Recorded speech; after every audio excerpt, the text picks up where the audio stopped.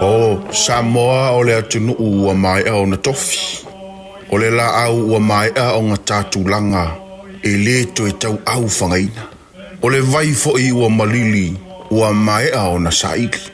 A o lau polo kalame o le vau filifili. Ua na o se toi wha manatu. Ua na o se toi whangu ia ua nganu Samoa. Mau upu ta oto, mau upu tu. E ala lea i ala ngā upu ma muanga ngana, ma le vau ngana. A wane i emisia le tātou polo kalame. Iafi o aso lua ta itasi le itu la e valu i lunga o le Radio Samoa. Ia manu ia tele, lau mai muanga ma lau whaasaunga Samoa. Talofa Samoa o eni ma le wharita vale lau iloa le Oracle Autos Limited. Fia whalau ilo ato mato tā wale lo whalumia le mato la lai Ben Rose e mwhaina e filifili mai ai. Ale aiso lau sene mwhaina mato whangaina le passport o a inga i le leilau ngā luenga le leilau tongi e tā lafu. Talia umai mato so se ngā luenga cash or part-time o watu ma le whamasina. Ai whamania ina le finance o le ama watu nisi o whamanianga. Full voucher 5 selau tāla ma le refill 5 selau. Pafsota e mai eni le olu atasi o whaono. Pawhatasi lua pete suma ni mato officer autu, fitulua tasi, fitulua 5, Grace Health Road, Ben Rose. Taraflava o David Tua le nei, olo e whaafonga mai pei le Radio Samoa, tasi 5 i watolu a mo. Samoa i amanuia lau whaafonga, ma lau whaasausaunga.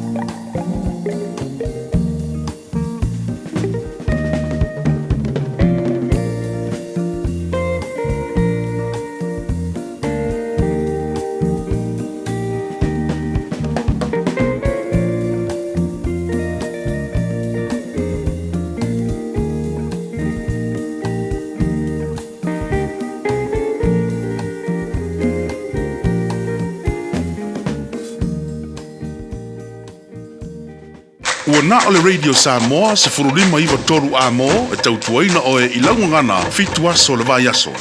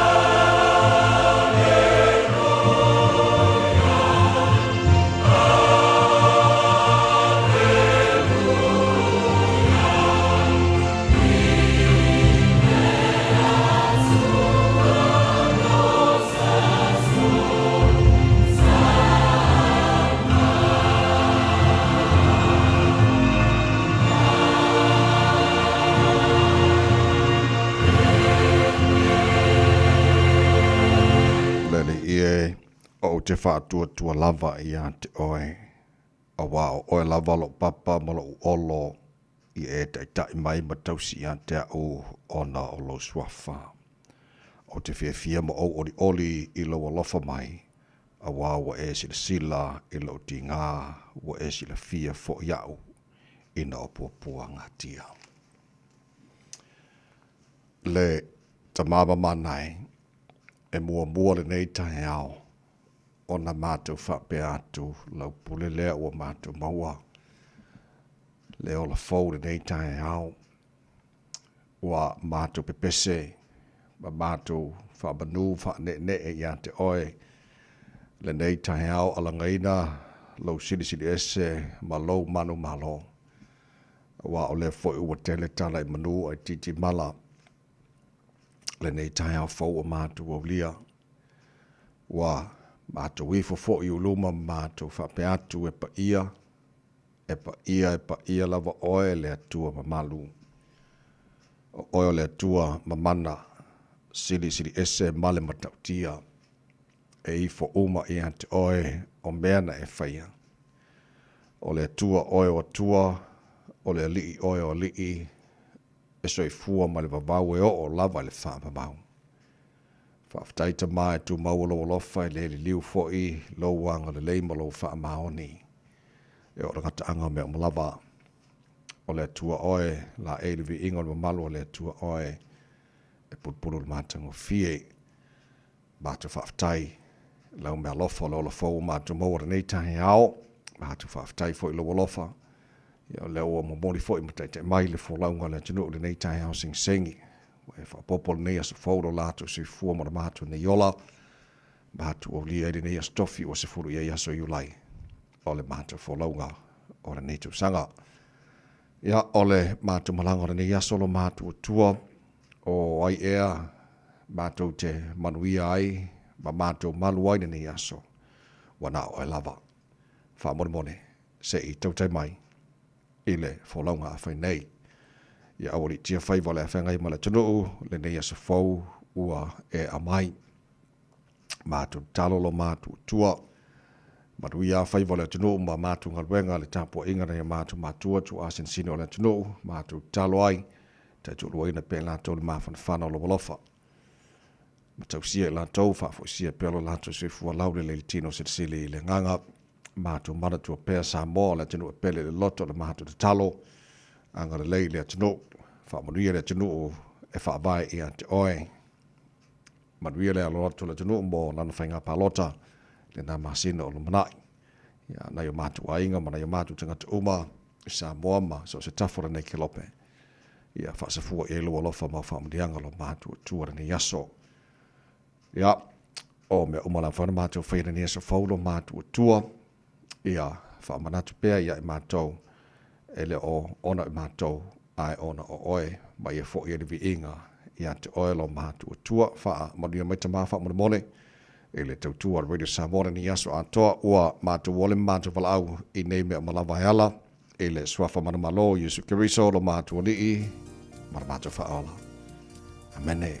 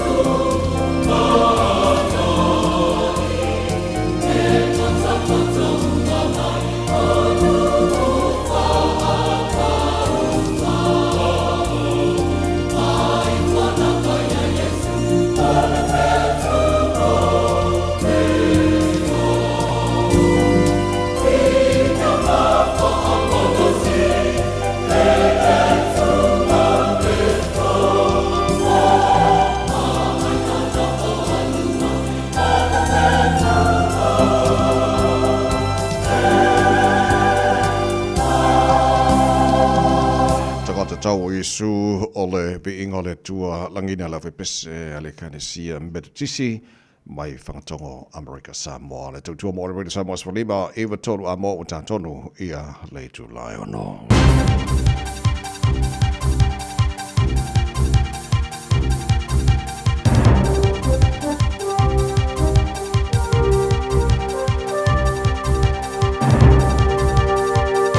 In this update, the Finance Minister's revealed she's meeting with Fonterra's boss this week to discuss the price Kiwis are paying for dairy products. The price of a 500-gram block of butter has risen by $3 since the start of the year, with some stores now selling a block for more than $12. Nicola Willis is interested in Fonterra's role in global dairy prices and how it relates to prices back home. I will be meeting with the Fonterra Chief Executive in the next little while to talk to him about what we can do to make sure that New Zealanders have affordable cheese, milk and butter. The wet weather's picking up speed again over the rest of the week. Met Service meteorologist John Law says another pulse of rain's passing over from the Tasman Sea as we move into tomorrow, bringing with it strong winds and showers. Police in Hamilton are carrying out a manhunt after shots were fired last night in Chartwell. They responded to reports of shots being fired at a Belmont Avenue address just after 6:30. Mortgage holders are being urged to carefully consider their options. The Reserve Bank's opted to keep the official cash rate unchanged at 3.25%, while signalling the possibility of further cuts. But new ASB research suggests interest rates remain volatile, with several opposing factors at play. Finance and Mortgage Advisors Association Country Manager Lee Hodgett says people should seek advice and find options that work best for them. Some people split their loans. They may keep some on a variable rate, some on a 6 month, some on a 1 year, just to hedge their bets. A symbolic sailing of Greenpeace's Rainbow Warrior 40 years on from the bombing of the original ship. The ship will cruise into Auckland's Viaduct this morning. The original ship was bombed by the French in 1985 before a trip to protest nuclear testing in the Pacific. That's news. To sport, and Christian Horner has been dismissed as Red Bull team principal in Formula One. He's been in the role since 2005, overseeing 8 Drivers' World Championships and 6 Constructors' titles. However, they have struggled this season. The syndicate sits 4th on the team's ladder, and 4-time defending world champion Max Verstappen has won only 2 of 12 races, with reports suggesting he is considering a move to Mercedes. Queensland, led by Cameron Munster, 4 days after his father's death, have beaten New South Wales 24-12 in the Game 3 State of Origin League decider at Sydney. Iga Swiatek and Belinda Bencic have powered into the Wimbledon tennis semi-finals, as has men's top seed Jannik Sinner. That's sport. I'm Diana Vezic. Ua na o le Radio Samoa, se furulima iwa toru a mo, e tautuaina o e ilaungangana, fitu aso le vai aso.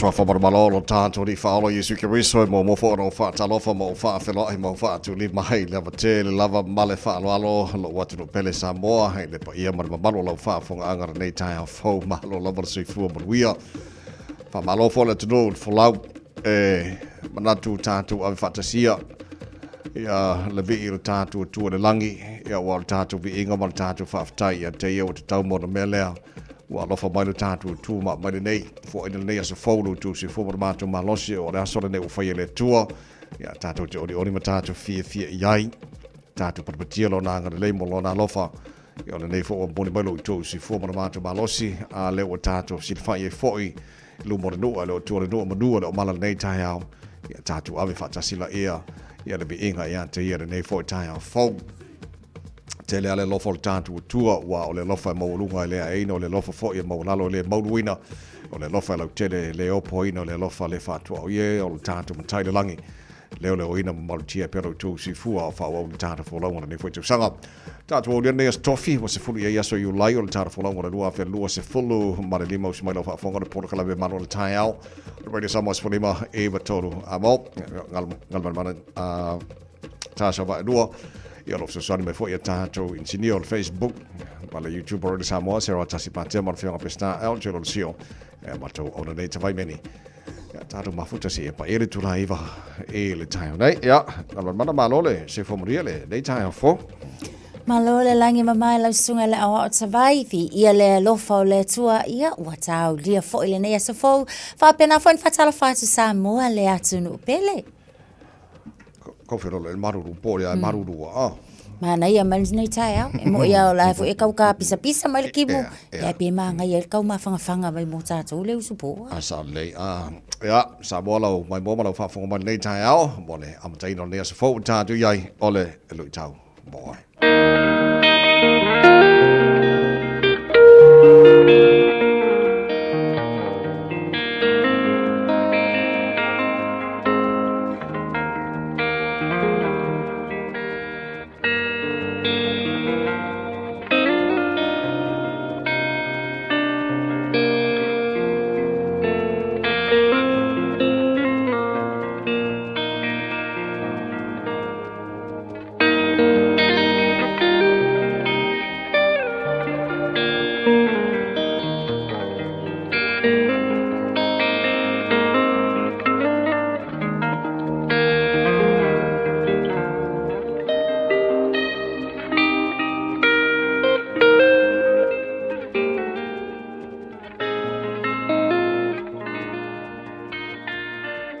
tau mo le aso. O whanau, o whaamanuianga mai le atua. Children are blessings from God. Lau tusi o le salamo se lau luas fulmare fitu. O le foi upu e tolu, whangata mai le foi upu e lima. Whaauta o whanau o le tofi lea mai lea lii. O e ua whanau mai, o le taui lea mai a te ia. E pei o u whanawhana i lima o le toa. E whaapea lava a talii o tau le lea. Amu ia le tangata e tumu ai lana utu. E le mama i lātou pe a lātou tautala i le whai totoa ma e ita mai. O whanau, o whaamanuianga mai le atua. Children are blessings from God. E manatu le toa tele o le au sue o le tusi paia. O Solomona le tupu o Israelu. Na fatuina le pese lea i le lautusi e se lau lua se fulu ma le fitu. O le anganga a toa o le nei pese. O loo awhiwhi mai ai se fe au tāua.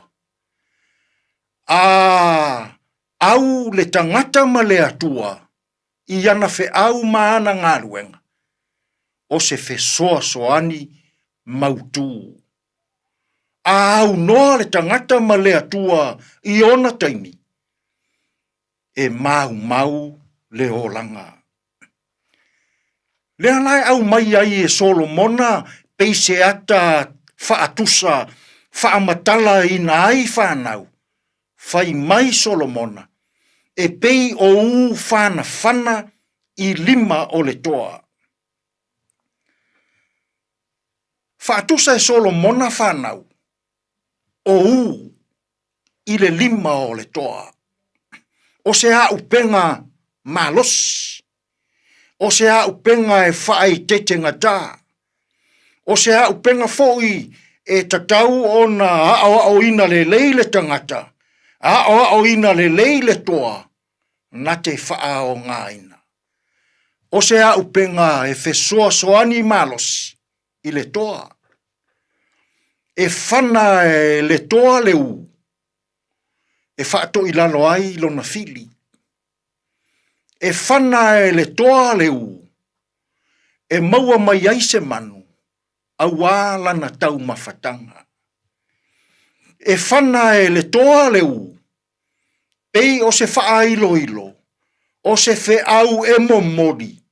I se fuanga e fia wha tau no. A sao le lei. Le whanaina e le toa o le u, i le mea o loo nau e taunu i ai le u. O na fia lea, ma oli, ma manuia le toa. E whapena whanau i 5 o mātua. E pei o le u e whana. A manao le tamama le tina, e tau no le leia o ngā whanau i le nei tausanga. E tatau i mātua o nā ao. Ao ai. Whaatonu ma whaasino whanau i le whina ngalo le atua. O nā lele ma lie lea o le u. O nā soifua manuia lea o le tama ma le teine talavou i le aonga. A saola o na whaatonu tonu. A sao na ao. A sao na whaasino. I teimi tā ua e whaavanoa e mātua i ala tau whanau. E tau nuu fo i le u i lona taunu unga manuia. A o whea ngai New Zealand matu uanga wa onga whanau i le nei foi kuata whaalea wa onga. Tautua nā ma o tau mātua. A o tau u whana e pei o na au mai e Solomona. I a o ina le lei. Ia iesou teimi e te au tilo ai i au u. Ia iesou teimi e ta pena ai au u whana. Ia iesou teimi tā ua mō lau whanau. Ai le nei aso. Pe a wha au ngā ia sou teimi tā ua. E te nofo ai i lalo i lou whale. Ma o i lau whanau. Whaasoa i lau whanau. Whaasino i lau whanau. A oai i lau whanau. Ala o le ali. O le ao, whaasino, whaatonu, e tā ua le taimi. Mātua, whaavanoa ia sou taimi i le nei aso. Se i e tua lalo ai i nai au whana. Ona lele malie lea o au. I le whaai unga o le tausanga. Ina ia au sia moe mitinga. Maua whaai longa. Whaai wina o onga. E au ngā mo o tau mātua. Au ngā mo Samoa. Au ngā mo e Kalesia. Au ngā mo le malo New Zealand. Tātou te tālo. Lea tuai.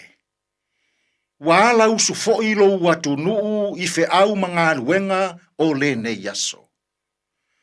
Lilingi mai au whaamanuianga i alii matama i tai o le ofisa whaasala lau nei.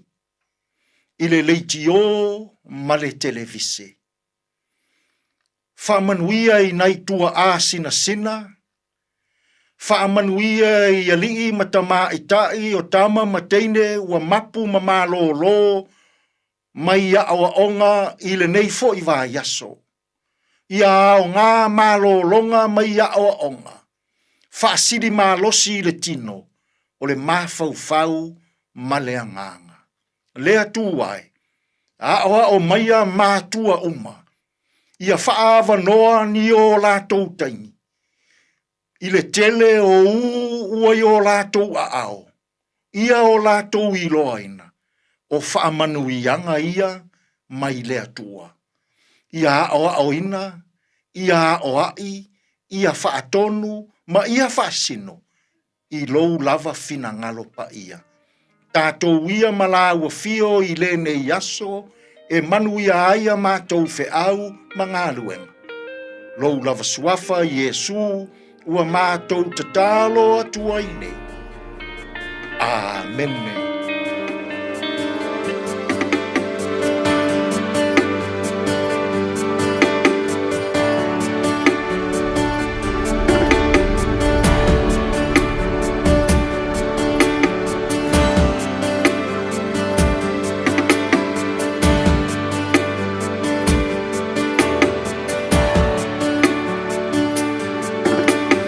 Le atua o e o atua o te tauta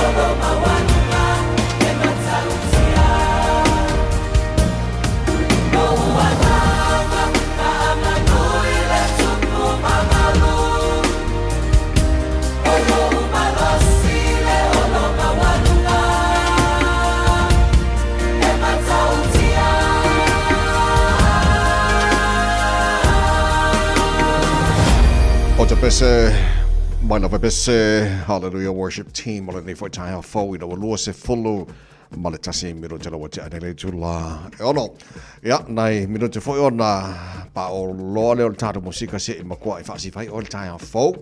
Ia whawhiawhia fo o nei tai a fo, wha malusi au, i lea tunu lea lausu tu te mangaru wenga na strofi o le whatawhiti. O whai o nei fo i wa yaso, o le tue kuatan fitu le tāne, ma ai awane i MC le tātou pukalame a reto le ola. Lau te pena mai le sunga, pasta la whaere kopa, whaere nam tātou maru o le tai au whaere nganga. Ia mo nei fo i asa fo o tātou o lia. Today in history, tātou wawai puane mena tupuleso se furu you like. E le tele o tau sanga wawai au le taino fitu i le tāne o le whaponga telefongu le ngara pro tāne a pia tātou fitu o tātou pukalame na. Ia se a matai fo le nei tai au ai se mo mo ia tātou wawai. Ia po a mai lunga la wana nei fo i tai au fo. Atalo fats foi apta avale le nei tau tatou wa ili poti mai lunga o le awala telo lo mai tau watu le nei tau e ui lava foi ina o lo mai tau le to ulu foi o nai uwanga le nei tau au lo so lunga le tatou lunga le awala telo le na lava foi ia o lo o file mu mai tatou awala mai tau watu le isi fa lava tau ta avale ia o le na o lo o ma le traffic ile nei taimi o le tau ave ta avale ia tau suana pe le saunga le mu e mai se ia o le sawa fo i fatulanga ina pe a ho fo ina lo wale tai au o le taula o le tau ia o le va ainga na mo tatou avta vale ai ma futa mai pe ile le tio Samoa ia fa pena fo i ona maua tu ai fo ni si fa mau mo tatou i lunga o le tatou wala tele manu tele nei tai au avta vale ma lu le tai o la radio Samoa Radio Samoa tasilima iwa tolu amo. Whai ka mata tala le tawara nei fo i tai a fo Tamaki Makoto o le no whangaro whaasalonga a le Radio Samoa au ki lani. Baba iatu se fulu ma le... Sorry, o whio i riko o i ranga sutot o le maru luni ni whai ngore tai au. O nau te baba iatu o lo o iai i alapta inga mo timunga. Ma mafa mo tātou i au ki lani. So o left atu ina mai ia nai lapta inga ia po heavy rain watch nei tai au. Se ia pa ia le tu la se furu le po ana nei e a matatu nei la le ono nei le tai au. Ai fa mutaina le se furu le po ana nei pe au atu na o i sisi swinga ia mo nei taimi e a fiela ia Northland ma au ki lani ese mai ai Great Barrier Island. Ia pauna vai ngalo titi lo atu Northland ma Auckland o lo o ia na pata inga mo timunga mahalosi mo le so wingo le tau le so le afa solo ina awa pa utimu fa solo ina mamafa timunga ile awa uli na neiangi mali ma sabili me matu sa sai sful fitu mo lunga na o ile malulu fa mawina mo tatou le so sful fa no na mawala lo tai pe au lia le afa solo fo pa utimu le vai ngo au kilani tu sa le ia maru lu nei matai as fitu lona mawalunga pai ko yon tua la fa solo na awaolang le leila sto na i fa solo foi na awaolang le leipa o wanga ni se vai ngo au kilani la sa lang le leila son for ba so fo pa o timo la so lu ma so lulu na vai solo mana ia o fa ba bonga yo tu na mai la vai tau le nei foi tai au fo a o fa solo foi tana buklame malu le tai au wala mfa ntara ba vai tu la ko ile tau tele si vai ngo si la fa pena foi tau Samoa ia manisi o vaenga o le kelope ma fa mo la so swani le tau mo oi ele nei aso mau fu fanga o le nei fo ia se fo o tatu Samalia los folimo tele tu la ono to to already Samos folima e tolu amo o le e faka sa le mato apola sau si ta aleanga ta le na fa fianga radio sa mo nei fo ta ola tu nga ju to mo ga ngol ta fo mo ria 5 on pese le boy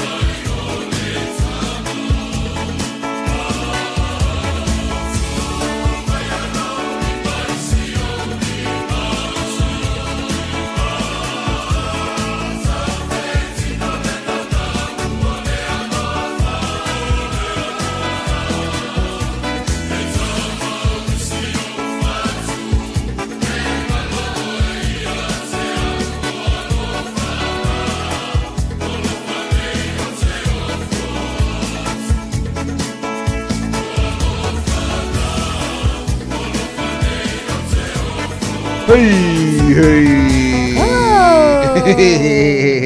fatolu le July ono. O le whaafonga le proklame malo le tai Radio Samoa for lima iwa tolu a mo. Ia. Whai me fifia mai nei tai au fou. Wa tere le lofa mai o le tātua tua. Ia, le ua maolo suifua. Mo fo isi o mātua wola nei tai au. E le o le mea lofa sidi ele nā mō tātou re nei aso. Ia, kongo ke ua maua masinga au ka o mafukanga manga i o re kai au. Ia, uia o le pōngi sida ngā. Ia, oi. Ia, ai tātou whaftai le tua le nei fo i tai au. Tātou sifa i manua na o mana.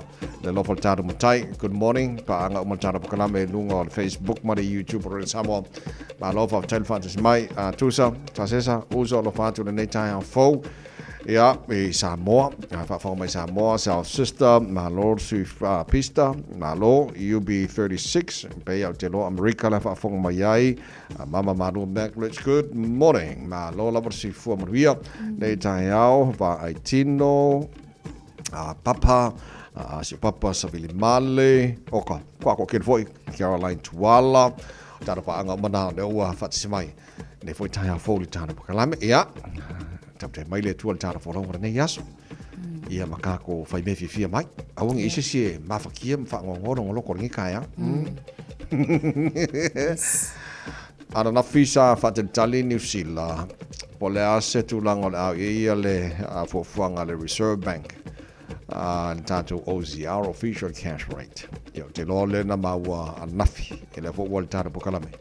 Ja, le se swinga mai le vanga le na ia be 3.25 e.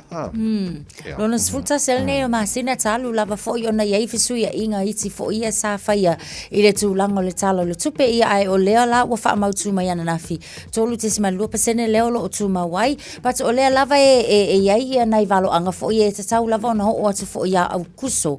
O ia se isi pa upe ama se o lo o tau ma fo ia polo o tau masalo salo ia le bank ia nai ia nisi o fale supe sabono o atu pa usa isi lo su 5% mai le time le nei o le tilo lava fo ia le sunga ia David Seymour le time le nei fai mai la nei fansalanga ele o faina tele New Zealand ile tulanga le o lo ia nei ia le si tia foi pol tau le tau so ifonga fai mai nga ia o le lava o mafai lava fo ia ona handle le New Zealand fa pena fo la le minister le finance minister o lana ia fo la le na saunuanga o lea lava fo i o solunga le lava e moni lava o taungata o nisio vaenga e pei lava la o i lato o ia lato mo kesi ia lato ia lato fale motu o nisi na vaenga o leo o maua lava sosoani i le taimi le nei so i le mai tau atu la ia o leva lava fo i na expect le ASB bank ia fa pena fo le ANZ suinga ne so la fo la wa leva na ngalulue ia fale tupe ia e ta pena vaenga ina if sosoani support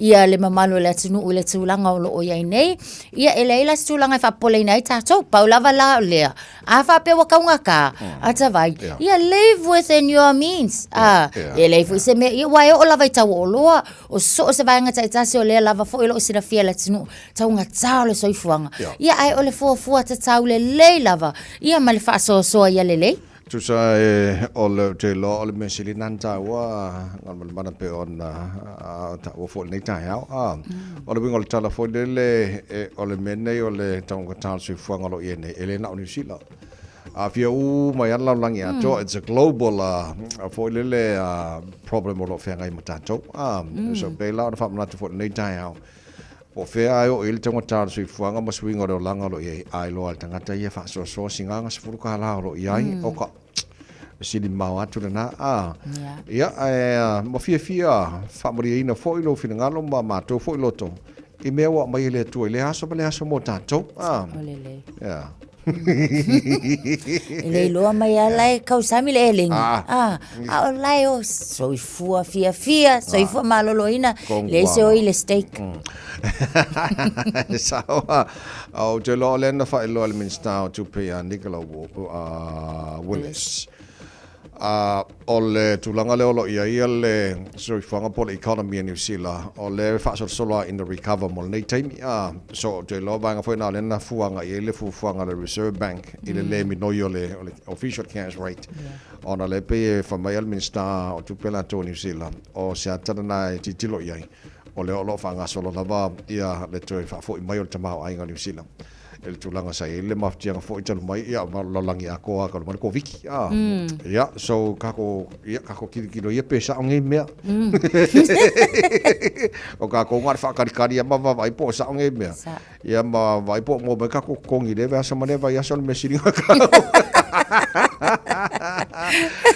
Matalo fala tunu o lo mai mo mai so svango America mai se lava tono Texas o le na mau le proclamea ngal mana o fa solo in to tele la to o fa moni mai o mari liu tu lang foi sai le fa ti foi o le foi vango America ya tele lo pe to tele ni se o taru tu e la like tono le vango ia man fa mo le o fa ti mai o tu le foi tu lang pe o nei maf ti foi tanu la matanga le vai aso yo mai tau nei pe mal se lau se ful mal tasi ila to le o fa mautino o mali liu ia ia afia mana ta mai te lua se ful mal valu a o la lava o tau sa ilia pe le si foi no mer se lau fitu sul to lo sa ilia pe e o mai lava le taimile nei ia o la fo ila o lo ia lava fo i vaenga o lo so soani tele ia o lo ave fo i talo sanga inisio vaenga fa mole a wala ka fia o so soani la vea ai fa mole ona o lo mo mea tele nei taimi mai se lava foi ia ile nei foi vaenga o le stetena a fain Michela o te loa o le tasi foi le vaenga o lo fai amatau a fia mai ai le ngata New Zealand nei o le Pacifica foi la tau so te loa pe o Wairarapa ele vaenga o New Zealand ala foi mau foi isi vaenga o Pacifica le foi amatau na a fia mai Michela e tolo i la tau o lo mai tawina foi o i la tau foi na fai malanga i fafu yo na toi malanga mai le but e ta ua tele sila fia le tunu ule nei taimi ona o lo fe malanga i lava foi ia le tunu ia im fai nga malolonga a inga ia mana yalo mana i fana nei taimi o tuwanga o i la le vaenga le mua ia o Pack and Save Masterton le foi na ma wai Lacey Case yo Lacey vaenga o le library le na Caraton Library i na le vaenga le na Holloway Street o nisi na vaenga o le lo mai tawina sa fa pena ona ye tangata nei ai fa fitai o lala o mafai i ona anga i le fale mai ia mama wo foi tong fitinga e ta tau mo lato a wai ka kaonga tau fia ia fa mai nei mai le pipisi atu fo ile to tono le community o le tulai le ia o le ma o no fanga ia sai ai ina ia mautino a fa pela fa fonga nka ko o le sai ai nei no fanga i vaenga ia e ka kaula va fo ia ona nga ile fo mai ma faini siaki ina ia pui ta tau uma o America sa mo fo i lata vai i le taimile nei o le o declare ia le dengue fever ona o le solo le wa fa lato cases fo ia mai tangata fo ia fai malanga tutonu o America Samoa ia ai lua la o le lava e ta ua lola le lua mai tutonu lava le community o lo na winga o le community transmission o lo na winga o le tulanga i fai tetenga ta lava le pe lava fo ia lo solo le COVID sa solo ai fo o lo ina maua cases e tono le community ia o lo na winga o tilo lo fo ia le fai nga malo inisio vaenga te tau ia a fa pe ala le o fo ina lockdown o le isila na tulanga e ono o ia pe afa pe afa tselena le solo nei tu ai nga fama asale to lo se follow bale lo bino tolo John Talo le tula e fitolo fa fa le proclame malo tai haru de samos folima e betolu amo bal tantunu ngolo maria mai o nei tai ha fa nga solo taro musika su e fe filo le tai ha ya la se mai le kolisia mai boa pese fia nei Pese fia. Fa moi ka ko usu se pese fia. Ma se pese le manu malo le nei stofi o tanto iai. Ioe. Manga ya kuranga. Aia. Good morning.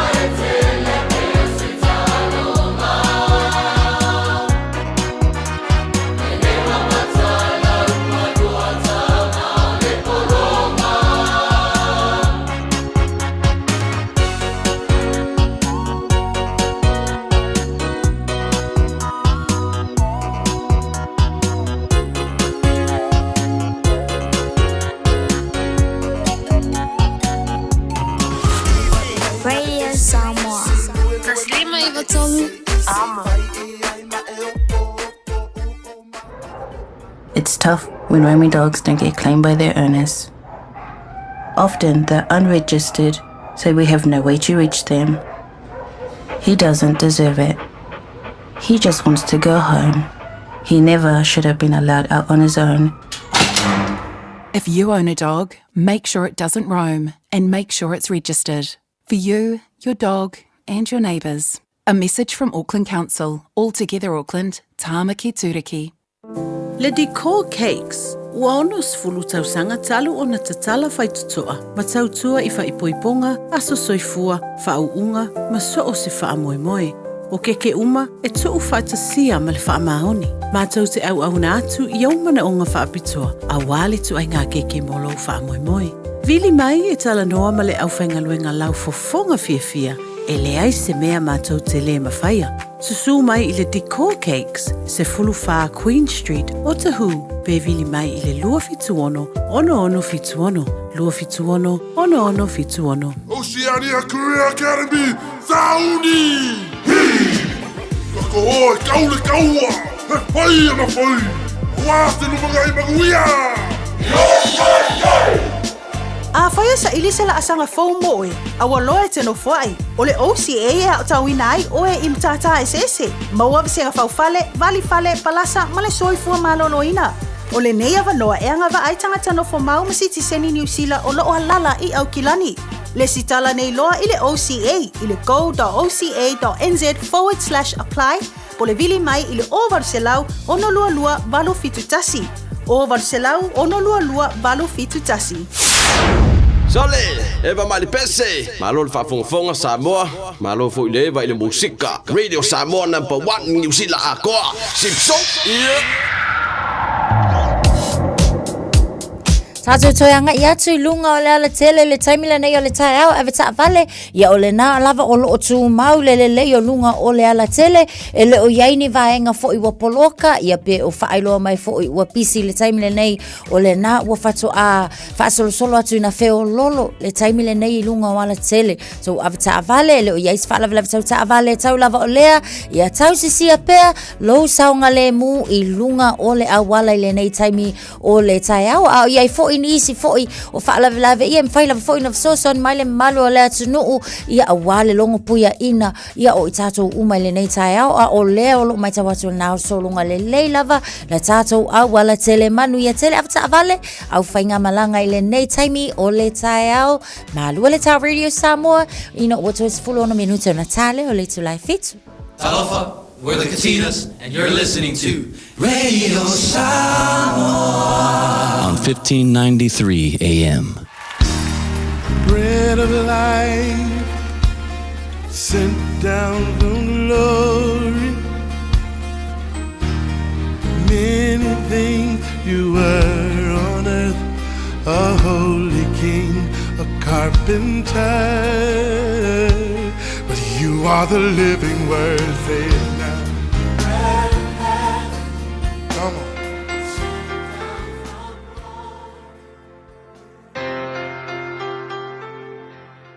O te whawhino ai tātua tunuu, mai tātua polkalame, o le areto le ola I le nei aso, ma lor so I fua manuia. O le lua le tupu o lam ta upe lima whai upe sifuru lua, ma le sifuru tolu whapea.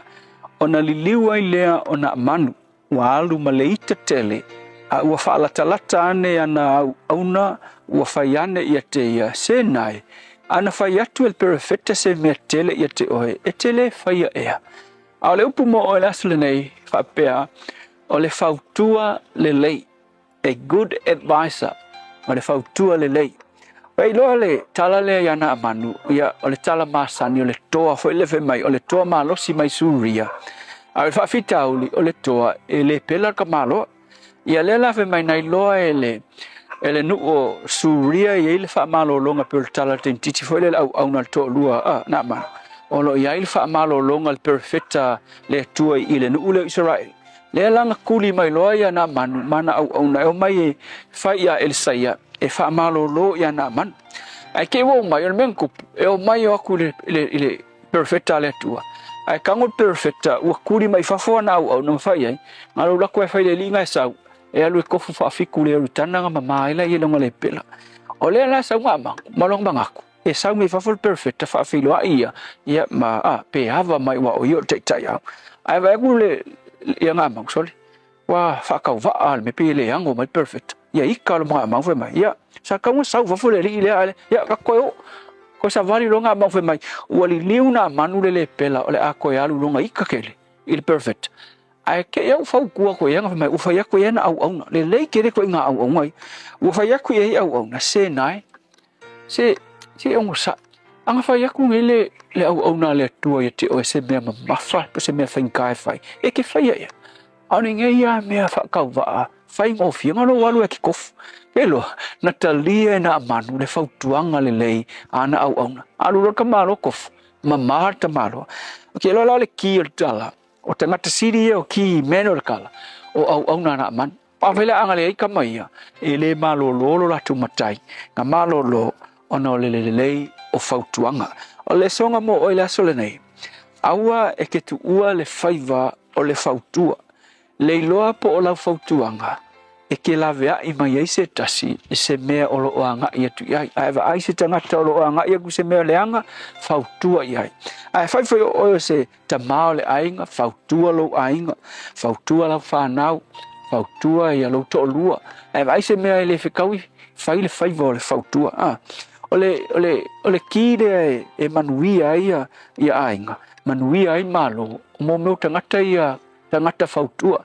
ai foi malo America e winga vai ku Trump le makau kia mai ai vai ku Trump e ai langa meta ole fautua sili kamalanga e ke lelo ngasau e fautua ingai le president ia e fa pena fo e oi au foi ke fe fautua vai foi tangata nei o au na ilanto ona amanu le toa malosi ai le fe lato e fautua ala ko walolofa fautua o foi tangata fautua ia maua le alofa e ke fautua ai fa pe ona maua au na man wai lo si faiva nga Yesu le faile lang o ia o le alo le tua o lo faia le faiva le fautua mo tato nga se ngaluenga le lei le ngaluenga le o le fautua le tua ia tele ni tangata e te fa penga ina faia le nei faiva le fautua mo mele lei e manuia ai so sport putonga fa ta Yesu amen.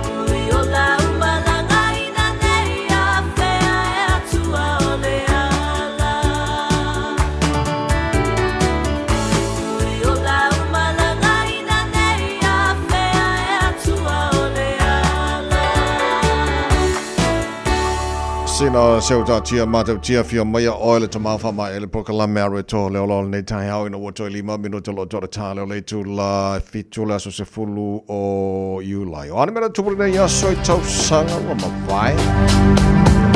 So sanga ta siva whawhitu I le so na avea ai le sunga a Muhammad Ali Jinnah ia ma Governor General o le atunuu le nei o Pakistana. Ia au le tau sanga fo ia ta siva valutasi ia na whapena o na whaalawiloa ai. Se tasi fo ia ata tifanga Escape from New York ia na whapena fo ia o na avea ai Kurt Russell ia and Donald Pleasance o ila ua nei ia o tama au tu o le na fo ia ta tifanga ta siva valulima na whapena fo ia o na whaapaina ia nisi o spies a le atunu o falani le vaatele le nei Greenpeace ship Rainbow Warrior ia ma whaapena ai fo I ona ngoto I le o ngā Sami o New Zealand le Auckland Harbour ona o le mana na o falani ia e whaalawelawe le Greenpeace I le tauwhia o a lātou whainga whaaniukilia ma lātou testing sa whaia I tutonu o ngā Sami o le Pasifika ni sile nao wa aingai mena tupule nei aso tau sanga ua mawai.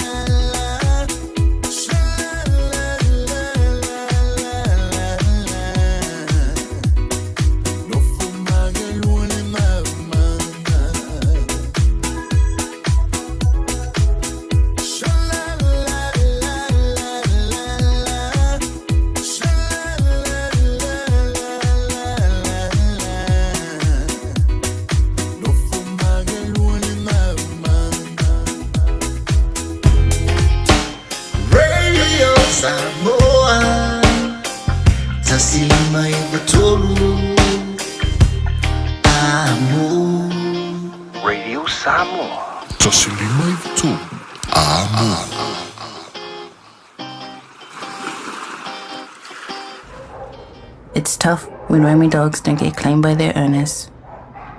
Often they're unregistered, so we have no way to reach them. He doesn't deserve it. He just wants to go home. He never should have been allowed out on his own. If you own a dog, make sure it doesn't roam and make sure it's registered. For you, your dog and your neighbours. A message from Auckland Council. All together Auckland, Tāmaki Turiki. Awane e misia le tui sa mau Manhattan Mid-Year Dance e whaia le astona I aso se fulumaliva Iulai. Amtalia le tulai fitu le fiafi. Na le fastful lima talai le tangata e te fiwa tau mawhama e tau sami le po atoa. O la whawhiwhia i le tui sa mau band. Awane ngalo le tua tusio le iwa fantasi a Dominion Road I Mount Roscoe. Whauso ta I lola whale tui a Liz e le olua tasi o iwa tasi o fitu o waluwalu. Mo se laulau mo oe maupa anga po o si o ainga. Le tui sa mau Manhattan Mid-Year Dance le astonai aso se fulu iwa Iulai lua whelua lima. Talofa Samoa. O Ateshna Ryan, o le Licensed Immigration Advisor mo le Auckland South Immigration Consultants. E visosoani mo so se tu ai ngā visa e malanga mai e New Zealand po Australia. Telefoni mai nei loa I le o valu o tasi o no valu wha fitulua. Po le olua tasi o no valu fitulua tolu o. A o tātou wholau I teimi whaingatā o le soifuanga. O le ka for you, o le awhiso soani mo oe malou ainga I se sā tau maualalo. I le teimi nei o loo maua le SUV, a mata mai le vanu se fulu tala I le vaiaso. Piki apu a mata mai le na o le se lau lima se fulu tala I le vaiaso.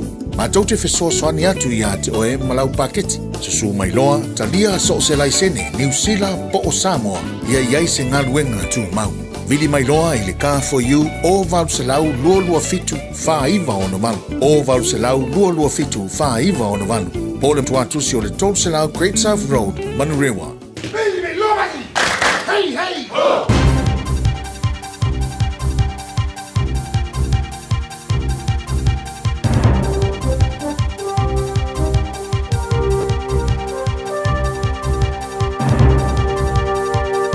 In this update, a transnational crime expert is pleased to see swift action against money laundering. The government's banning cryptocurrency ATMs and limiting international cash transfers in its latest steps to crack down on serious financial crimes.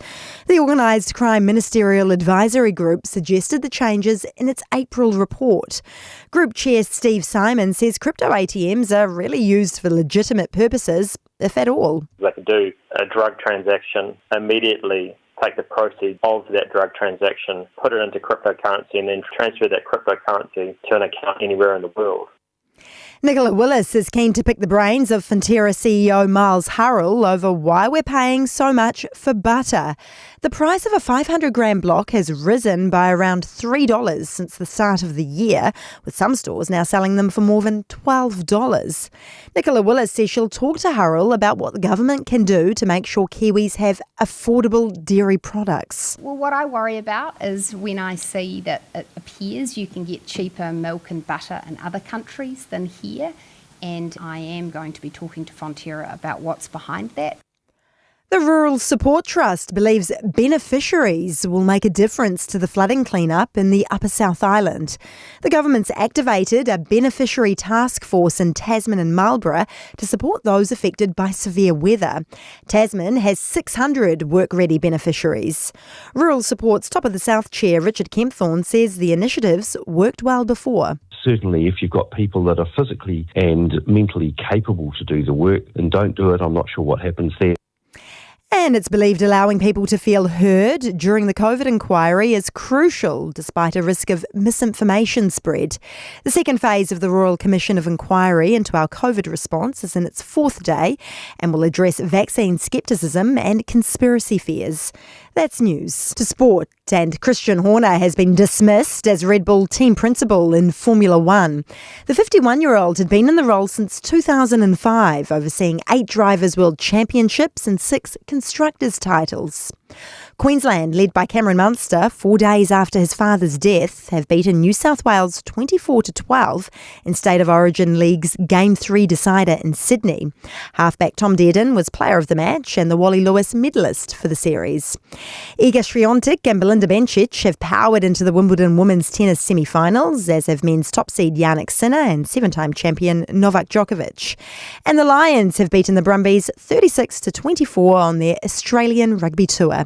That's sport. I'm Diana Vezic. Ua na ole Radio Samoa se furulima iwa toru a mo e tautuaina o e ilaungangana fitu aso le vai aso. Paula vaenga o leo lo mai tawatu a matana piso lunga o le ala tele on State Highway 1, Northern Motorway, Silverdale, anga i atu Auckland CBD. Whai lava foisi vave o na piso tato pe ama lusu 5 minute le taimi le na o lo iai on the northbound. Southbound foi pe ama le tolus fulu minute o lo iai mo tato. Takapuna Highway exit o lo mai tawatu taimi le nei o le na ua feo lolo mai foi le piso tato. Anga i atu foi Twin Coast Discovery ia o lea foi o mai tawatu pauna o le vaenga o le na ua amata ona pisi taimi le nei o le tae au avta vale o le na o lo o solonga leife o lolo lava vaenga uma o lunga o le ala tele tautu ana ia fai la mulo sai le nei taimi o le tae au ina ua 5 minute te ai le tulai fitu malu o le tae au Radio Samoa.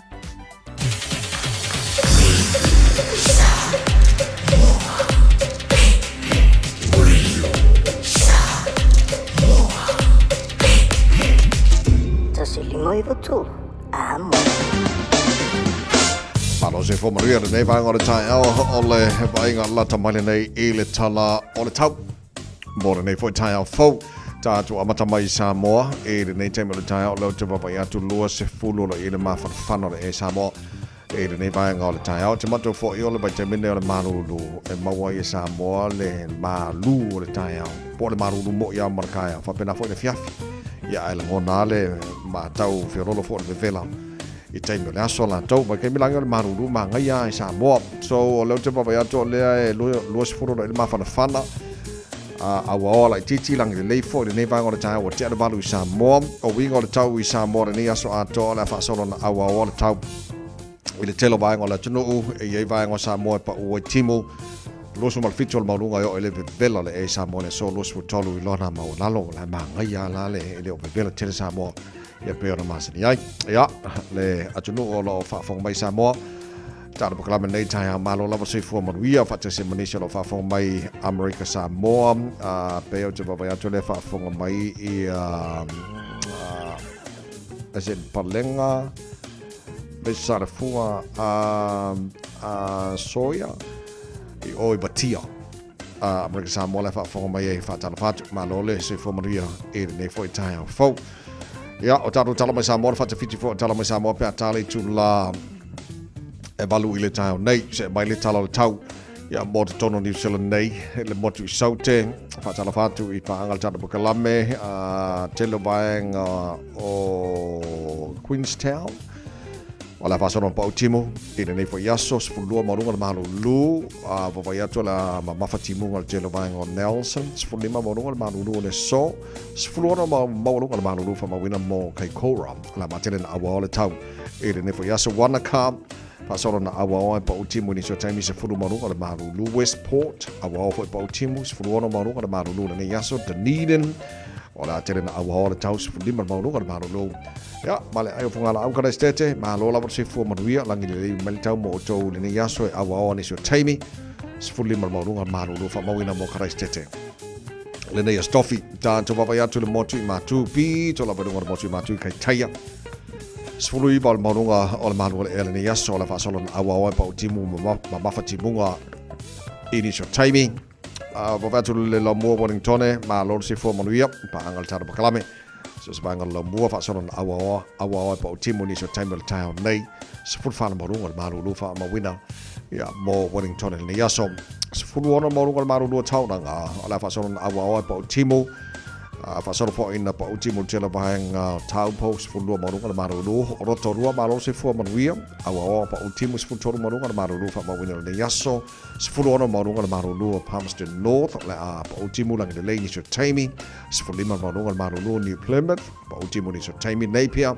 la fasoro na awa pa utimu lang le ni so taimi la wodi fasolo ina awa pa utimu tela bahang Masterton le so Il Televang Hastings awa foi pa utimu lang le ni so taimi Gisborne awa pa utimu mo to ni so taimi lang le fo as for fit mo lunga malu ma kiri do Hamilton pa so na awa pa utimu ni so taimi sfrono mo lunga malu fa mawina mo kiri do e ni yaso tamaki makoro au kilani no fanga pa salonga Radio Samoa ele nei fo I bang o le tae au se o mai atu sputolo le marulu oka makwa pongi sa ko mako o kilang ele nei tempo le tae au le ki fiku ia le lei o lo tu mau ia lapta inga mo timo nga marolosi mo tātou i nei Northland ma au ki lani.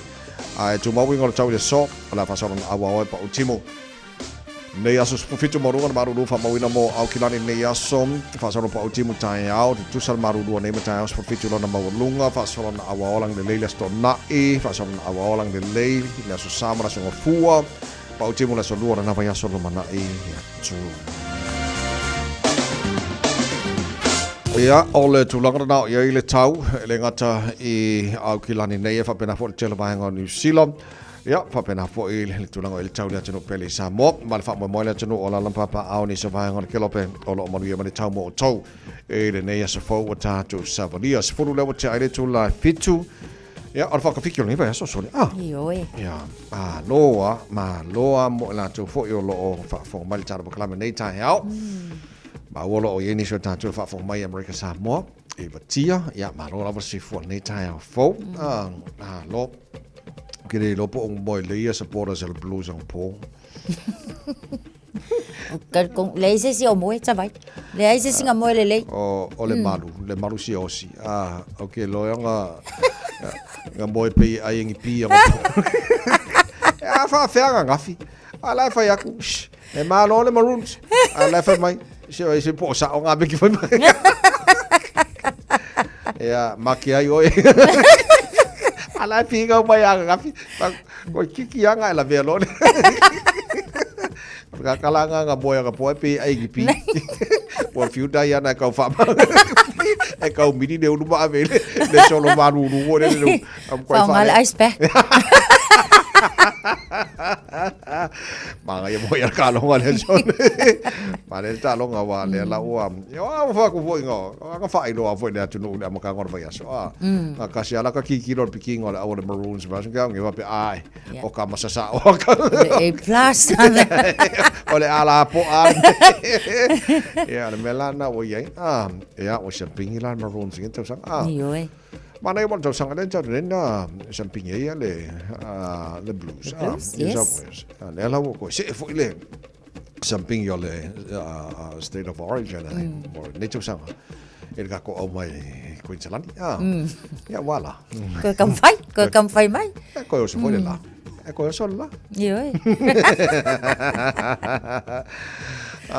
o foi tau ele fao di malai nei tangata e forma ima ma la fenga venga e farma ya o jolo bingo la tala fo le o te lo pola ma fu anga mai o te lo po le me le e de fia e ton fitinga forma ero faia pe le fia the way o la tree te la to tangata fenga wenga ar me monia e tawonta to respect ma mana ianga wenga la to nei o la to nei o lo fo ina la to se fu mai sa fo mai e vai de leli sui fua maloloina tato uma ia fa pe fa di mama sa wa ine la to yo no ni se ma fu anga foi lele e te tawon tato look after lei mo respecting alwe la to ne lo fa so enga ia te vai na fua mai foi i le fale mai le i Palmerston North ona o le tulanga foi le tele o fa lave wa afia ia le mamalu foi o fo mai la to foi e fainga luenga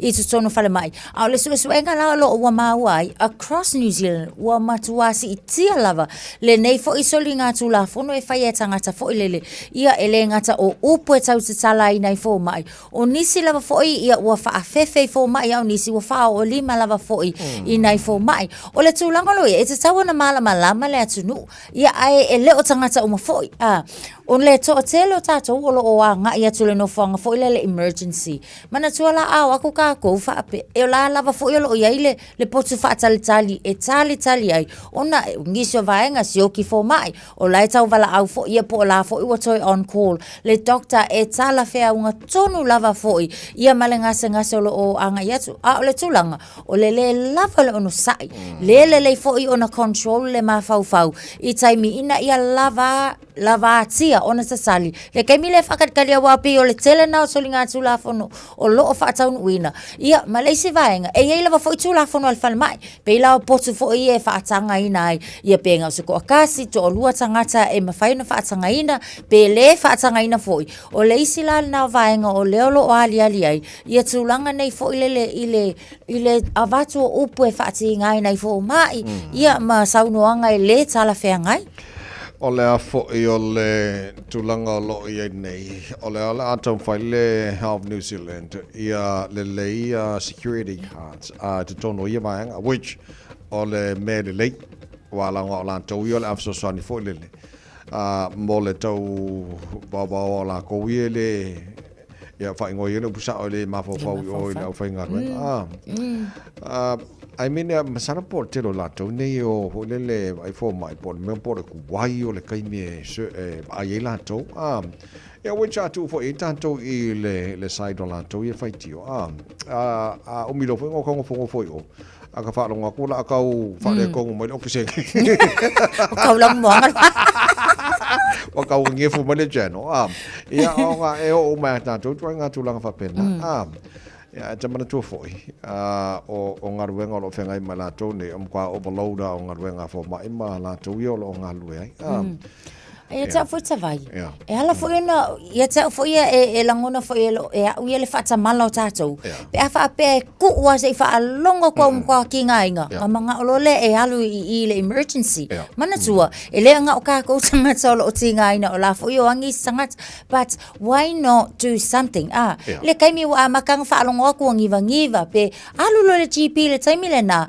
e o le fa tali lava se ia fa longo ko ka le mafainga manava yo na mana o le ia nga ai o le emergency ia paula le kulanga o ye tato ia tu foi tali wa lo ko le van kum foi singa ai o le tonga fikia lava le kaimi wa makanga langonga ke langonga e manga ia nga e va venga maul tong fiti ia manga il fal sa le ia so o le tulanga na ia fo le mano le tunu tata no le sina so ngan mana I le mu o le New World le I Victoria Park o fai tawana po to telo la toia fai ngaluenga I kano fai ina nei te I wale I o atu se whamtalanga mai pulenga mala toia mo dato ngalue I wau kero ko kere sa mo ngalue I vanga lea ai na o maua na po pe a mar se lau se furu le staff na toia o le ua ave le banoa e a fo I e le to mo ela to ngalue o le tulanga fo le o le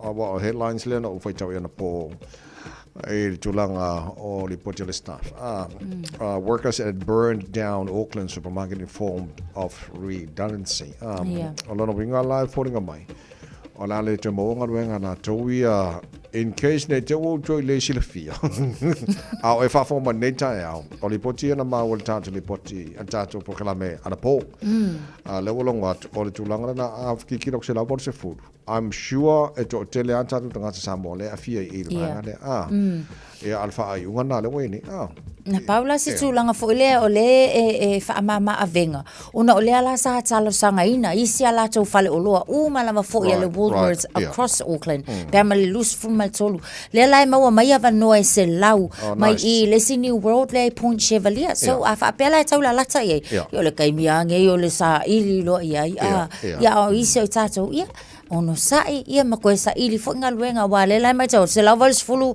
le ole ale maua ava no ia o le na ole se lau le o maua mai isi fal o loa ia o na winga la o langona lava fo ia le ngapat le afaina o tato uma ia ai talo se ia vavinga mau ni singa luenga tavai asa le ia all the best ma le fa mo la vavena mo yes ole no te ngana talo si ia vavena mo ni ngaluenga la to nei ia me sa nei fo vai time tong talo si fo ngo fenga man tato ia le late so o nei vanga nei ta ia va se ia lo fa mai fresca ko ki manga yo ngia so coffee se ia lo fa fa dei ki se a fa ko fa pungar ko sa mor ka ia ngaia ngala singa a foka a ole falawa fo ia se fa pa ngungu ange ka banga ka usa mol voi ala ba ku pe pa o mo ka pe pa ngungu mo le pe Ia nga, ia mga ia lang ko sabo. Aku ia berkamang ala Ia nga. Ia kakonga. Kakonga mo las coffee. Ia, lena tsonua. Iyo, vai awale whaangongong mi o kou ia nga whai ingar kou awa nga po. Nei ma se mea la alai fonga o kou so nga mawhakir ngi kai au. Fifia mai ma whais ka ko i pikir kai au. Ia nga umafo i leo. Ngai whaare kongu yon ngi kau sanga. Ke itai ana wa anga pongi fa forse ile manu. Fa pea ayo la anga pongi fo ile wala au le tsua. Awa fangongo. Ole mangongo se mea. Ala kala ngo ko ya ka fi ala fi ka mai ya. Pa ale longa pulo nga le blues fa awa wo.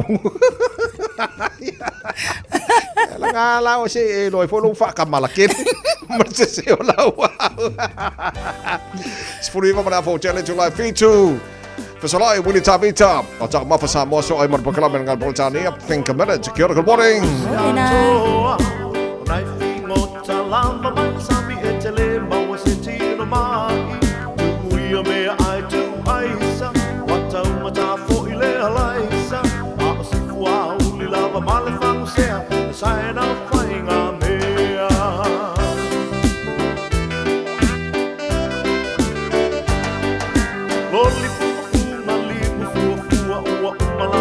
Vai sua, alili ali au alu alu kui kui a o afo ina sa sui. O nai kuange o fumau male famu sea, sai na fai na mea. Fume mai le umu le sona I miti wano lolo mai fume male miti.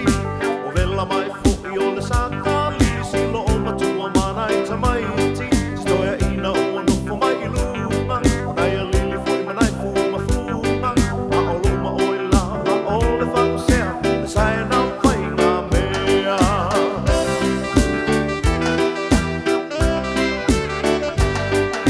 Loli fuma fuma limu fua fua ua umala leota fai sua. Alili ali au alu alu kui kui a o afo ina sapa sui. O nai kumange o kumau male famu sea o le sae na fai ngā mea.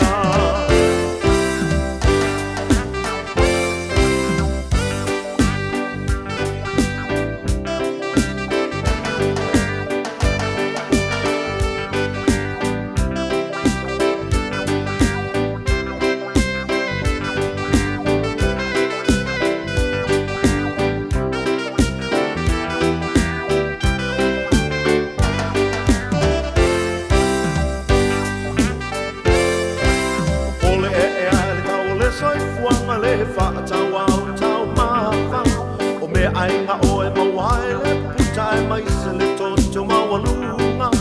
O ia mawhingo tamai le sami, fua uli fo I masipa usami. O tau mawai e le mawai se mai o fai mawai suole au a whakasi.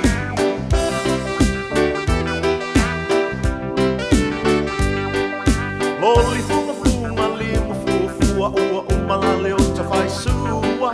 Alili ali au alu alu kui o afo ina sapa sui. O nai kumange o fungau male fangu sea, le sae na fai ngā mea.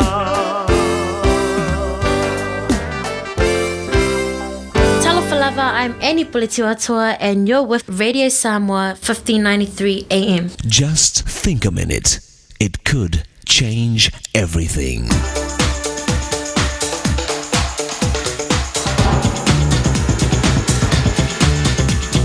Think a minute. A young man was feeling depressed and discouraged about the problems he was going through. So his wise father asked him, "Son, have you ever gone through a tunnel?" "Yes," his son answered. "Well," said his father, "when you were in the tunnel, did you think the sun no longer existed?" "No, of course not," said the young man. "I knew the sun was in the sky, even though I was in the tunnel and couldn't see it." "Oh, I see. The facts are the same no matter how I feel. So I need to live by the facts, not by my feelings." It reminds me of a poem entitled Feeling, Faith, and Fact. It goes like this. 3 went for a walk on a wall, feeling, faith, and fact. Feeling took a bad fall, and faith was taken back. Faith walked so close to feeling that he fell too. But fact remained and pulled faith up, and faith brought feeling too. In other words, what we believe and see with our eyes of faith is just as real as what we see with our physical eyes. In fact, there are much bigger facts around us than the little ones we humans can see. And no matter how we feel, the facts of the universe never change. Just the amazing size and design of our universe shows it had to be made by a creator with unlimited power and intelligence. For example, did you know that if the Earth was just a tiny bit closer to the sun, we'd all burn to death? Or if it was just a tiny bit farther away from the sun, we'd all freeze to death? That's not just some lucky coincidence. You see, no matter what you feel or think, the amazing facts of the universe and the one who made it are still real and true. So what about the fact of the most famous person who ever lived? The life of Jesus Christ is the turning point of history. The world's calendar is centered on his birth. Many great people have lived in the world, but none of them was announced hundreds of years beforehand. None of them was God, except Jesus Christ. So today, why not put your faith in the facts of your Maker, who loves you so much he not only created you to share his world with, but he also came and died to save you from being separated from him forever. Just ask Jesus to forgive you for living your own way, so he can help you start living his right successful way by faith in the facts that will never change. Just think a minute. If you'd like a free CD of our top 40 programs, write to us on the internet at www.thinkaminute.com and catch us tomorrow at this same time when we stop and think a minute.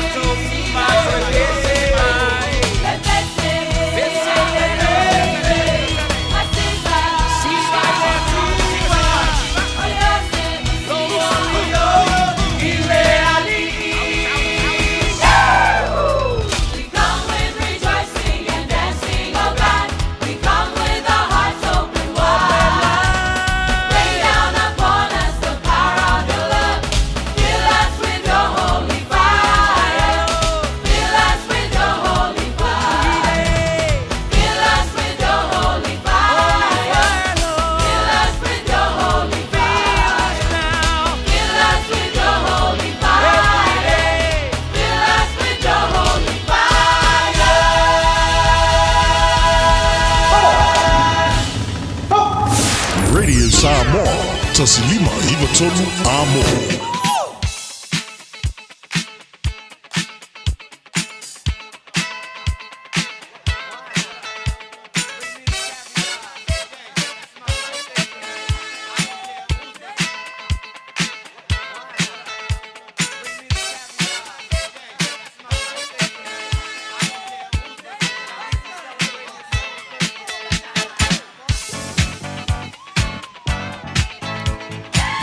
Omnanga swana ona so tofi nei was furu ia so you lie on telefone on the to sanga am phone fa ngai no telefoni wa matala le telefoni mo oe tolu fitu tasi lima iba tolu Yola mo fona no tato emaili on air at radiosamoa.co.nz. Ea pe whaonga whaitato Facebook mari YouTube o Samoa wala mana whaina o maina whaomne angas whanau rane whaitai au whau. Ea le lei se o mama i atu o me whaatali ta telefonia ngan mana. Pes whamani anga nalo pito pea. O loo iei ta whamani anga I lunga le emaili. Whamani anga lale nei ia au mai ia o le a whaalawa tupea. Whamanianga mo le valu se fulu tausanga o le aso soifua o le tama ia vailuu a sosi mai solo ma whale wha. Vi ele tua ona o nei tausanga I tele ua ia fuai. Sanga tulu I pea le malosi o le tino a wā le maftanga ma ainga ma whanau. O lofa anga mai au ainga ma lava ai mai se tofi lau aunga junior ma mele ma le whanau. Ea le lei o le tātou telefoni, talofa malolo sifua. Malolo sifua lau sunga le li au whapea lau kausara o kai au. Malolo sifua, malolo sifua. Ea, avanolea? Ea, whamungianga wakungi ia le au. Malolo sifua le au. E whamungia kula se whanga o le show a koa e le sifufiku kausanga lau Grantora. Longa ingoa o Savannah, Pauli, Mapusua. Wa umang si ilvi inga le kai au le kua mori ai lapa malo mori ai inga mal fafta inga kausanga kelenga ia kausia. Pui maleo mai longa soifua kupua e mai longa ikiki. Ia ngi wa a ko sulfiku on kausanga le sol kamai. Fafekai lau kausinga pui maleo skasi o le whangau. Ia o alofa anga mori aku o nga makua. Ia ngalu fale masame pauli whapea longa ki ngā o Maposua Antonina pauli le ngaka foidea o ngā i o ngā uso makua I amta whapea longa uso Feorolo a maia ai whasi si rei lo whaanga o le wangange ko kasi o le wii foidea o le ngi ainga o li roi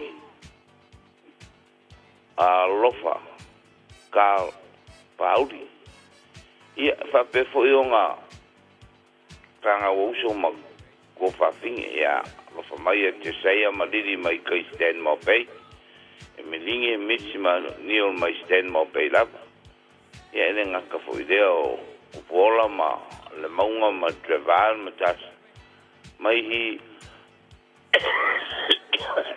blockhouse pay family mai that's wanga ole ka kai o ngai ai ya mai se lo fanga ma wonga grandparents kinga ya falidi le au ese ia ma ngai ko inga mo le ko ro fanga family da finge ngia so family le ko ka vai ma tai asa la ru ka ko fai pe ngai ka maruru so foi tai au e for nei tai a fo ia pe ia for ka mai o tana fo mni ngana nei tai a ia ia le lei ol pesele fa moni trade pulenga mana fenga venga le be sa mo mal tana program nei maru le tai au pa wanga ma ko me alo fa mo ko wasa fa ngau ngi yasma ia manu ia tele au le fa ma ka le le tua yeah happy birthday so luas for lima minuto lo ta le tula e balu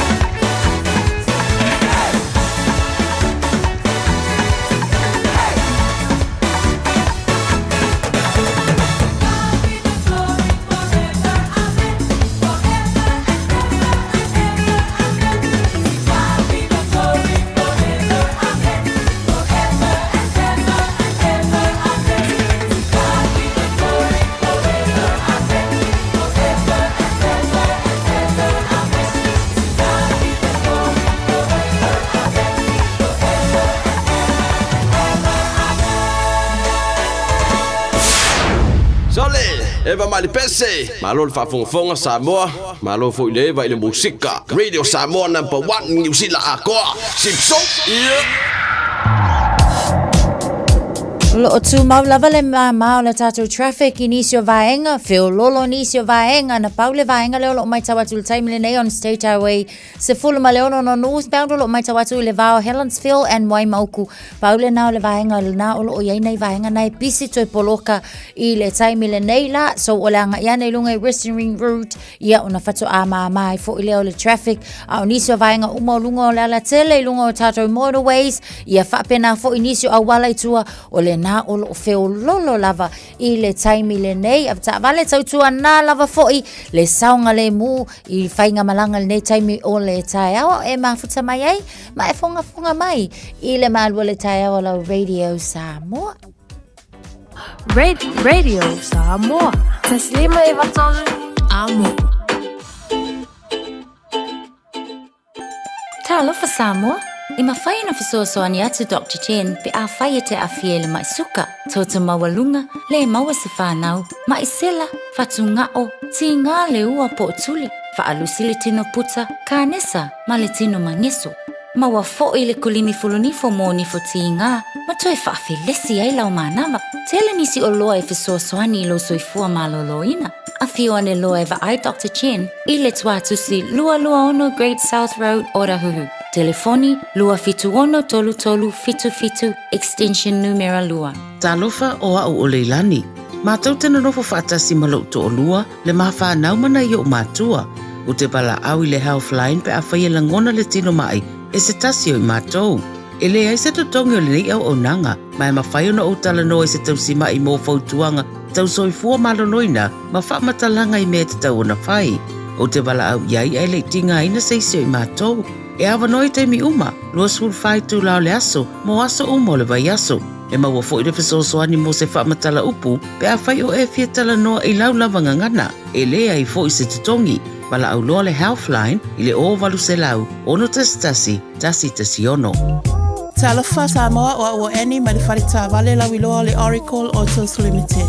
Fia whalau ilo ato mātou tā wale o lo whaalumia le mātou la lai Penrose e mwhaina e whilwhili mai ai. A le aiso lau sene mwhaina mātou whangaina le passport o a iainga I le leilau ngaluenga le leilau tongi e tā lafu. Talia umai mātou so se ngaluenga casual part-time o wātu ma le whamasina. Ai whamania ina le finance o le ama wātu nisi o whamanianga. Full voucher 5 selau tāla ma le refill 5 selau. Pafsota e mai eni le olua tasi o whaono. Pawhatasi lua pe te suma ni mātou officer Autu, fitulua tasi, fitulua 5, Great South Road, Penrose. Talofa Samoa, whaalau I loa whaapitoa ele ai se tutongi.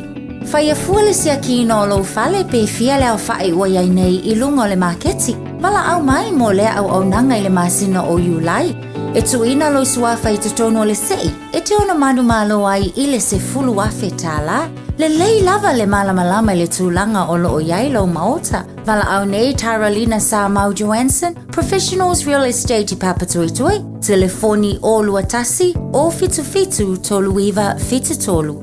O luatasi o fitu toluiva fitutolu. Taraflava o David Tua le nei, o lo e whaafonga mai pei le Radio Samoa, tasi 5 I watolu a mo. Samoa I amanuia lau whaafonga, ma lau whaasausaunga.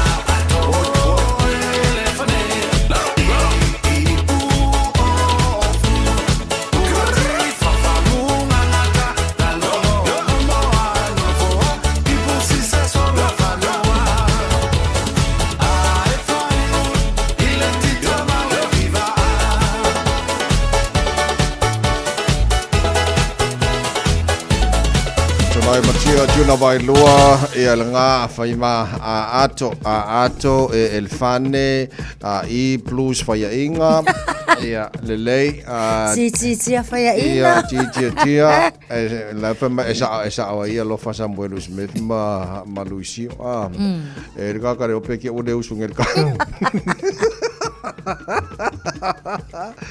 Caro, mi ka mai morongo o fuanga fi. E ku se mga mi ka mai ke lo ngo blue anga. Aula ko foi on men ka anga. Sale, la fa mi ka mai le manu lo ka pulo fa.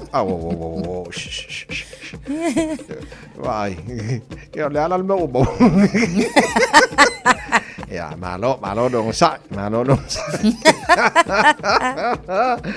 El tatu ai ngara nei tai out malo fa tai fa ta si mai le tara pakala me malo tai out. Te ro tara pa anga pe au te loi ni si den fa tala fa mai o afia malu I think. Po to mo i follow piko ngai pa ngai o kiki lo ko fa ya le yes ti mali siau malo fa tai mana fa tala fa mai la ma ngai fa mai suru la ya afia malu. Afia malu manai tu uma i ko kiavi o bainga piko siri lenga manga i sa mo malu le ok ele manga mies air condition I kamai sa olele man ele malu le taro mai sa mo pe tale balu mo ne stofi mo le malu le tuno ia wa fo inisio bainga le adiptia ia wala si fia man fa fo mai le tuno le nei foi tai fo o palongo atu I maftianga I na I thing Marlborough and Tasman. O le la ti tiro malo e batuna to foi nei o lo I vaanga I o le job seekers. E o so hani I vaanga I fa langa ina I lo longa ma ti mo foi. Le vaanga ia aku me mangai foi o se foi se la ko ngaru. Ia la tola ia o le lava le malo se le tino ia malo si ato to foi ma fa o to telo I la to o lo lungo le pengfiki le.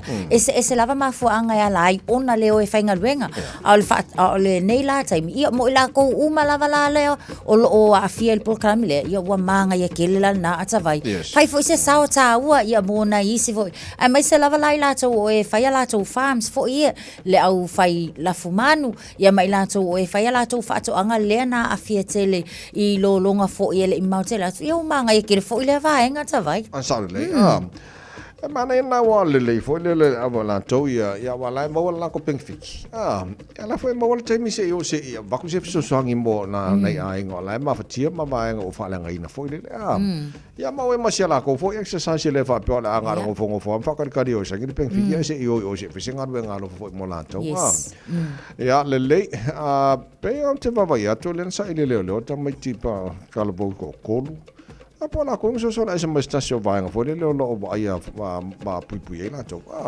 Yo te vai aso sola ta mai nei mai o la to no fanga fo yo le va ai mai se la vai to no orang tamariki. Sto lang fainga ta tele. Ia wa mana tu e ma fai on so sola tu. O ko repeat fo le o la to solinga tu la fo no ia na fai so o le ala o lo tau sa I lia lava fo ia leo. Ia I to no lava o kirani le mfai on fa ma o mautino le mai pat o lo o mai ta watu e fainga ta tele tu ainga le tūlanga le pēo ne tūla I mai. Ona o le saunga le mūla. Ele ngata le saunga le mūla tūla vaia. Mana tua iei la tamai titi a sola I tua. Ia unga iei lo le onga ia fuafuanga ma filifilinga. Yo oina se ai fo I ona fai filifilinga. Ia ale o ia e ham. Ia e ma fai fo ona ham isi tangata o lea o lo o la talatane ia te ia. So o le tūlanga le na wha mole mole. Ia o tātou fo I le community. Au tātou sila fia. Ia ni tūlanga wha apea I alum whanau. Tau lava ona whaso, taim tanga luenga o leo ina ia malu pui pui ala tau, ia e whapena fu tato. Ia walanga le, o te leo loa, te leo loa pe whawhena so la se tamaiti, por me le leina wa ai, la tau sa awe ele, wa ingo nei tamaiti, ia au te loa tua whapea o la tau ngai o inga, po le leo no a fiel to te ro tātu tangata community, then o la awe la ko se singo fuanga e tau ono mai whale, mawangi ko so le tua tamaiti, I mean, o la siri fia le la tau o ngāru lue, o ranga tamariki ka maiki ngai, po ka maiki o a whai nai le community foi le pea.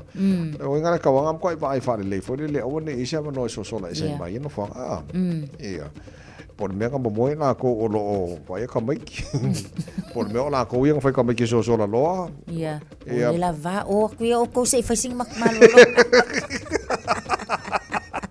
Ang ko fi so la. Ma fa pisi ko mai le. I mean, o la tau lo nga whamata maiti nei, e ka kawanga mko ai whale leia, ia wane i ni vai nga fōi le, e so sora e sei nei no whanga. Ia so sora e sei ang ka maiki fōi e a mio lelei. E ona whai ia, le community. So fitu miro tolo talo le tula balu talo tala mai Samoa, fa fiti fo tala mai Samoa ne vasa pe tala tula balu. E le tai nei o ke mama ya ko isitina. Kira po le Christmas Eve le sa li poti sa me sa vili se ambulance ai e mone o fiu fa karson o ki lo aku le 1 million fa kar kale le ta vale le fale mai sele e o is nga ko a umiri nga ola i le no fa no longo foi sa inicio o na tunu foi na o mola to suifu sa fa moi nga le ambulance fa visa na to taliatu.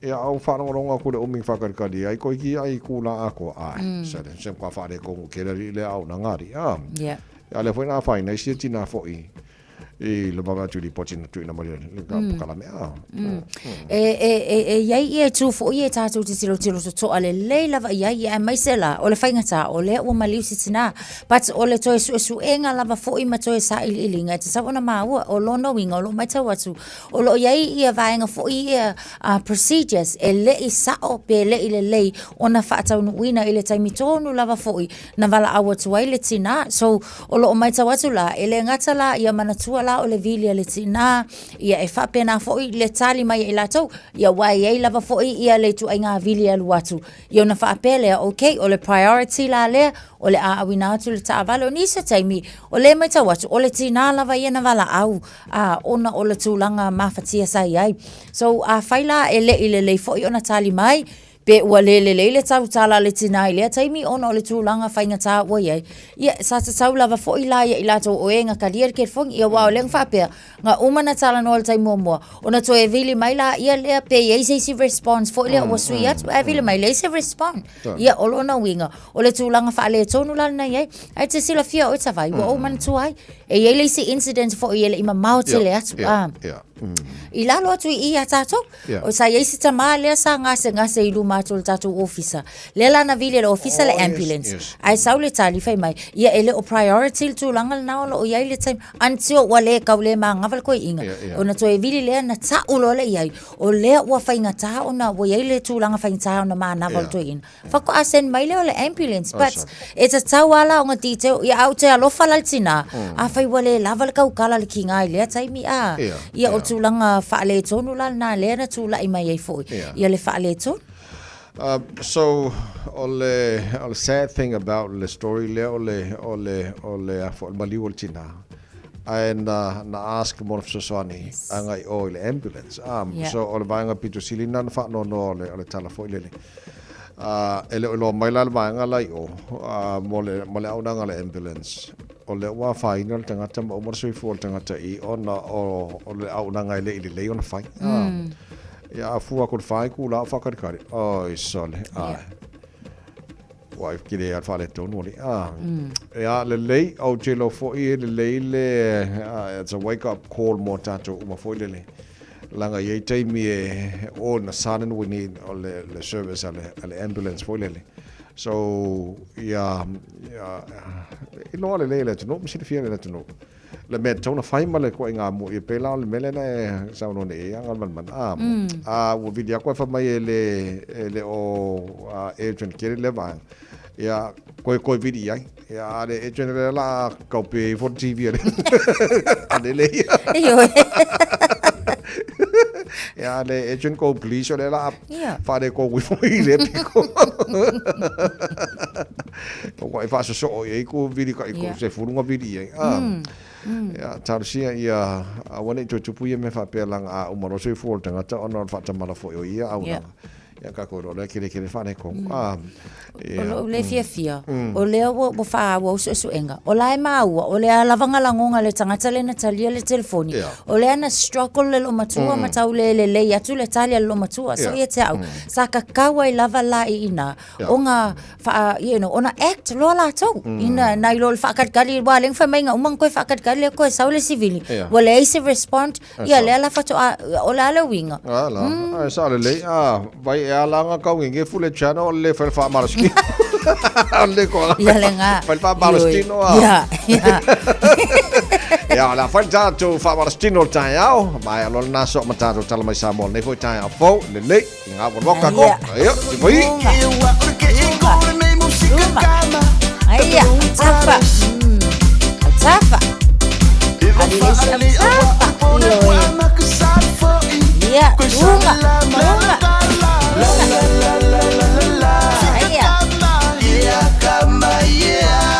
Aya, mang aya. Tafa. Aya. Aya, luma.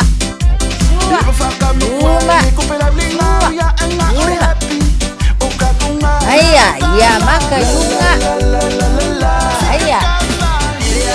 Ano. Tafa. Aya.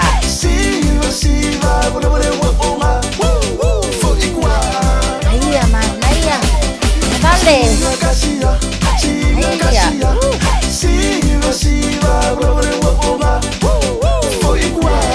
Aya. Luma.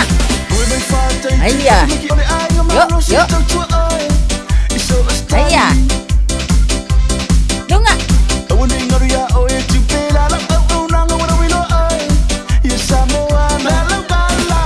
Anjay.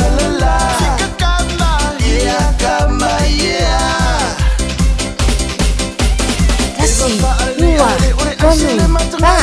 Kasih dua lunga tolu ba. Kasih dua. Aya. Aya. Iha. Luma. Aya.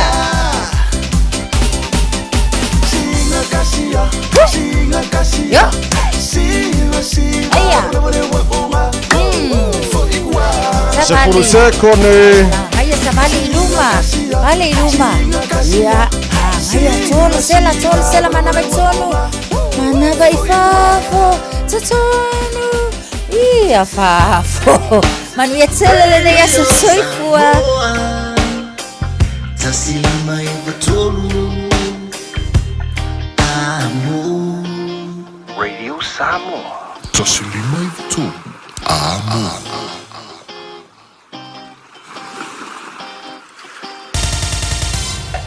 Usi mai alau whaafafonga. Telefon mai Samoa ia so taitasi. Wa au mai amo oe ona o le langlango mai a le talofa voucher.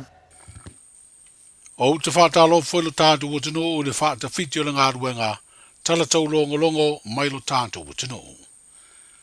O leo ai luma nei o le whaamsinonga māua lunga lea tino o se tālu sanga, mai le lo ia siria le malo wa autu le fia maua lea o se fina ngalo, o le whaamsinonga, i le tautonga o se ala fua mo teimi e sue, mai iro aini tālu sanga o le a whaulu atu, tālu sanga ia e whisiringi ai, le tūlanga ngā waa o tangata pālota ua mai o na le stala, whape ai masui whaatutu. Stasi leo vaenga tāua I tā penanga, a o lumana I se pālota le atunu ue whiri ai, sui usu fono le pāle mene, pe tai o leo wha ai loa le tamai te I pāle mia o le malo tausi, I le whairoa inga matu stala, Ua mafua ona ave lea tālo sanga le lo ia siri le whaamsinonga, ona o le teimi ua whaia whaafua se iai le palo tāu au. E leo tāla whea ngai ma teimi sa masani ona whaato ai ai ni tālo sanga, i lumo le whaamsinonga mo se suenga o ni lui, e whesiringi ai le anga wao ni sui tau wā, whapea tangata palota ua le sitala, inisi o i tu malo whaapalota. E lei whailua ina seaso o whaatulanga i sila i le whaamsinonga mawalunga, i lea tālo sanga mai le loia siri o le tātou malo. E lea se lo la palota mo i tu malo palota e limas fultasi ua maea, ona o lo iai isi tāpenanga e mana mia, a o le i ave le lomi. Ai o le tāpuni ai le stofi ua mawai o le sitala, wa whaelo ai le official komisio whainga palota, o lea wa usia le valus furufitu basene, o le au whainga ato tangata te tau na le sitala e se lau se furufitu afe, lua se lau lua se furu lima. O lona wingo le au whainga tangata anga waa ua mai o na le sitala, e se lau male iwa afe se lau iwa se furu iwa.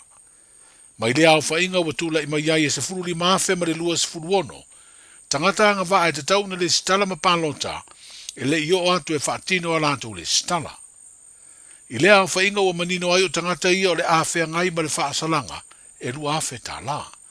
Peita i ono to e whaititia lea whainu mela, ono wa whaidoa le pāle mia o le malo tausi, o lo iei nisi tangata sa le sitala, o lo ilo pēr official commission whainga palota, nisi o vaenga tā uono fito a wha mawina lea, o lātou sua whailo lai tū malo ua le sitalai. I le whairo inga tu sitala i le stofi na whailo ai le te tai o le malo tausi, wa iluma o le whaamasinonga nisi o mata upu, whaasino le ni ngai o inga tau whaase, wa whao ngā haitu si whalau o nisi tangata e le sitalai, isi tangata palota. Wa iei fo i manisi mata upu whapea o lo tua i ai le whao ngā, o ni pepa whanau e whaamau ni ai le sitala, o nisi tangata ai le o la tau e ana ia pepa whanau. Wa iei nei se tau mo whainga le vasenga o li imata maa i tai, o ngā lulu e whaatu sitala e do tātu o sinuu, e whaia se soa lau pulenga ma wha ululunga, o le mtanga aluenga o leo whapele official komisio whainga palota, i se tau ma whainga e tau wha mata la tala nisi o no tanga, o lo o uti ai le whaatinonga o lātu ngā aluenga, o le liputia leo le whainga palota tere o le tātu o tino, o wha moe whaia lea i le masina fōua o kuso. O sea o aonga lo wha ngā solo mō tu sitala le a ngā lulue, i le wha lawi loa ino wha mtalanga i le wha ngā solonga o le palota tele, wa langa la ngā ini manatu i le tāua, o le ngā lulue whaatasi o leo ma le ofisio whainga palota, ma au au nanga nusi pepa, televise, leitio, ma whaasara launga i au wala viso ta inga whaona ponei, ina ia vave mau ai alo tātu o tunu uata ma wha mtalanga, o le wha ngā solonga o le whainga whiwhiri ngā wawa Samoa. E le iava no atu le komisina o whainga palota mola na folasanga, ia o ngā tu sitala lo wha ngā solo, ono o lo pisi tere le lesi tala ino sui whaatutu, ai o whailoi se sui al whaalaputonga tu sitala i Samoa, o le vai o se fau o fuafua, e fito a mawai se ava noa le komisina, e wheiroa iai ma tu sitala ma le au whaasala lau. O le masino November le tausanga nei leo o whaatu langa e le whaamsinonga, e wala wai mōri mau o le matau putou whaamsinonga o lo mōri ai, le tamai tai tu sitala sinia o tali i langi, po o langi kere soma, o le vaenga whaasala lau, i lunga upenga ta wha i langi le talamua, ina ua mai atu ina atu ai e lana lo ia le tali te tee, i le morianga e tasi o le tau wha leanga e mafua, i se li poti na tu sia ma whaasala lau e lea vaenga po lea au nanga tau whaasala lau. O se li sanga rua se leo po se malu le malo, o lo o tangi whaasanga le tu sitala sinia, o le pelestene fo i leo le asosia tu sitala, ma le au whaasala lau le tātou o tino. Ai se tasi o mata upu o li putia mai le whaamasinonga whaitu malo, o le te ena lea le tamai tai o Lise Marie Schmidt, o morianga leo e se fulma le iwa, o ia morianga e mafua e le tusi na ave le ua molia le loia siria le malo, whapele tusi le ao le malo na whailo aini tua inga, o ni a fianga o le tamai tai pāle mia o le malo tausi, i le mani wai o le tamai tai profesa, o Caroline Sinavaiana Gabbard, o whepuali o le tausanga fōru o luono, o leo wa whaatu langa e wala wai mōri mau o le nei mata upu tau whaama sinonga. Wheroa ia tai au mōri tau walunga o le ngā ruenga, soifua. Ua na o le Radio Samoa se furulima iwa toru a mo e tautuaina o e ilaungangana fitu aso le vai aso.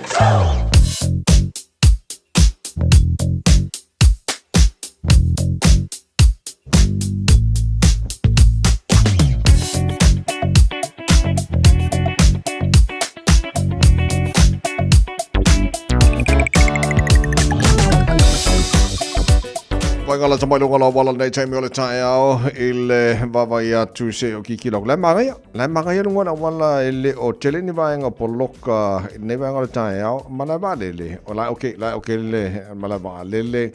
Okay fo ile highway luose fulu malanga mai sifuanga mai nei saute. Lai okay ya na o le vao mai oro anga i Hillsborough. O lai pisi a lai flowa pasi mai lo Hillsborough ai. Se ki ka kof ka koe pisi a. Ya, pe pasi mai Massey Road on-ramp, leanga i saute, pasoro mai Puinu Road, al mangaya o la pisi ala flow ana nei vai ngora tai hau. Se o vai atu se fulu ono, tanto le malanga mai si for se fulu ono hanga taulanga ki lani, flow le mai a o vako a kau pisi atu le pasi mai o Rosebank Road on-ramp, pasoro ngai Point Chevelia. Al bala Point Chevelia ma Western Springs. Vai ngana lai mumu mai lo ringa lai poloka ni vai ngora tai hau. Longwall State Highway 1 city bound le malanga tu nei saute anga i le taulanga i au ki lani flow le foi tatou la sama maltelo vaenga fato a mumu mai ya pe a e o ati o Mount Wellington on ramp fa solo tu ai Ellerslie Penrose pasi mai lo foi Ellerslie Penrose anga i Green Lane ai seki ka ko tu langa na lo i lunga wala ile nei taimi ole tai out malo abtabane de on sai ia manino lau sila mai ia saunga le mufe malanga ingora nei fo i aso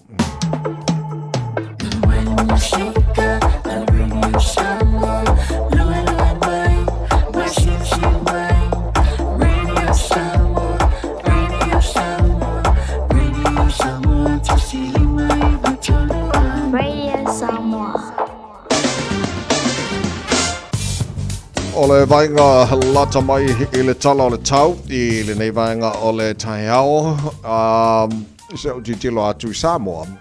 Laua o le luase fulu lua luasu tolu, ia le mawhanwhana o le ea Samoa i le nei vainga o le taiao. Au lo tu mau mai winga o le tau le sofa solo na awa oa.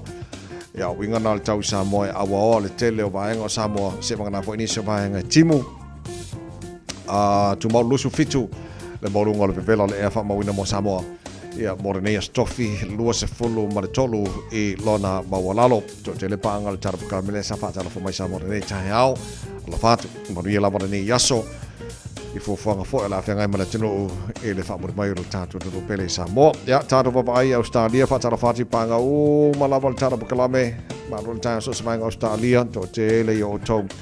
Ia lo whaafanga mai le tahe au ma le tahe au malo la se fua manuia.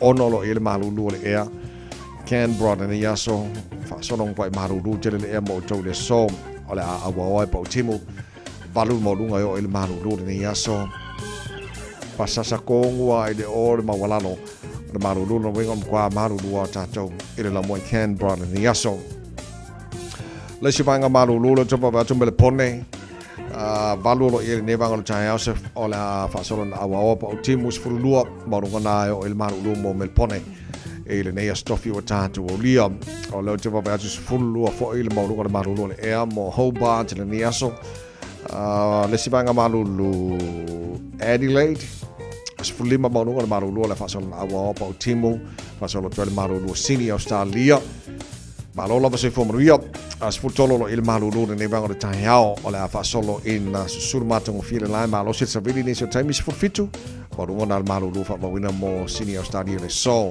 Brisbane o ba tato ne tahiao malulu mo le tahiao ia ai on sa malulu e per ngi kai merkaiao o la fa solo in pa o timo ni so time ia ma ne fo al ma fan o tolu su fa Bolunga ma farfana ile nei fo yaso Perth Australia ol mo ka maru luar kaya lima lo yai ya la fasol lang de nei fo tau tau fo lo ile maru spulbat al bolunga na maru le mo Perth Australia nei fo yaso ya mar susul ma tango fio le lai Darwin oka makwa villa fo ile tau mo tau ni yaso tolu sputasi o le maurunga nā le vela.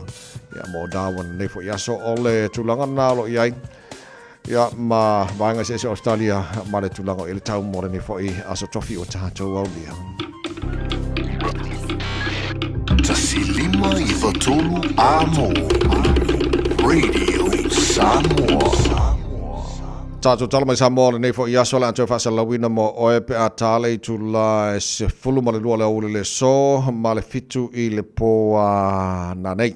Ia ma le taurunga o tātou tala mai Samoa o le walu e le tai au o le naua e whaafonga. Ia na fo e si le fiel tūlanga ia vaenga pēna liptia mai Samoa. E le nei fo I tai au fau.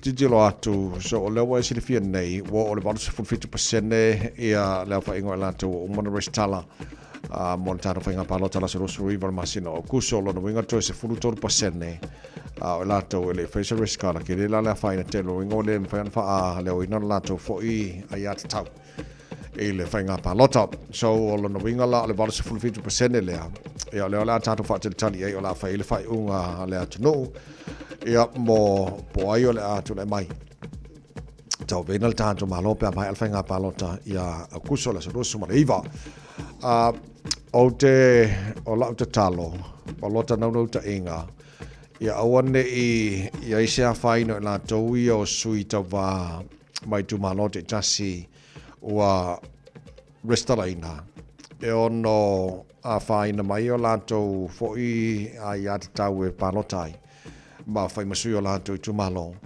ia pa umale taimi fatu tapula ina foi leo lo tu ina tu ia pe ini fam sinonga tau na modi e stase le tau na a be masui tava mai tu malo manga ia o ia o tu le mai ia ala foi fa ku le mai wala tantu ina le tu malo ma na tu foi a fiu anga e tau na lu e tau wa mo no fo la tu malo tono palmen so Carlosia po ai umala mai ta mali fo I ma sui umola fa tu le mai ma mai e la tu malo e o fina winner ia la tu no fo tono palmen Carlosia ia sa o mama ia fa mo tu ia la tu la no e pa lota e fa e fit filinga na tu e ngange umai ge fo ia o ni si wa faina mai all tu langa ia ba ngol tu la fo no fo sa mo sui tau ba me sa mingi o mon kanga I tono fio anga mai si va henga ton fa mo diina ia ro tal tono la wa fo no sa uni le la to ma na fo tu I tono fio anga ma la to fo tu ma lo ia tu langa na ia ka si o ngi I si e to pa o mai tu langa yo fa si no fo le ile tau le tu langa ia le te tau ana alu e fai masui o la tu malo ia pe le fai sanga monkanga ia ma vai fa pena se ave ile amano mo la tu mangia awangi I si ko pa o mai ngai me fa singo wala vai ngai me fa singo o lo fai ngila langi lo ka ko yai al tu langa na e sa mo e lele man tu fo la tino e la talo mala fo te talo I le aso mane aso ina ia maria le alo atu na tino mo lana whainga balota e le se los frui farmasina o akuso. Tau tua mo edward sa mos farima ewa toru a mo se fu lima le uti a nele tu la balu si mana whaafonga tātou mau wha Samoa mo nea stofi.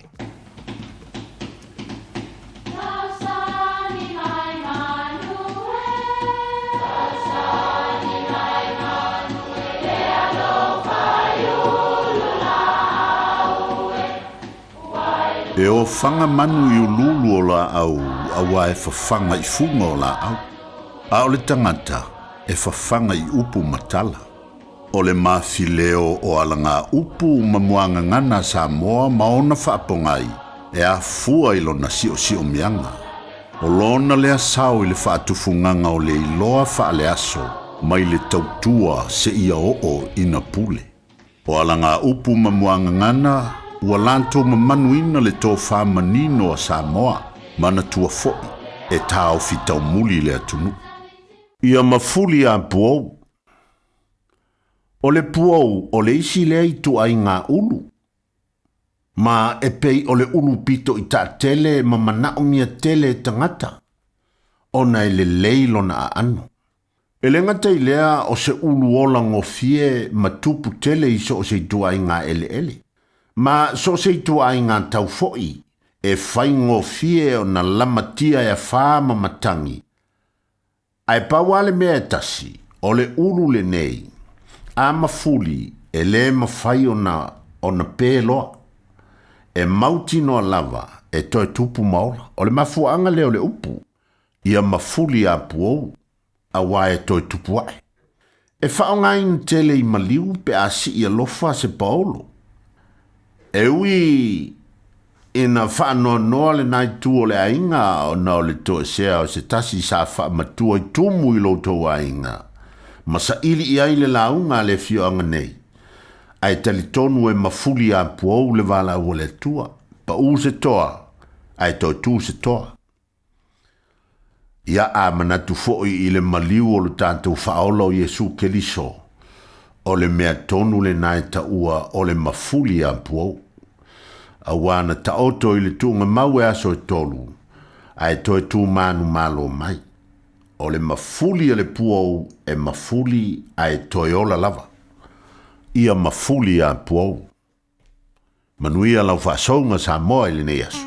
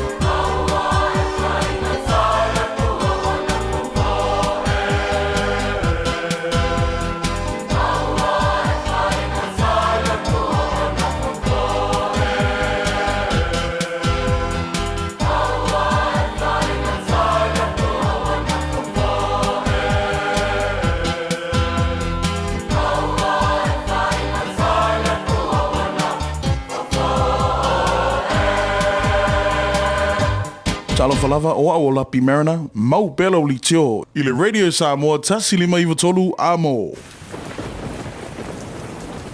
E te le mai loa le taimi o soi se lo longa. O e sauni. Aua e te whaatali se i te tele ti munga. Ave ese o te ota mai tali vai o lo mauta. Wha mau le lei lalo mea tō tino e ono wha aleanga ina. Whai le leito fuafuanga malo ainga. Mo le taimi o a wha malo longa. Oni nei minute lava e te pena ai i le taimi le nei. E au ngā mo le taimi e tupu ai le wha lavi. Wha mua le saunga le mua o e malo ainga. A wā wha lavi wha le nātura. Tanga i ane le aucklandemergency.gov.nz/floods. Mo nisi whaamtalanga. O oios tangata whai bisinisi, po o iesau fuafuanga e amata sau bisinisi. O the Pacific Business Trust, o se whaalapuru tonga e langona goina mwhautuaina so se bisinisi tangata Pasifika te tonu New Zealand. E mawhaiona tu inatu le tautua male au nanga e au no mastatongi. Mo i lanto o lo tau whaatu se bisinisi fau. Ato fo i mai lanto o lo fiasi tia na tina ina o le bisinisi. E tele ne awala e mawhaiona tu inatu aile au nanga male tautua i bisinisi. E pe o fautuanga whaapito mo ilo longa mo bisinisi business assessment. Whaatu paina lea o se atina e mole bisinisi investment funding. E whaia fo ia o onga me seminar business workshop or networking events. Awala varsi tion to mai mauna ia pele whaale leo atina e atatu tangata whai bisinisi. A whaio lo tau sa irisef soswani e ori tangata whai bisinisi. Awa lono fwai. Avala aule fionga ia tuala Victor Audi Mosef soswani. Ile telefoni o lua tasifitu whaatoro lua whamalu. Pole telefoni le eise te tongi o varselau lua warufitu fitu lima lua ono. Pe te hanga ilunga o lo pengata whailangi website ile www.pacificbusiness.co.nz. Marisi talai. Tātou ngāru lua whatasi e ati na e bisinisi mose luma na e maruio tātou tangata. O fia maua sau ta avale po sau piki apu. Ai tongi ta iwa yaso, lua va yaso, pe ta imasina. O le sleek cars o le a maua ai le fisoswani. O ta pena le au whainga ruenga a le sleek cars mo oe malo a inga. Aua e te popole i se mea e tasi. Te tala fitu aso, mai le sifulu i le tai au, angai le afo le ono le afiafi. Tele la lai au kilani i saute, vili mai loa i le o lua tasi faa, fitu lua selau. Po le o lua o, faa lima tasi. Talofa Samoa, o Ateshna Ryan, o le Licensed Immigration Advisor mo le Auckland South Immigration Consultants. E visosoani mo so se tu ai ngā visa e malanga mai New Zealand po Australia. Telefoni mai nei loa i le o valu o tasi o no valu faa fitulua. Po le o lua tasi o no valu fitulua tolu o.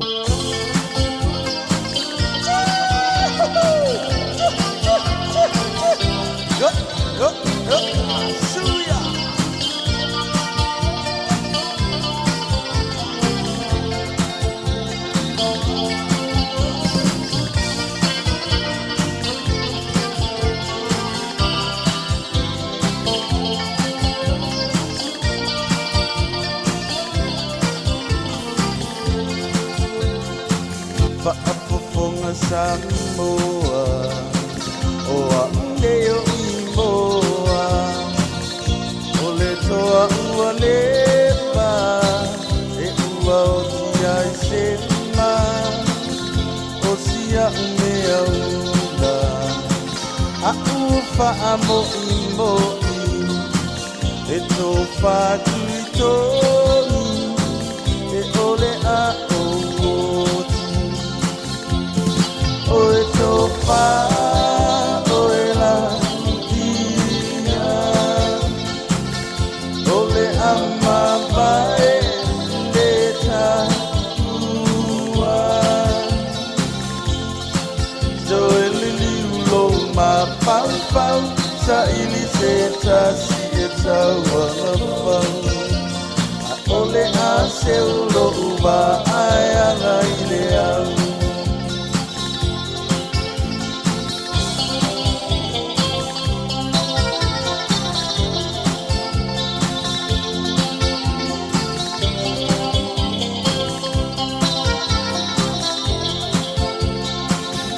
Ainga ile tai male uru moenga e malingi loi mata e tangi olo uanganga ile tu malo ande ile palapala ma amanga lo ita o se tangata ile anga sofa oe la putia ole ama vai leta ua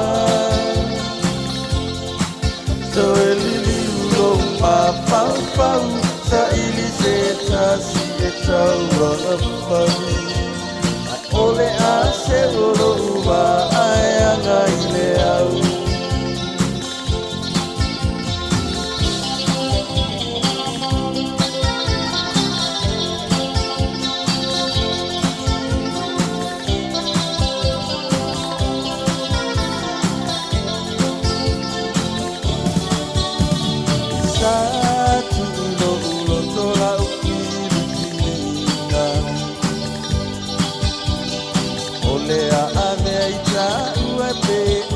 ainga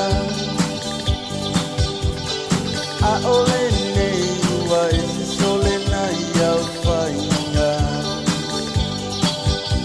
le pina ngā loe ole atua le oe o se tokinga se mea lava a whainga ta ole whaiava e moe le poronga ole loto ala i le tinga io o i le vare a pulo le sua vai vai so vaiva ai ale ai e ua laula ole mativa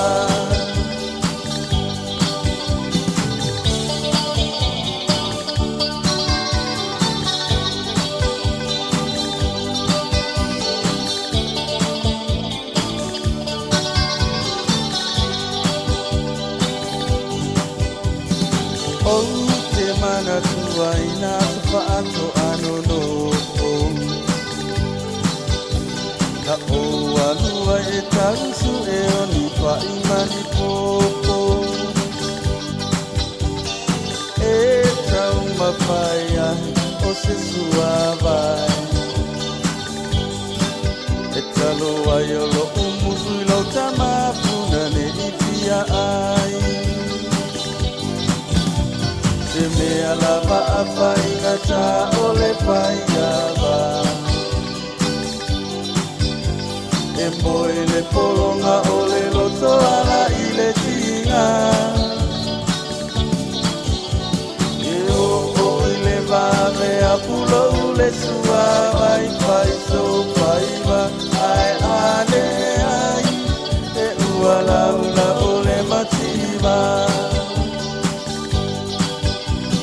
Whakatanga mai le RSA le nei tai au le tautua Radio Samoa se whalima iwa tolu a maua mai le teima le tana pukalame tua ile ele.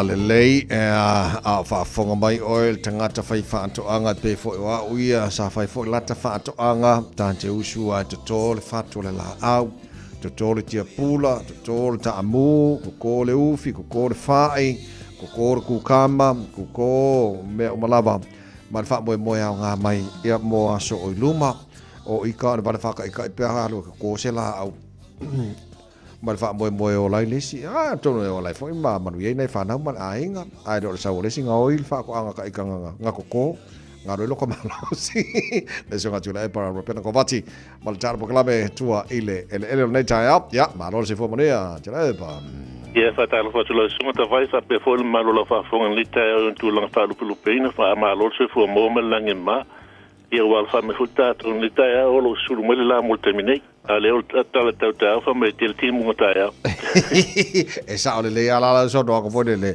o se sulu me la bol ngi kai mi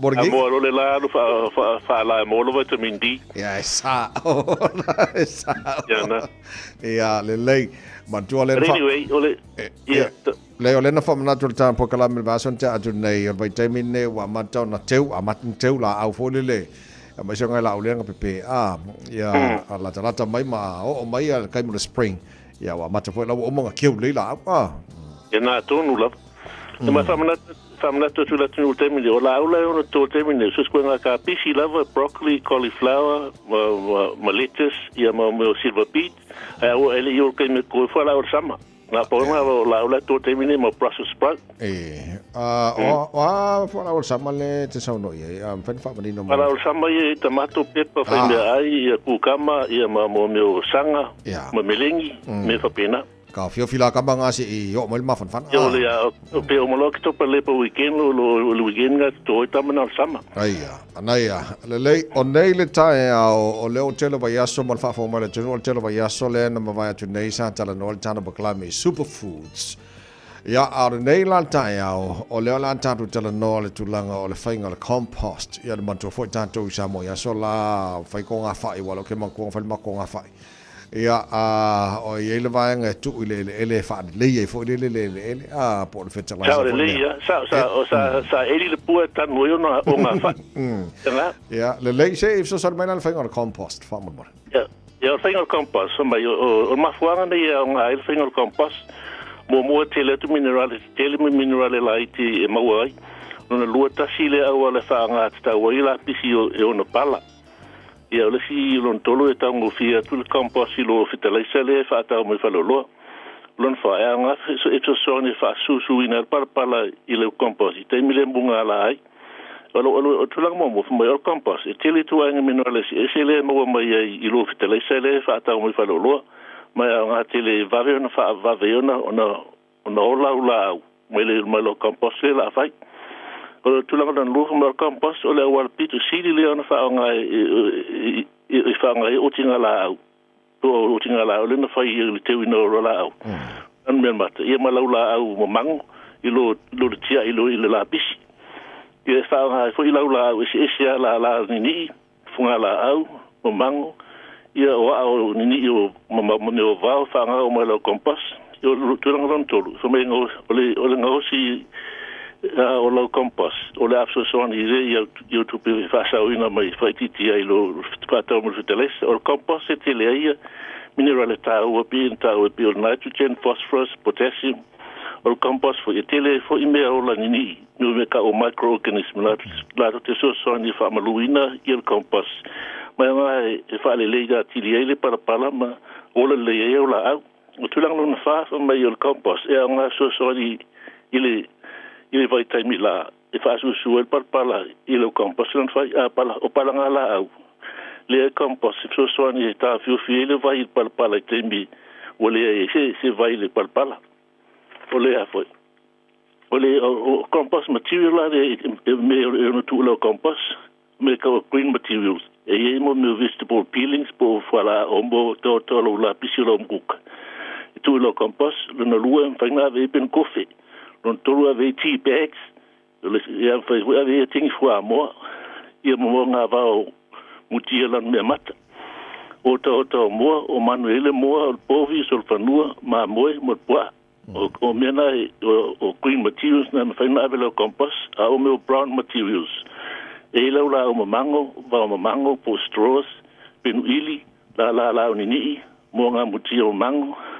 newspaper o mon sai o meu cardboard e tam fai 5% o green material 5% o brown materials ave lo compost fa paling ile ia ma ia fa paling ile no compost o lo mo compost pinti plastic o i mata tin ma panings kama mai ele ava ngopito lalo ai na fa no lon ta puni o mo compost pinti fa ta puni oni su vai ver na faula compost mo pai lá te fa ele ta tia solo to ta fala wala e foi a faula ta sili ni sile va lo pa fa no pito la lo vale le pa il compost il palpala e oni su compost son ta puni e me foi fon fa nga ia me pa ta vale vale le fa tu ai lunga pe fa pe lima e on ta puni lo le ai fa luara ne compost a tu mulesi e on ta puni le au te fa nga fa ile compost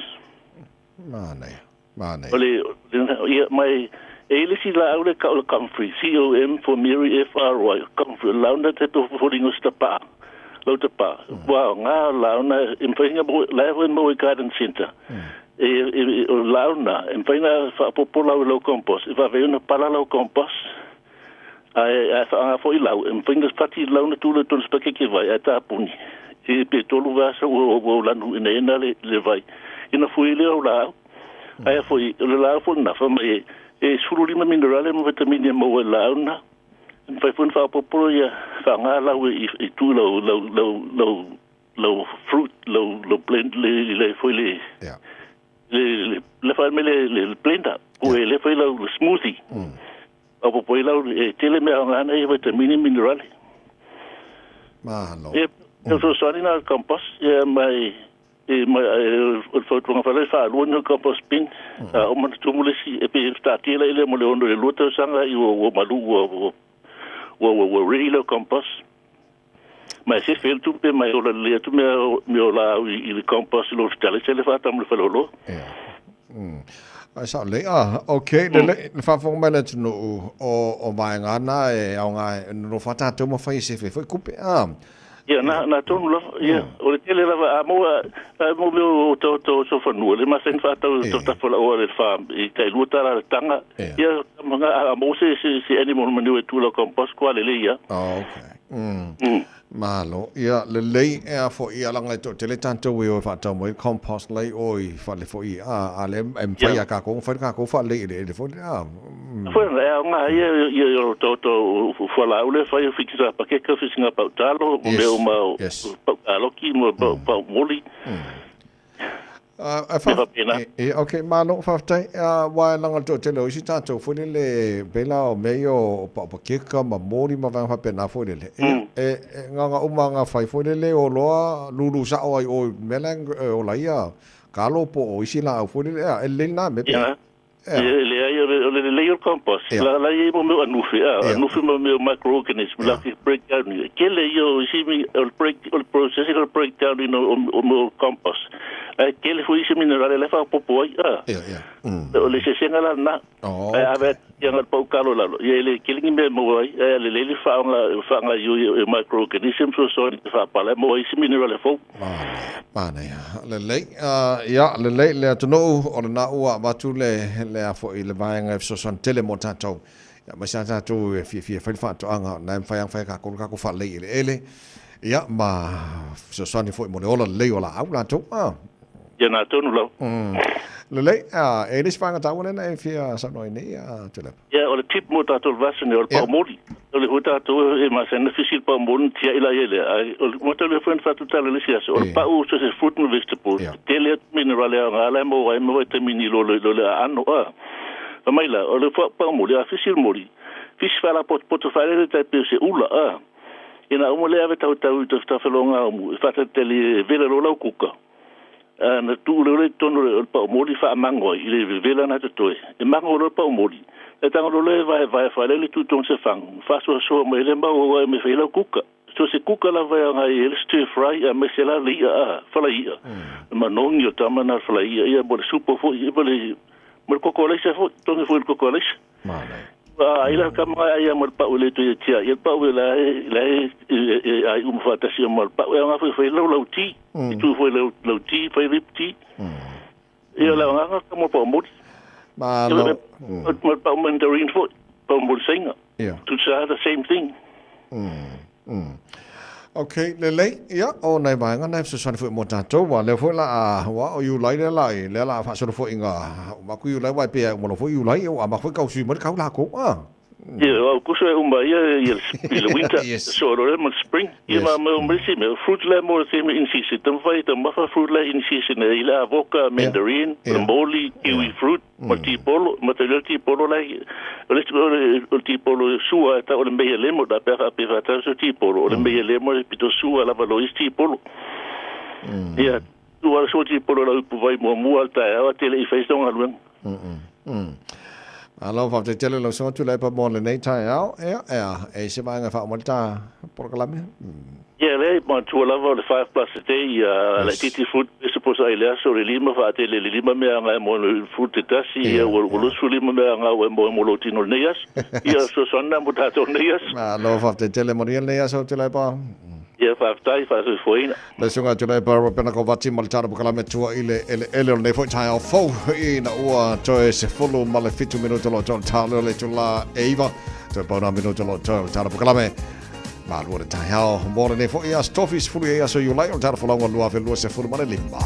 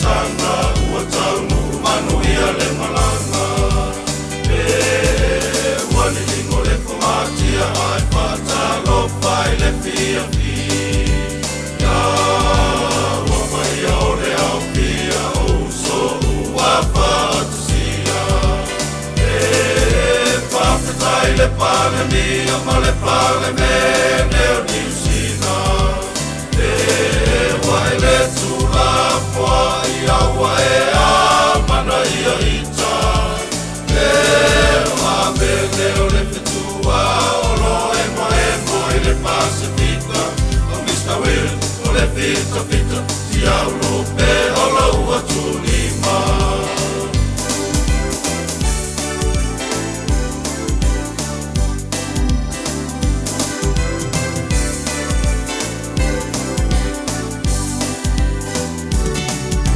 te uina te tele pesenga ai matula mai le o amele o le pale tele nga se ai kuma pale o e awa awina mai Mr. Will e ia paali o sione poto ile kumai pale autu o a uma la vale malo Papatai le pale mia ma le pale me neo niusina e wai le tula poa ia wae a mana ia ita e wabele o le fetua o lo emo i le Pacifica o Mr. Will o le fita si au lupe o la ua tulima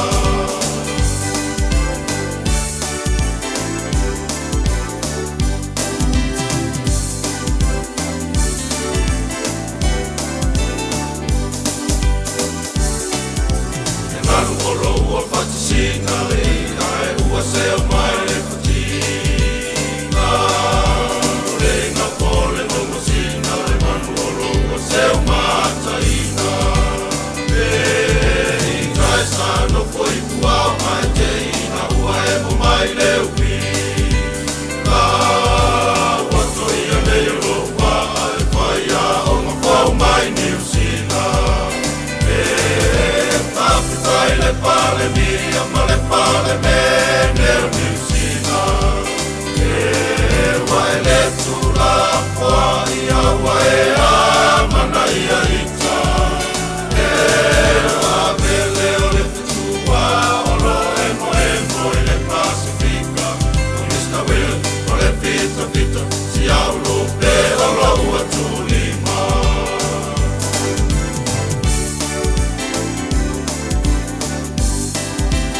Whawewhianga o nei tai au, ka mai ki o le lau mālili, la ngai si ufufonga le li ki ka mai ki o le lau mālili. Tau iwa mino tolo tolo talo le tula, e iwa. Tau pau nao tā mino tolo toi mo le malu o le tai au, whea lava o e ewa mai le nebanga o le tai au tono lo maota. Tono tā vale, tono whanwhainga ruenga lunga on Facebook, mani YouTube, o le Samoa, o la whātia te o le pesene. Sa upo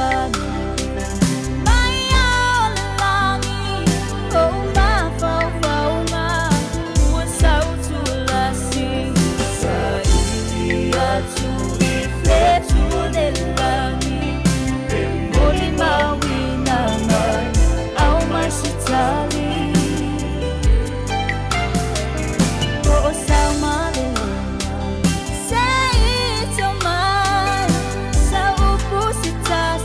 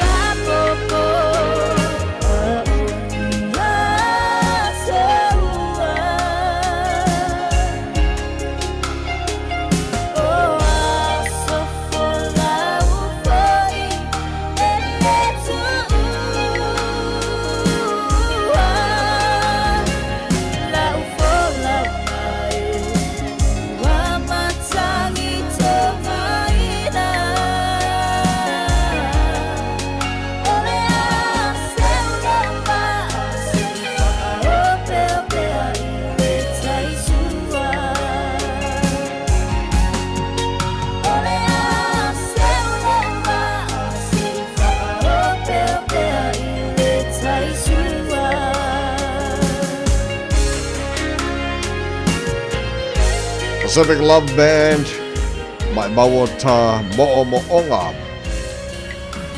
Ea wo mal taime whato whai le porkala me manu le tae au. Whate tere lava sa mona tino pele lau te tala mo lau tapo inga. Nei tae au tatu telefopia tala iwa. So a te tia whaila tusti tia mara porkala me fia mai. Whawa o te tia wini sa mo mo le taime o ona nei ta mai meni. Sei fo mai mani.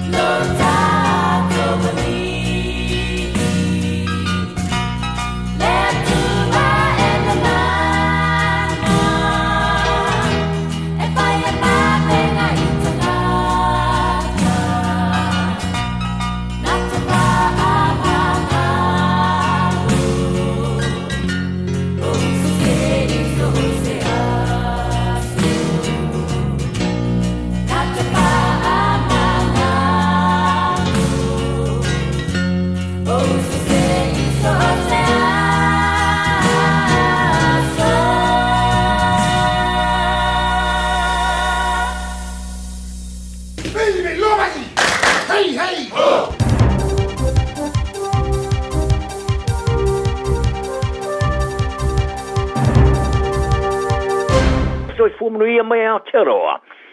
E mana tuaina le Matt Brown. Ia taimi sa lao mai ai malon to lua ma se ai tia lo mi aina stus faitau. Mo te mai te whiola nei tu tonu ainga whatu bevesi.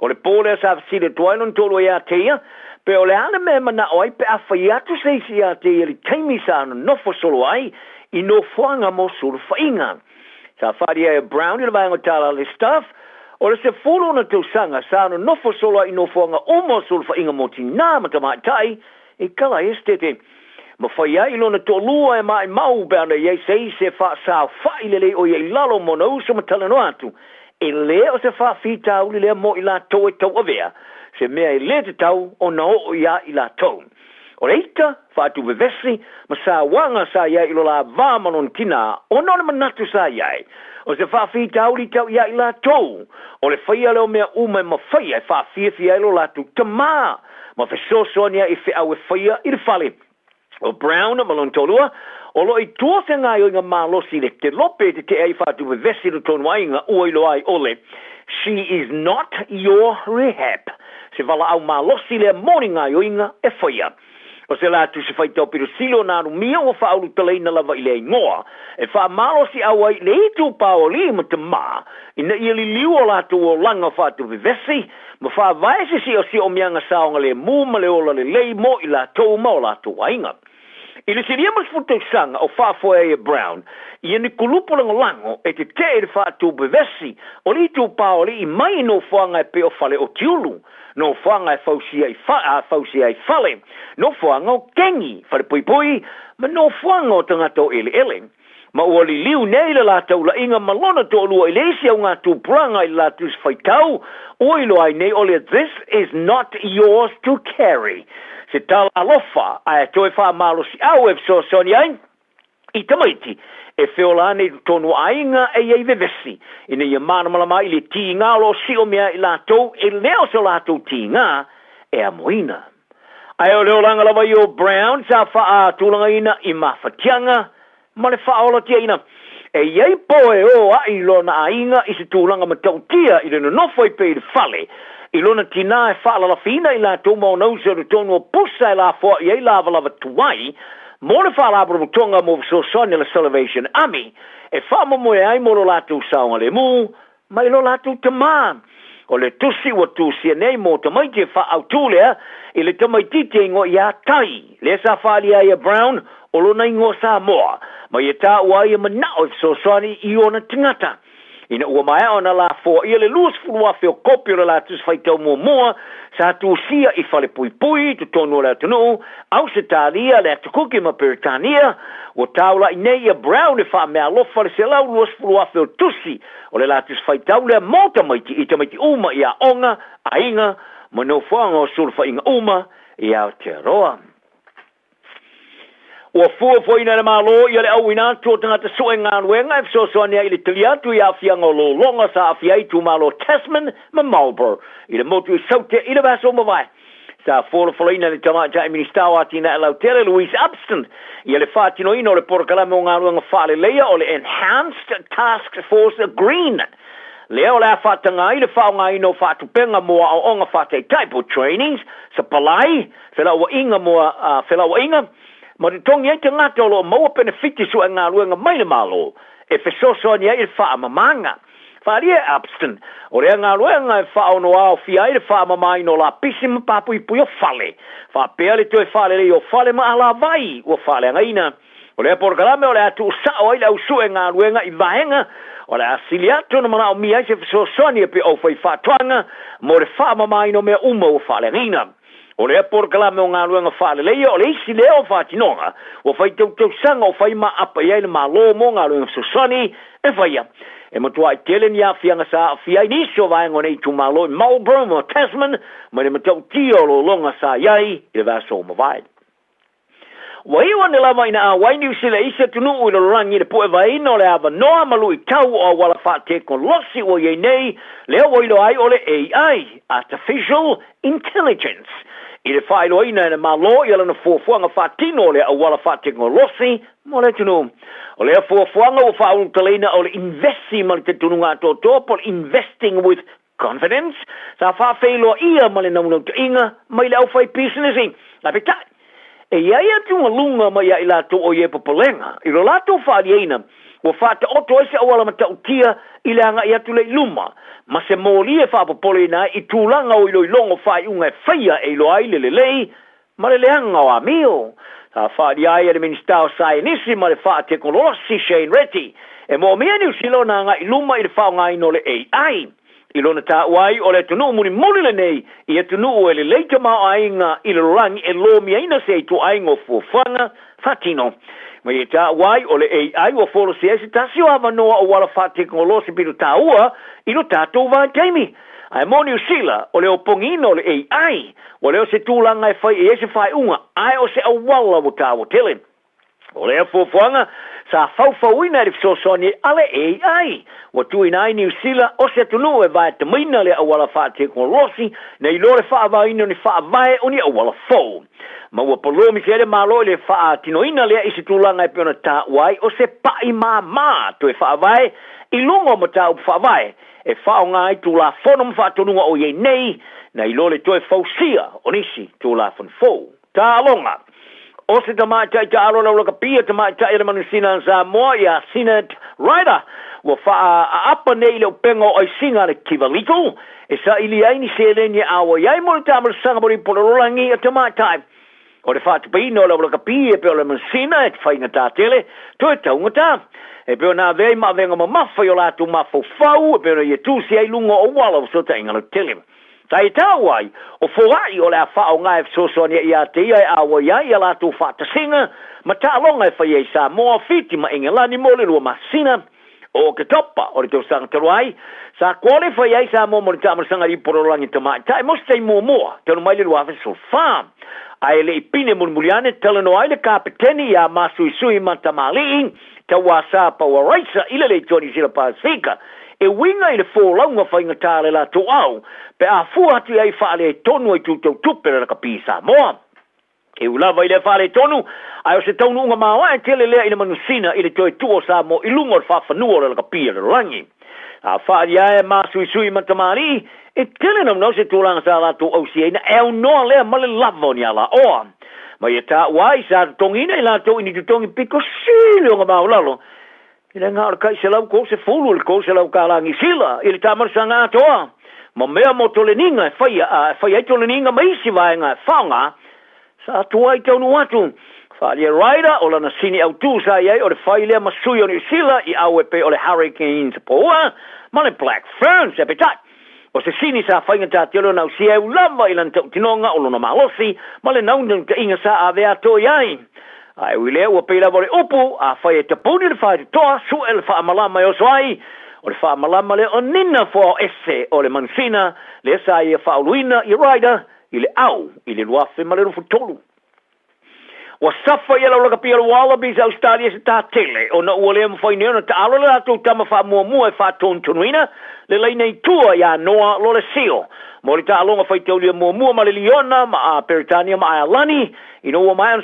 sa tonga sa faia o le sio sa ave fafo ma le malai le fakta ma se a fianga I lo noa I le teima ta alonga sa manu malo ia fiti le sa I no taulo no le mutia I se poe ai o se fam talaza fam tuina le pule ngale wallabies ta wai I no mai ona mua te tala I tua lo le sio ma le fore mai le pola sa e petai sa to e tau fia mo se tonga sa faia I le songo fua I le mai ai o le isi si aki fafo mai sa faia ai ta wai o ye fa mo mo le ato tolo no maosi mai o le fa alu sina taimi le to ta alo ya fa wa wona ton tinga o le fa ya onga le wallaby ya Joe Smith sa ya mo fa ta alo ya lo le si o le ofu no se fulu ma tolu o le se fulu ma le limo ta alo fa tolia o lo te sa ya te ya tulu mai o na ve ma fa ya onga le wallaby si to sanga o vai o le a ya fa ilo neila na au mo ta alo fa tolia tolu ma le Liona Peritania le masina nei mo kuso that's freely. Ai o manatu ele po o Blacks a passe li tossi. O le tune lunga ia si o le ka pia le to vine frani. Ile mai ai o le talonga le stona I te nid le sa to titi lava manu malo ile o Blacks. O le o frani ma fuli te matelevo ma se vai ngo te fosa la to tu le o Blacks is ta alo matina. Ma le fato tino. Sa ma foi no ta alo malo si di le va. Isi tu langa mata na se nu o iai ma manu malo to su tasi lu su fitu. O le tāronga whai tau lero na lua e whai Wellington i le stonai lea ua alumia umai pepa fale. O tosi, sa sui atu tonu le tāronga i te niven, ma vave ona i loina i le tūranga whainga tāma le whātau tino. O le tā alo le aumsi mai, ma i whali arai. Sa iai e tala noanga, o le aulo na lua le hafarani wa uina mai pe kai. Sa matua step ulunga le latu tā alo. Whali e tosi wa latu loina i se tā alo wha palo farani o le ae nele stonai, e su e nai so latu le lei. Tala nal ne yaso, tau tuala, tau tala ile mea e te mawhai ona e wha taunuina. Manu ele so.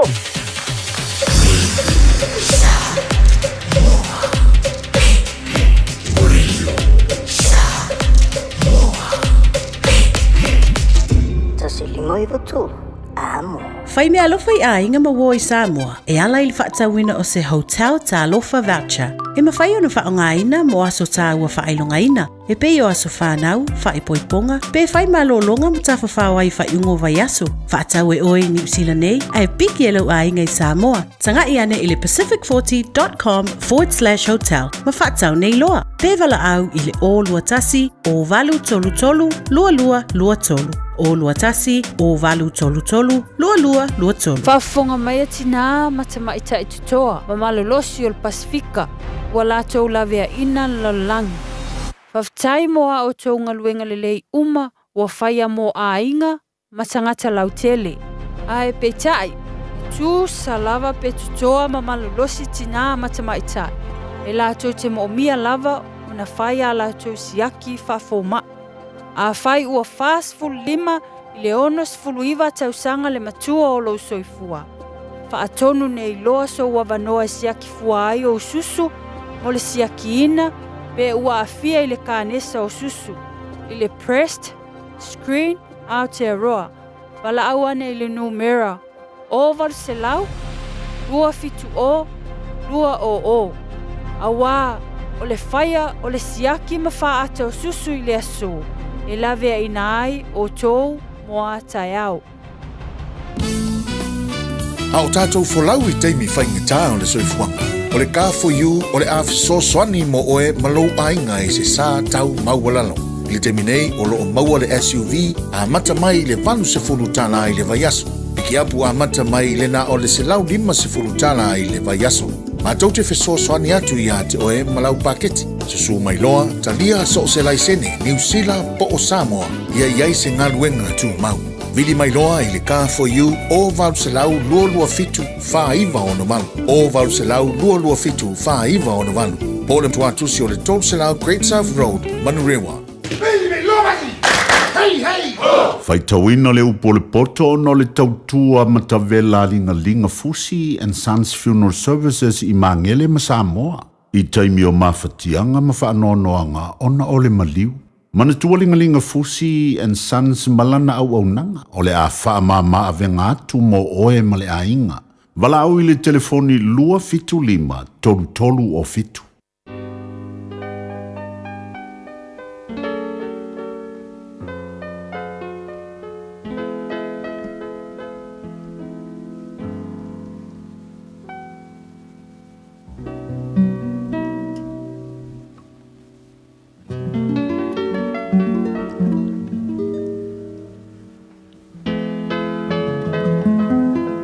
Tauina lau po le poto le nei tai au. O fata auto Solomona o la tali poto na te whawhiawhia lo na tama. Au le tama walea e whaanono ai lo na tina. E lea o ngā le whaulainga o loa o le ami o leanga. Au le ami o tonu e la vea I lea na I leoti. E le whaalaina Iova e ami o tonu. Au le mana o ea mio leanga e te ena lea ia. E mativa lea wanga lue ma le lima vai. Au e lima malusi e mau oa I lantou. O le whaaputu I le tausanga vevela. O le atari poto lea. Au le mo ngase le tausanga e sele ai saito. O le atari I lea tupu ai le maa. O whaamanuia ua ilunga o le ulu o lea mio tonu. A ngotu e amio leanga ua ufitia ia I le whasaua. O le whamana tuina o le amio tonu e vi ia lava lea. Au ingoe ami o leanga e pala ia. O le ua potolo na loto, na te taria polo inga. Au le ngutu, au le ua ngutu vale, e lafo tu ina ia. O le savali le ami o tonu, ua savali ma le saunga le mu o ia. Au le whapio pio na ala e whaalia o ia. O le ua ngeno na mata, na te whatupuina le ti ngā. O le ua ngutu vale foi e lafo tu ina ia. O le ngutu o le ami o tonu, o le puna o le ola lea. A ngutu e ami o le anga ua fitia ia i le whasawa. O le ino e whatupu ai misa. A o le lofa e ufiufi ai soli tu la fono malaba. O ilo le poto i lau ngutu o le mafaufau. A o le sasa e te tau lea i le tua o le ua le aiso na mafaufau. O e popoto lato te ua le poto. A le ngutu o le vale ua lata i ai le malaia. O le oloa o le mauoa. O lona olo malosi lea. A o le mativa o e matitiva o lo lato malaia lea. O le ngaluenga lea mi o tonu e ulea i le ola. A o mea e maua e le ua mi o leanga e ulea i le sala. O i le ala o le ola o le tausi i mea ea o awina. A o le utu ua le awa inga ua se se lea. O le ua ufiufi le ino o ia te ia la ngutu pepelo. Ma le ua faitala leanga o le vale lava ia. O le tele o upu o le onge soli tu la fono ai. A o le ua taofio na la ngutu o le tangata poto lea. O le laulo faiva o le ami o tonu, o le ario e sili o le leilea. O loto e ami o leanga e tusa ia ma se mea fatau waa.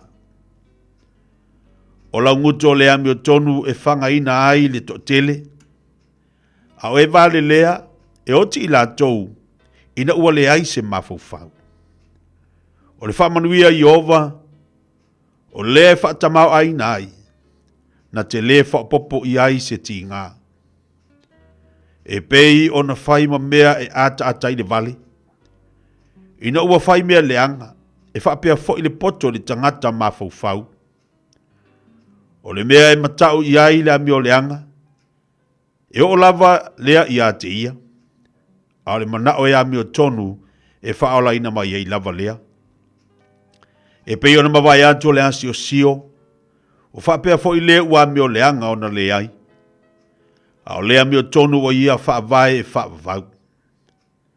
E pei o le vineta i nifo. E pei o le asu fo i mata. E whaapea le paie ua awina o ia. O le matau ia iova e whaaleva le vai aso. A tau sanga o e ami o leanga e whaititi ina ia. O le whaamoemoe ami o tonu o le oli lea. A o le whaatua tuanga e ami o leanga e uvale lea. O le alo iova o le malosi lea i e ua sao lanto wa amio. A o le malaio e whai ami o leanga. O le ua ami o tonu e le whangae e tia lava o ia e whaavau. A o e ami o leanga e le mau i lantou i le nuu. O le ngutu o le ami o tonu e fua mai ai le poto. A o le laulo whaiwa whapio pio e vavai e se ina lea.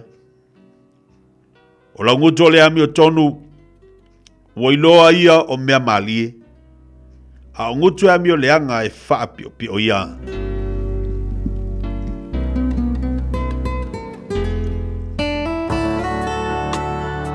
Ua awina atu le upu o le poto i le nei aso o no le langolango mai a linga Fusi and Sons Funeral Services. Ua mawhai o na tu whatasia o au nanga tala whea ngai i ni tau ngofia tele. E fsosoni atu ai a o whea ngai oe ma le pepole ma le whememea. E mori whatasia atu ai ma wha mai senga, ma wha mawhana whananga mai a linga Fusi and Sons mo a inga uma o Samoa ua whea le maliu ma le oti. Malau mai loa ia lingalinga Philip Fusi lingalinga. To ia whaapo lingalinga, to ngia si ulavea, pesusu mai i le luas fulvalu Canning Crescent i Mangele. soifua o le siʻafofoga Samoa, Radio Samoa, tasilima iwa tolu a mo. Se kia Radio Samoa. Awane e misia le tui Samoa Manhattan Mid-Year Dance e whaia le astona i aso se fulmala iwa Julai. Amtalia le tulai fitu le fiafi. Na le fastful lima tala i le tangata e te fiwa tau mawhama e tau sami le po atoa. O la whawhewhia i le tui Samoa Band. Awane ngalo le tua tusi o le iwa fantasi a Dominion Road i Mount Roscoe. Whaosota i lola whale tui a Liz e le olua tasi o iwa tasi o fitu o valuvalu. Mo se laulau mo oe maupa anga po o si o ainga. Le tui Samoa Manhattan Mid-Year Dance le astonai aso se fulu iwa Julai lua felua lima.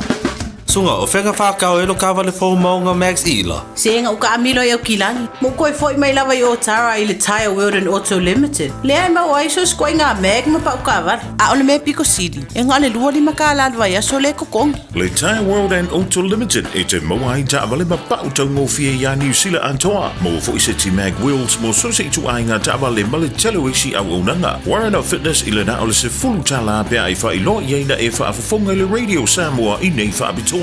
Talia wins quotes, cue cards, maisi. Walau lo le Tire World and Auto Limited i le lua fitu tasi tolu o mo pa uta avale. O le lua fitu wha tolu lua o mo le fale inisinia. Whai mea alofa i a inga maua i Samoa. E ala i le whaatawina o se hotel ta alofa voucher. E mawhai ona whaongaina mo aso ta ua whailongaina. E pei o aso whanau, whaipoiponga. Pe whai malolonga mo ta whawhawai whaiungo vai aso. Whaatau e oi New Zealand nei. Ai piki e lau a inga i Samoa. Tanga i ane i le pacific40.com/hotel. Ma whaatau nei loa. Pe wala au i le o lua tasi o valu tolu lua tolu. O lua tasi o valu tolu lua tolu.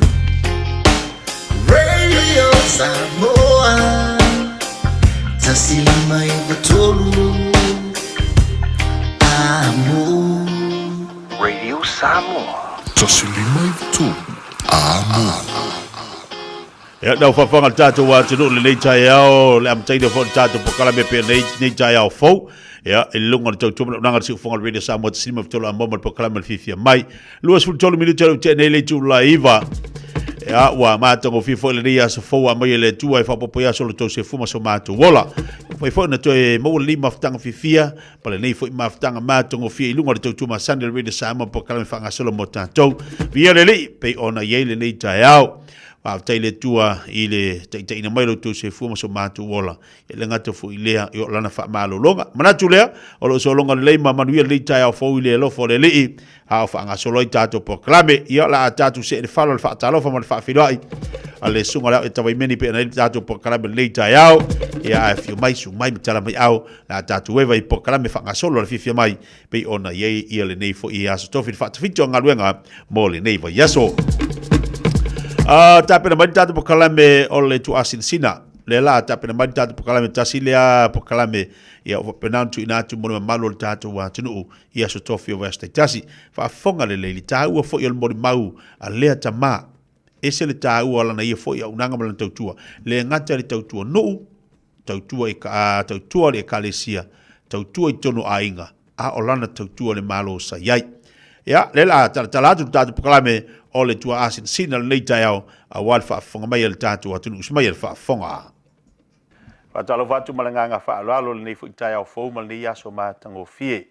I le alofa malanga le lei o le tātua mataisi le langi. Ina ua mawhai ona tue teita I mai le soifua o le tātua tunu maso mātu wala vai. I le whapoponga fo nei o nei pokalame o whaingoina o le whaatalofa I tua asin sina. Manatu olo manuia nei tai au le alofa le li. I tapo inga maua nei tatu tamam tina matu e moto malawa pe fo ia le ufinga luenga tofi le tu so se fata fai taulanga ma le loa le tatu tunu ia vi le li tatu fa tai le lofo le tua mo fai on to e mo se fa poponga nei pokalame a ole nei foi pokalame tau mo fai on na to e mo waiso na fa poponga ia wasi ai foi el pokalame ale fia mai ia le unanga foi mo le tautua ale pokalame tu asina le ua mafaatasi ai ma se tasi foi o tamama tua. O se tasi nei o auna ua leva o na ngalua I Samoa. I tūlanga o whaia onga, I o ngalua ngale mālo, ai mai se foi o na tite mo na whaiva. Sa ngalua I tu tonu o na ainga. Malanga mai New Zealand nei, wala uina le ngalua ngale atua, I api o na aveai la ua, ia mo si taulanga. ya po whawhiangainga si tasu e kalesia lea sa ngā rue ai ua matua le soifua a o leo mawhai o na moile avanua ia e anga i mai whaatatanoa le nipo kalame o le whaatalofa i tua asina sina e mana ia le la whailo atu pea e le tama e alona swafa ia e le ngata fo ilea se whaatalofa mo le malo le tatu atunu a nga ilo le tatu po kalame i le aunga au te o le neifo i tai au whaatalofa atu mo le nganga whaalalo tu mseve ma lor se fo manuia ni tai au fo ia lange mama ma se fo manuia le sunga le Eli ofisa fasalalau o le porkalame o le tua asina ia me se foi lo so atau mo lava na faftai le a o leo mawhai o na moile avanua no tato lava sile faile ni tai o matangofie o ina ilu talu tato te mawasene ia no matangofie le lo fole atua lona rua ia o te fafeilo ai me fatalo fatu le sunga le ofisa la oftalenga tia po la sunga foi lo fai matai ulo le nei por kalame le lawa sina ya pa usesi tu ya o pa ia la valea ile la inga salvalasi pa ia le inga pa ia le ngata foi le ia pa ia la valea wale papa le fiola ulu ya le ngata foi le ia la tai tongia in fala la oftalenga tia ia ole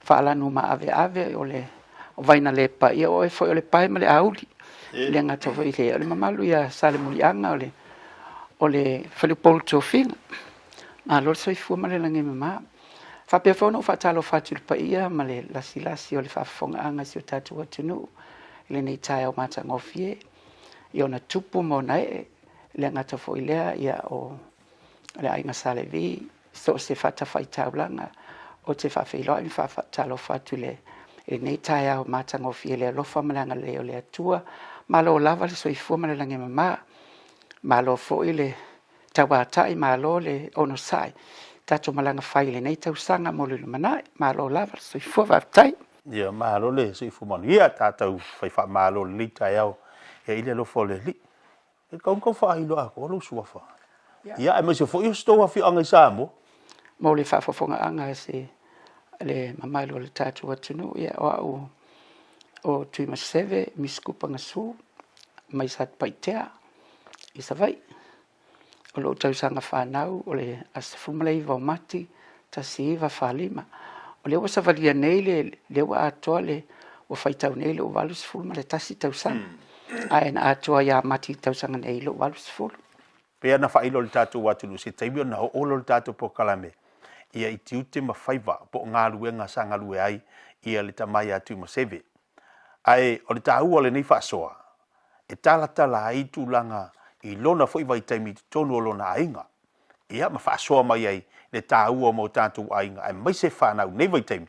E ati e ai ma tapu e ai tātou ainga nei vai taimi. Atu ma seve, le a se meo e manatua ai i alu ainga. Se mea whainga tāna ngalo i atu oe, au e lai titi tono le ainga. Ia, au e a onga, ia ilo tuputupu e fo i le ilo wa aina i o tua a, le ase mea e te mana tua i le, lo ainga au e lai titi. Whaftai tuitia ia, o te manatu, sa fisili tā ua fo i le mo tātou i le nei vaenga o le porkalame. O a o stangata na ola mai se o langa e ese le lutia i whaingatā. Le winga o lau tala na amata mai lo o langa i se ainga mani mātua e mati tiva le tango lima. Ia o le nā vai tau ia sa ua o ngai le o ngā tūlanga lua i Satpaitea. A o iei le o ngā tūlanga lua Satpaitea i le pitonu le wa ngai le o ngā tutonu o le pitonu. Ia o nā vai tau ia whainga tā ia ele aini ni nei mea ua masani ei i nei ona po e o mani mea ai ia whapena fo i o mani se vai ia e taitasia o fua o ngā pe te le lopo lale umi o fua o ngā sa whaanga le nā vai tau i le mativa ma le lima vai sa tango lima ia mātua i le nā vai tau i mo meo popo ma koko na o vai ai na vai tau ia sa ia ile o ngā umu tau popo si o tamaua si o tamasa fai mapule nu ule na taimi ia o popo umalal pitonu e tau umatua ia ile o ngā umu lea ia ele ngata le na ia a o koko ia o te manatua le na vai tau mateo ma si o tina ila mātou tonga koko ia no la tule tae mo me o koko fo ia ai sumu pai solo na mai lole mai fa il fulu e fa la o te manatua sa ia ile fale o loa ile vao o sa tu fia ma papa le taimili na ale tama loa e ngo ia ulu po au o inala mātou te ofu ai mātou koko nai muli koko a fa pea ia onai tupena na mai ia fa ia ile ai ngale na taimi a le taimili na ele i aini ni tālama ni sene a o sa fa o ngā pauni ma seleni ma pene taimili na ia ele ngata le na ia o le whaingata ia o le nā taimi ona o le o tūlanga i ainga ele ngata o le to tele e tasi se o ngā umu ai ia ni tangata tai toi titi a tole 50 tangata a tasi o ngā umu tasi le fale no fo ai ia manai fale o fo ia tua e mapu ia mana no fo ai na ilunga li fo ia la to te tautua ina ainga ma matai o le ainga ia pe o mena le te manetua i le whainga tau le o langa sa whianga i mau i le ngatele na sa tawivi ia i mo mea onga e sa momui mo meo moli fo i e moli matangi ia ma meo moli penisini ia o isi taimi o moli fangu e le aini moli eltise ia e whai ala mea onga i moli fangu le tele o taimi ma meo moli matangi ia e umolale karasini ia umafo i mea onga te lewa i sesi pe o aso nei na una ti ale moli ia na whaile o mea onga e alu ale taimi a to whai mea onga e fualale umio whai o mea onga i le tele o le karasini ia ma moli whang ia o mai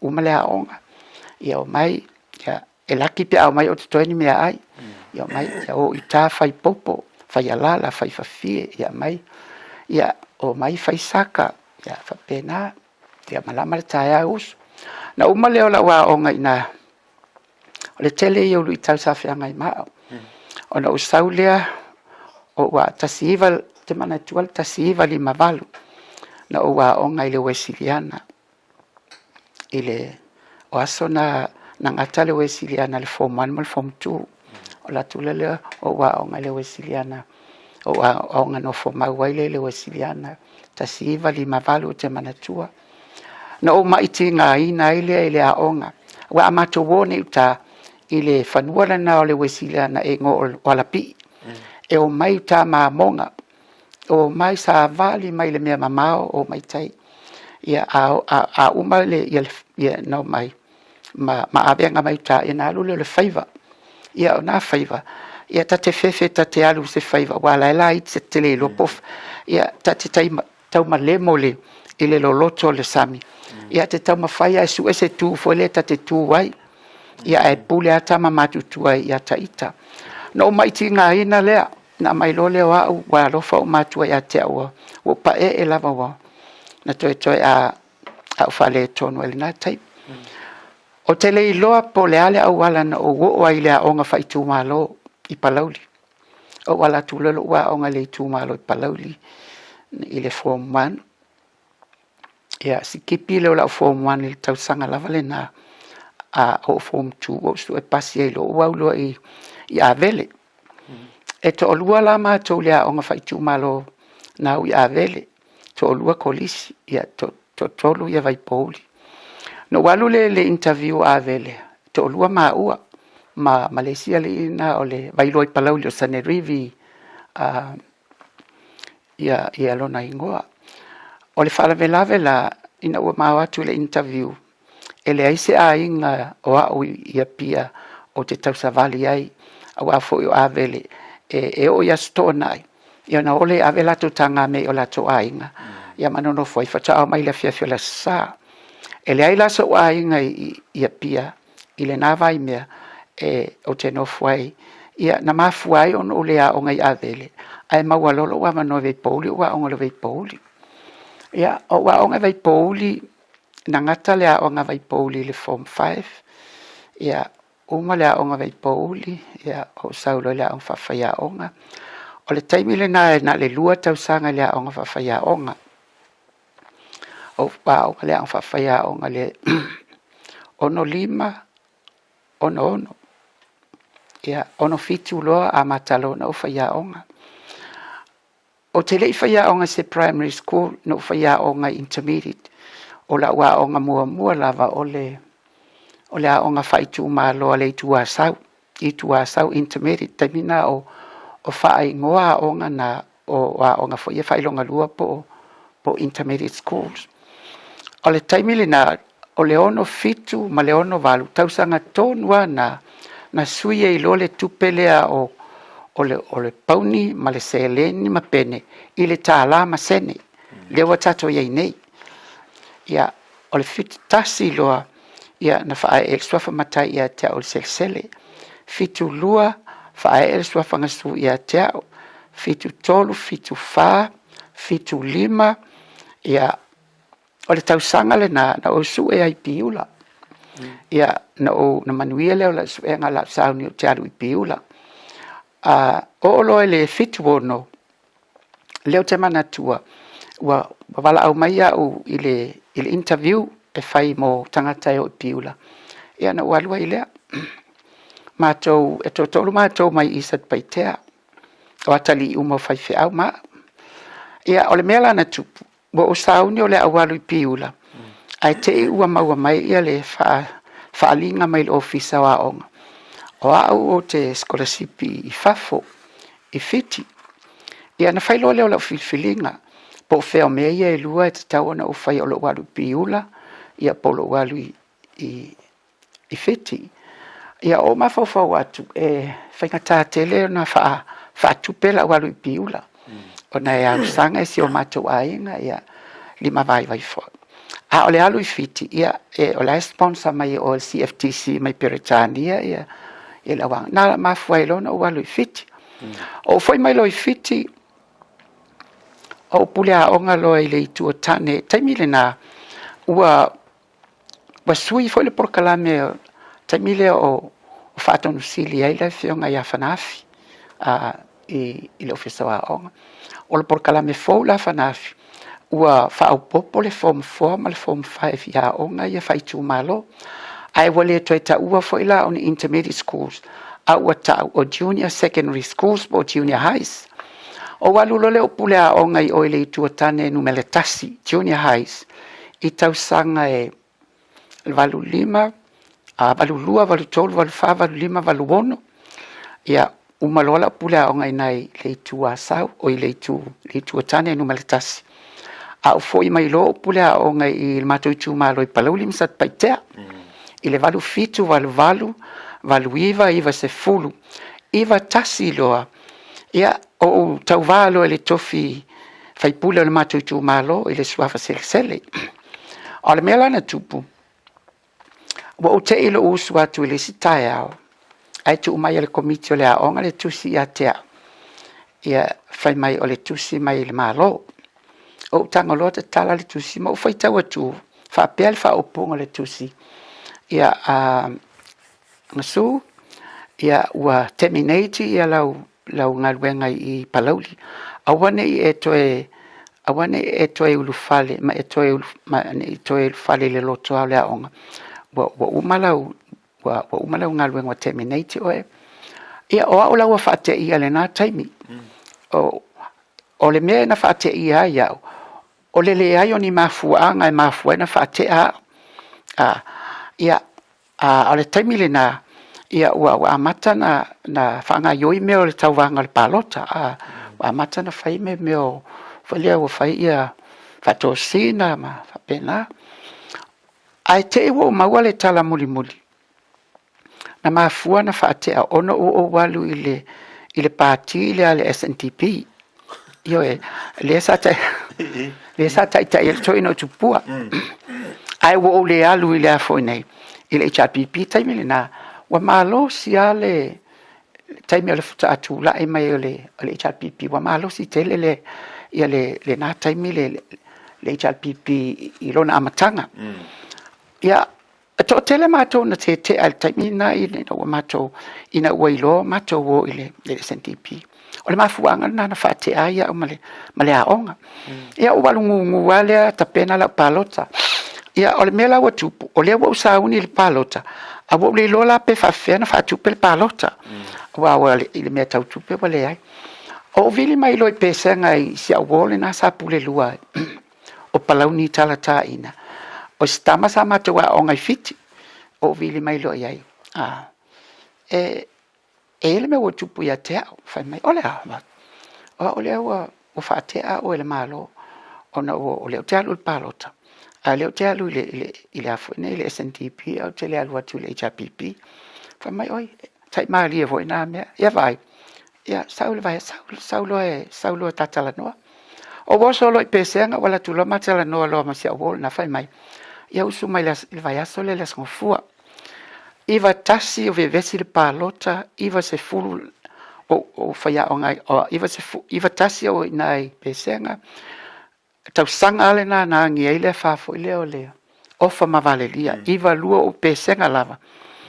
Iva tolu loa, o saule mato ai, nga wale ai umani fale, pa umale a wha a wale ai umani. Ia o saule loa whapea, ia, o la uno folo e toi whaifale o le mato ai. Ia uno folo. Ale taimile na o lao te komiti tu mau i le conferenisia alimetis ia mai o ave fo ia o mawhailau tusi al matomatanga luenga i pitonu usat paitea. Ia ona talo sanga mai lole o le komiti o a onga le metis ia tea e mo mia ni whaia onga le Wesiliana ia wale ai ni whaia onga o ia matoe ati ia le onga le Wesiliana. O tamana tua po le taimin tato i tia ina whaasola tuai. Ia le la ta whaatasi le taimin nai le Wesiliana. Ia iwa tolu, iwa wha, ma liu lo si utina. Ia o whapea loa, ia o te tau lono o alu esem Samoa. Se i o wha, se i tau wha maamala, ia la wavenga o lo tau. Ua whetongia i soloa au wale loa wale sa ngaluenga le malo ya le ua fale tonu le ainga ai se yo sa ni sila se tau relax lo ma fau ma se ma wa so fianga ia no afua no sa ni sila alo fa tai ia te le va ngai yo e sa no ia e ma se fo ia tu langa o lo to tu ma langa i tono tatu watu ali malanga mai ni sila ola sa tilo tu ma se ve i tono lu ainga na vai taimi ia i si o tama ma se utina o le koko ma le popo ia e mo mau fo i fa sa uina le saunoanga kasi do nga ai ko ki ngu a ko ka ko popo i ai le se kupe mo wa sa fa vingo fiela o va ina vai taimi ale e nga luenga sa fa i na utua o le fa fanga ia ai le sa le tango li na vai taimi ia fa taitia o se pela va o mo ta was tulanga e selfainga ta ai yai me ta ua e o mai le taimili nei e le ngalo ya tea ina vai tau e to atele le ainga e tasi lua tolu ni fale ai o ka ni lungali o lungali umana tau tua wa pe o lo tama o le o ia sa tau sia le ainga le sa o le mato ai ia e to tele ia nai ulungali fo ia sa la tau tua ina le ia se utamama se utina ai ai me e o mai le taimile nei le ngalo ia tea me taua e le toi maua e o mai le taimile nei o le winga lau tala o le mafutanga foi le o le tama ma le tina nuclear family and also the extended family fatasi le ainga tama ma le whanau a le ua patasi uma le ainga poto i ia e uia ina to tele e ai fatasi mo moi fatasi ia ma futa fatasi ai esele foi le we feel confident, if we feel comfortable all the times, e la ngona le mafanafano le mafutanga, mātua ma whanau. E whailotu whaatasi le fiafi, ia so uma, e whaile eo le fiafi, e mauti noa le lei e ungali uma nei, wa poto uma whanau il whainga le lotu le fiafi. A o whalena o le aonga, e ngā lulu e whaatasi tangata uma, o le maumanga, ia o whaivere ngā talo, o uma iai tangata uma le ainga, whaivere ngā talo, ia polili le, ia ma lalafo, whapena, e ese, e a o vele ngā talo, e o uma, ia a o mai, e tofu a venga uma, e tangata uma, e o mai taile a ai, a whaifo la le kuka, ia e tasi se ulo a, ia e pala whaatasi e le whaingo se saka, whaingo se e toa se ato te lea whapea, ia e fofo ia i whai, ia tūmule nā ato, ia o talo le si ato, ia ai fia, e mafuta fia, e momoe fia, tala noa fia, ia e, wa ese la ma le taimile nei, wa whai ia le tangatai, whai ia le laurungali, whai le urungali, whapena fo ia le sao le ai. O la sau, la se la ngonga sa i oila, i ngā vai kaimi. I lo kilo le ka mawhainga ngai o mākua. La se ngonga kwa ingo so loko sa i. Sa e manga o ki fia whainga ruenga. Sa e manga po la se me ki kaunga e whai e so soangi luka māmaru ki ngā vai kaimi kongo le ai. Whaftai titia. O le mātou tama e se le te lo ele se mato eso el matama mal matina ele la ngona se leo el matama e lo toma ulalo ata utala fo stama ileo ha ia pe ole na ta ingale na ana yo matu sa ia se si o mato e fa fe au ia alwai lava ma lo le lo le wo le alu piula o yo le si me na ngalo ya tia wo foi mai lo i fiti. Wo toe mana o te toe alua tuli ia piula. O walu loa o toe sue i piula. Ale mela na tupu. O le taimi fo ile le i amataina le suenga. Ai sau loa le si tangata sa supervisor le suenga. Sau fai mai a tea o fai mai. O ele o ngasu fatu i. Mai ia o le awa mana o mai ia le chief supervisor e te aluatu. E ele me fisala no e te oe. O walu lo wala tula e fai mai. O e mana tua na e su e piula le tasiva fitu lima. Ai tele Italia. Ale o e to e su. Fai mai. Ia e tele su e la. E tele to Italia la. Ai vanga nala lo. E te awai le interview. Ai tele to e su. Ai pei tai. Mana tua fo le taimili na wo fo i mai. Ai toe tofia au te fili mei e lua. O lo toe alu i piula. Ma lo ualo te pule a onga i oi whangamalo.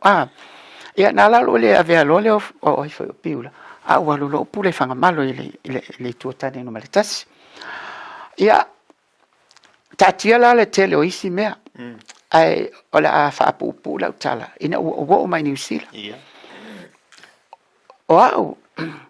O fiu e fai a onga le tele o tau, ia pule a onga. Ale wo sau nei, I just want to come to New Zealand for relaxation. Whailea se wha mama se o fia. Ma lo le loa, o te whai au. Ia, au sau lo lea, o whaitula tasiva iwa wha, tasiva iwa, o malanga mai tasiva iwa lima ina i New Zealand. Iwa o no loa, ia, ma whetau loa ma le matou ainga, ia ma whaipoipo, ma no foloa. O whai atu loa i lo tōlua, o lo tōlua la, ia o le whaleasi, ia e sau fo ia o le metutisi, awa o fo le metutisi. Ia o amatalona whaile ma ainga, o atia ele ma ainga, o whapea, po lea lava le ngā luenga o te alu iai, ia la uaru whaasau ai, ia i se mea, te mau ai se tupe foilea, ia whapena foile mato ainga o. Laile leile na ngā luenga le taimile na, wa lewa na New Zealand nei awa o le whatau sau. Ia, o fatu le mato ai o mawal mata mua ya so malonu o fatu le mato ai o le lotu mua ta te tau iai po le metodisi po le katoliko po le mamona po le EOT po le alava o tatou le na noi ele ma olo le sa ma o mati ti lo fatau e se lo talo lotu ya o le lotu mua le na matau iai mateu atu lai tu mo metanga tai lu mal falsa malava papai o fatu o le lotu le mel na tau atu iai a mateu tu o le lotu le o le la mosa fa tau tu sa po tau metis tau pe iai na ya malo lotu ai lo tu sala o te aluatu lai le kalesia le e to alua tamaiti sa o nga ya te sa mo io le ala I loa la ua alu le li le sia li fai au o le tama loa la sa wa o nga sa mo sa pulea o nga sa mo io ia wa matanena ai o tele mala le fai au e o le au lotu tele masanisis ai na o wali la ia to bo mai fai mai atia o mana tua ia sa wa o nga ya te o ia fo o ia le la o mana tua o le tausanga le nana fili ai se fai lau tusi le kalesia. Ia, na te e le wo fai lau tusi. A o te le malama ni me fala mo sama ni me fai fakasa a o me tutisi. Ia na fai au tango ale pa wale mea o le tusa o lo ta experience le na maua mai Samoa. I le mafutanga mafai fiau, mafutanga I kalesia, o salavo wa nga sa au fai pes. Ia le la fa o ngai o lo tau sanga mua la I o fai lau tusi ai. O lo tau sanga folina na fai lo tofi ti a kono. Ia. O lo lo na tau sanga lo na lua. Ia so ma lo tofi a wa. Ia. Ia wa lo ia fa pea. Ia o le lo na tolu lo tau sanga. Fa au lo ma tofi fai lua fe ma le lua.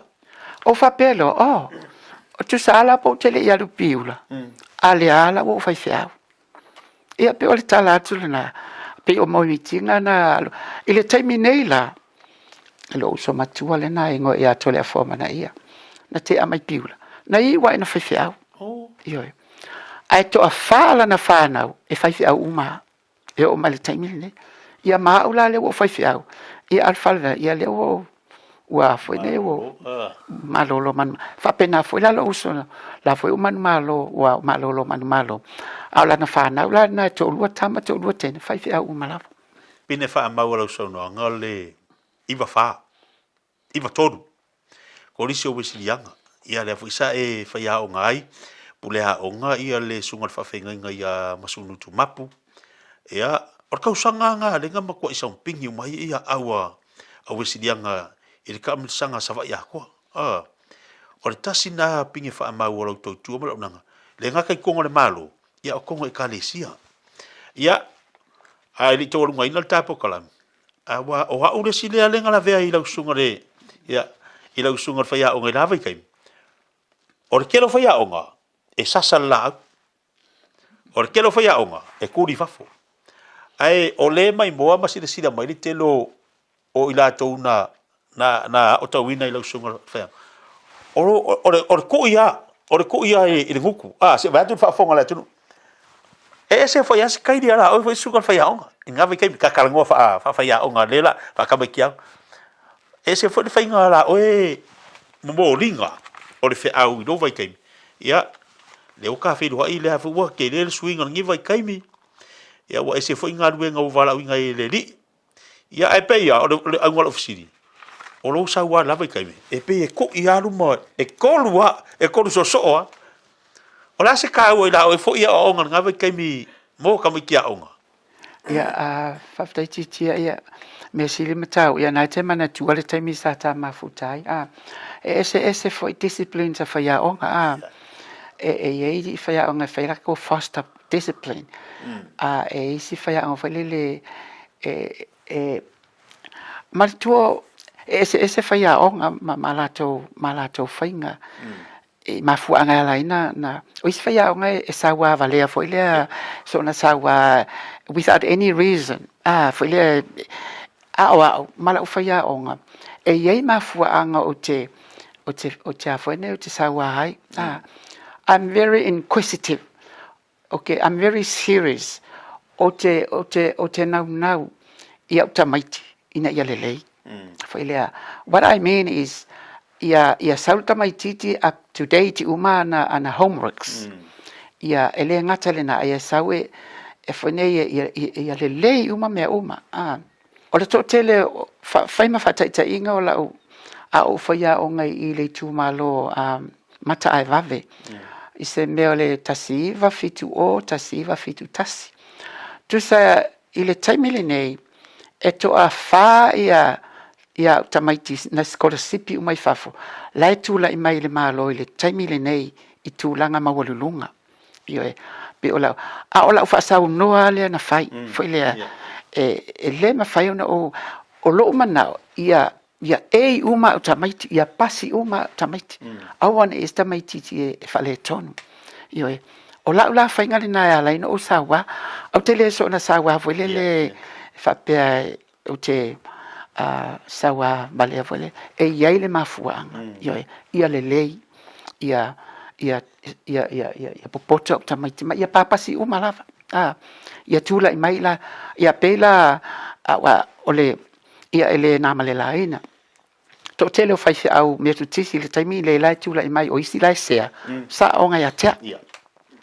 Ia o foi lai fai lo tusi o le e kale si so fatasi. Lai ele taimi nei sa onga fai a tea.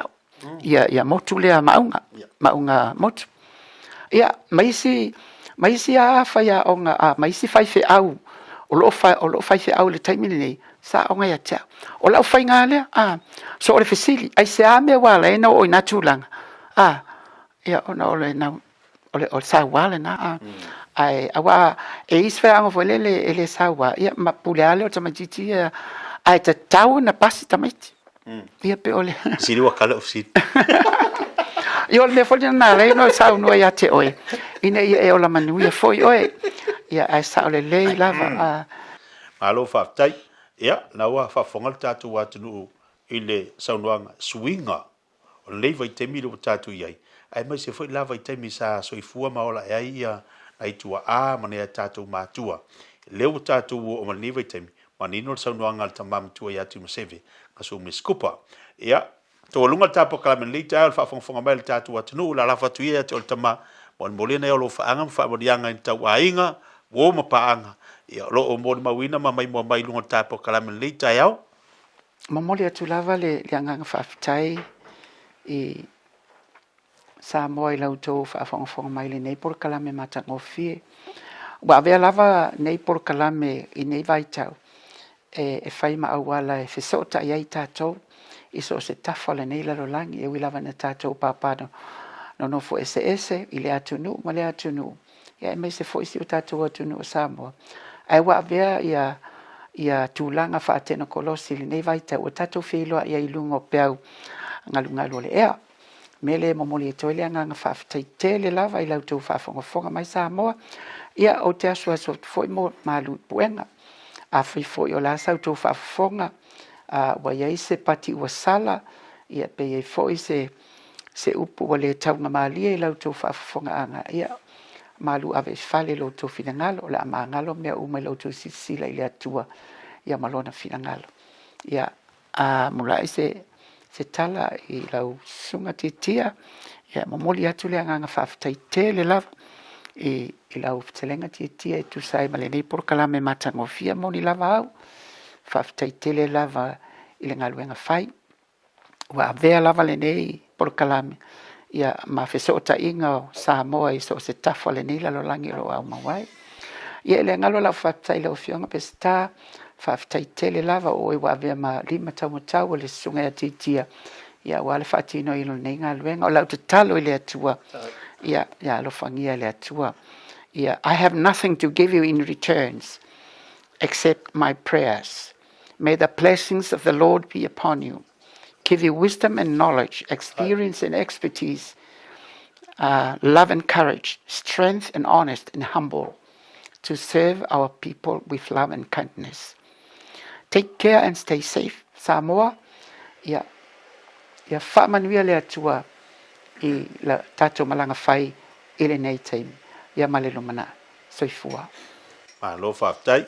ia whaftai at foi lau whionga tumu seve sumi skupa o le avanoa mo whai ai o na whatatanoa ia matalatala fo tūlanga o lo soifua ia ila aso au e lai titi ba tango fie le whaasoa natu o leu a veo se whamanianga le mai mo sila le tatu watunu pe ona ele tatu pokalame nei tai au ale talo fo pokalame ia whamania te lele atua ia te o tama eu tiu te mo faiva mo wale malosi ngata fo ile le whamalolonga le li wale tau tuaino e kalesia mai se fo ino ia maainga tau lunga pokalame ile nei vaenga o le tai au o le whaatalo fo itu asina sina pe ona iso na whapoponga o ile nei fo iaso fo le alofa le li manatu la tatu te mafuta ile vai fo sisi whapoponga nei pokalame ai mole atu o lo whaanga o le tautua mala unanga ile nei iaso mai a tau nei tia a me se fo ile tatu inisilia ia pesta soifua mai manuia.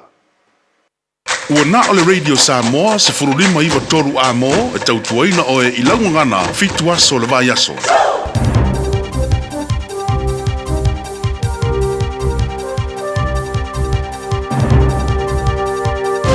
Soifua manuia mai Aotearoa. E mana tuaina le Matt Brown. I al taimi sa lao mai ai malon to lua ma se ai tia lo mi aina stus faitau. Mo te mai te whiola nei tu tonu ainga fatu prevesi. O le pole sa fsile tuainon tolu ia tia, pe o le ana me mana oi pe a whaiatu seisi ia tia li taimi sa no nofo solo ai i no fuanga mo suru whainga. Sa wharia e Brown i le vaengo tala le staff, o le se fulu na tau sanga sa no nofo solo ai no fuanga o mo suru whainga mo tina matamaitai, i kala estete. Ma whaia i lona tolua e mai mau beana iei sei se wha sa whai lele o iei lalo mo na uso matalano atu. E le o se wha fita uli lea mo i la tau e tau avea. Se mea i le te tau o na o ia i la tau. O reita, wha atu vevesi, ma sa wanga sa ia i lo la vāmanon tina, o nona manatu sa iai. O se wha fita uli tau ia i la tau. O le whaia leo mea uma e ma whaia e wha fia ilo la tu tamā. Ma whesosonia i whi au e whaia i le whale. O Brown a malon tolua, o lo i tuase ngā o inga mālosi le te lope te ei whātu we vesi no tonu ainga ua ilo ai ole. She is not your rehab. Se wala au mālosi le moni ngā o inga e whaia. O se lātu se whaitau piru silo nāru mia o whaulu talaina lava i le ingoa. E wha mālosi au ai le itu pāo li ma te mā. Ina ia li liu o lātu o langa whātu we vesi. Ma wha vaese si o mianga saonga le mūma le ola le lei mo i la tau ma o lātu ainga. I le siria mas futu sanga o whaafoa e Brown, i ane kulupo lango lango e te te e whaatu bevesi, o li tu paoli i mai no whaanga e pe o whale o tiulu, no whaanga e fausia i whale, no whaanga o kengi, whare pui pui, ma no whaanga o tangata o ele ele. Ma ua li liu nei le lātau la inga malona to lua i leisi au ngā tu pranga i lātu si whaitau, o ilo ai nei ole, this is not yours to carry. Se tala alofa, a toi wha malosi au e so soni ai, i tamaiti, e whiolane tonu ainga e ei vevesi, ina ia mana malama i le ti ngā lo si o mea i lātou, e leo se lātou ti ngā, e a moina. Ai o leo langa lawa i o Brown, sa wha a tūlanga ina i mawhatianga, ma le wha ola tia ina, e iei po e o a i lona ainga i se tūlanga matau tia, i le nofo i pe i le fale, I lona tina e whaala la fina I la tō mau nau se tonu o pusa I la fua I ei lava lava tuai, mo le whaala abra tonga mo so sonia la Salvation Army, e whaama mo e ai mo lo latu saunga le mu, mai lo latu tamā. O le tusi wa tusi nei mo tamaiti e wha au tūlea, I le tamaiti te ingo I a tai, le sa whaali ai a Brown, o lo na ingo sa moa, mai e tā uai e manao e so soani I ona tingata. Ina ua mai ona la fo ia le lus fulua feo kopio la tus faitau mua sa tu sia I fale pui pui tu tonu la tunu au se talia le tukuki ma peritania o taula I nei a Brown e fa mea lofa le se lau lus fulua feo tusi o le la tus faitau le mota maiti I tamaiti uma I a onga a inga ma no fuanga o sulfa inga uma I a Aotearoa. Ua fua foina na malo I le au ina tō tangata soe ngā nuenga e so soania I le taliatu I a fianga o lo longa sa a fiai tu malo Tasman ma Marlborough I le motu I saute I le vaso ma vai. Sa fōla folaina le tamata I ministau atina e lautere Louise Upston I le whātino ino le porokalame o ngā nuenga whaale leia o le Enhanced Task Force Agreement. Leo le whātanga I le whaonga ino whātupenga moa o onga whātei type of trainings sa palai, whela ua inga moa, whela ua inga, ma te tongi ai te ngata o lo maua benefiti su ngā ruenga mai le malo, e fesoso ni ai wha amamanga. Wharia Abston, o rea ngā ruenga e wha ono ao fia i le wha amamai no la pisi ma papu i pui o whale. Wha pea le toe whale le o whale ma ala vai o whale ngaina. O rea porkalame o le atu usao ai le au sue ngā ruenga i vahenga, o le asili atu na mana o mi ai se fesoso ni e pe au whai whatuanga, mo le wha amamai no mea uma o whale ngaina. O le por kalame o ngā ruenga whaale leia, o le isi leo o whātinonga, o whai tau sanga o whai ma apa iai le mā lo mo ngā ruenga susani, e whaia. E matua i tele ni a whianga sa a whiai niso vaenga nei tu mā lo i Marlborough o Tasman, ma le matau tio lo longa sa iai, i le vaso o mawai. Wa iwa ne lava ina a wai New Zealand isa tunu i lo rangi le poe vaina o le ava noa malu i tau o wala whaate kon losi o iei nei, leo o ilo ai o le AI, Artificial Intelligence. I le whaelo ina e malo i ala na fuafuanga whaatino le a wala whaateknolosi, mo le tunu. O le fuafuanga o whauntalina o le investi ma le te tununga toto, por investing with confidence, sa whaafeilo ia ma le naunau te inga, mai le au whai businessi. La petai, e iai atu lunga mai a i lato o ie papalenga, i lo lato whaaliena, o whaate oto ese a wala matautia i le anga i atu le luma, ma se mōli e whapapole na i tūlanga o ilo i longo whai unga e whaia e ilo ai le lei, ma le leanga o a mio.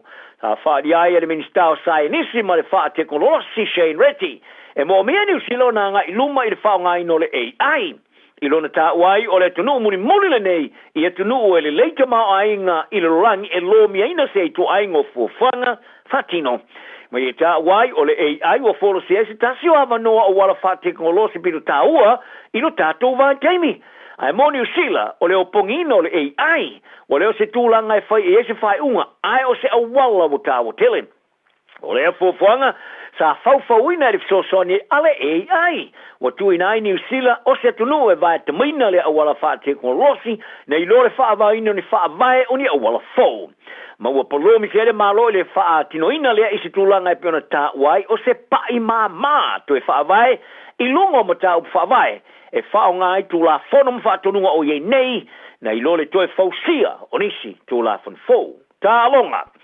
O se tamaitai ta alo lau laka pia tamaitai ele manusina sa moa ia Senate Rider wa fa apa nei le pengo o singa le kivalito e sa ili ai ni se le ni awa ia mo ta mo sanga mo po rolangi e tamaitai o le fa te pino lau laka pia pe le manusina e fainga ta tele to e taunga ta e pe na vei ma venga ma mafa yo la tu mafo fau e pe ye tu si ai lungo o wala so ta inga le tele.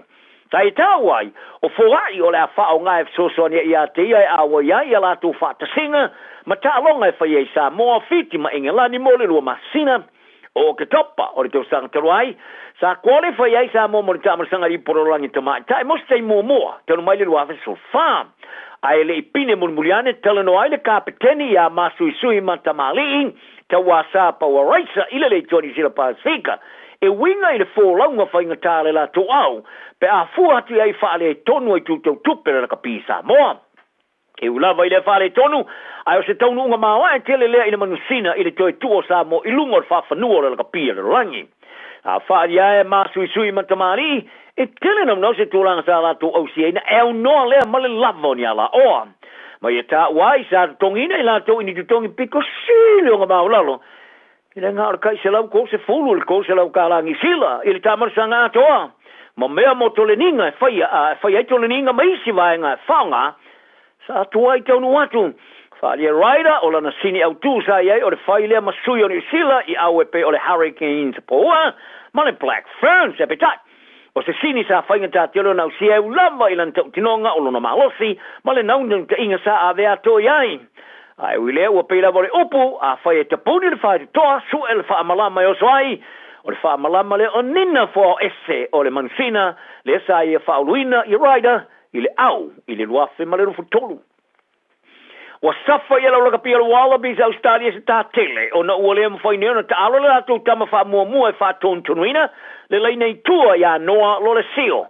Mo le ta alonga whai tau lia mua mua ma le Liona ma a Peritania ma a Alani ino ua mai anson sa tautonga sa whaia. O le sio sa ave i fafo ma le malai le fata ma se a whianga ilo naua i le teima le ta alonga sa manu malo i a fiti le susa ino o taulo naulu le mutia i se poe. Ai o se whaamtalanga sa whaamatuina le pule ngare Wallabies a ta wai, ina ua mai ona mua te tala I tua lo le sio. Mana whare mai le pōra sa, e pitai. Sa toi tau fia mo se tau tonga sa whai ai le songa fua ina mai ai o le isi si aki whafo mai, sa whai ai. Ta wai, ua iei le wha moe o le atoe ato o tolo no maosi, mai o le a wha alu sina teimi le toi ta alo ai au wha wawona tonga fitinga. O le whai a onga le Wallabies a Joe Smith, sa ia mua wha ta alo ia lo le sio i le ofu numero se fulu i le se fulu mani tolu o le se fulu mani limo ta alonga whai taulia, o lo te sa ia te ia telu mai, o na vema whai a onga le Wallabies i tau sanga o mawai. O le a ia whai lo neila na au mo ta alonga whai taulia tolu mani liona, Peritania na masina nei maukuso, that's free. Ai o manatu ia le po o le All Blacks a pase li tosi. O le a tutune I lunga ia si o le ola kapia le toa vine frani. I le mai ai o le talonga I le stona I Dunedin. Le sa to I titi lava manu malo I le All Blacks. O le a o frani e mafuli I tama televou ma se vaenga o tama fousa la to tu leia le All Blacks I si ta alo mateina. Ma le fatau tino. Sa mafuena ta alo malo si diu si le vau. I si tulanga matana sa nue o iai. Ma manu malo tosu tasi lusu fitu. O le tāronga whai taulero na lua e whai Wellington I le stonai lea ua alumia umai pepo fale. O tosi, sa sui atu tonu le tāronga I Dunedin, ma vave ona I loina I le tūranga whainga tāma le whātau tino. O le tā alo le au msi mai, ma I whali ai. Sa iai e tala noanga, o le aulo na lua le hafarani wa uina mai pe kai. Sa matua step ulunga le lātou tā alo. Whali e tosi wa lātou loina I se tā alo palo farani o le ai e nele stonai, e su e nai so lātou le lei. Tala nal ne aso, tau tuala, tau tala I le mea te mawhai ona e whātaunuina. Manu ele so. Radio Samoa. Taslima I watonu amo.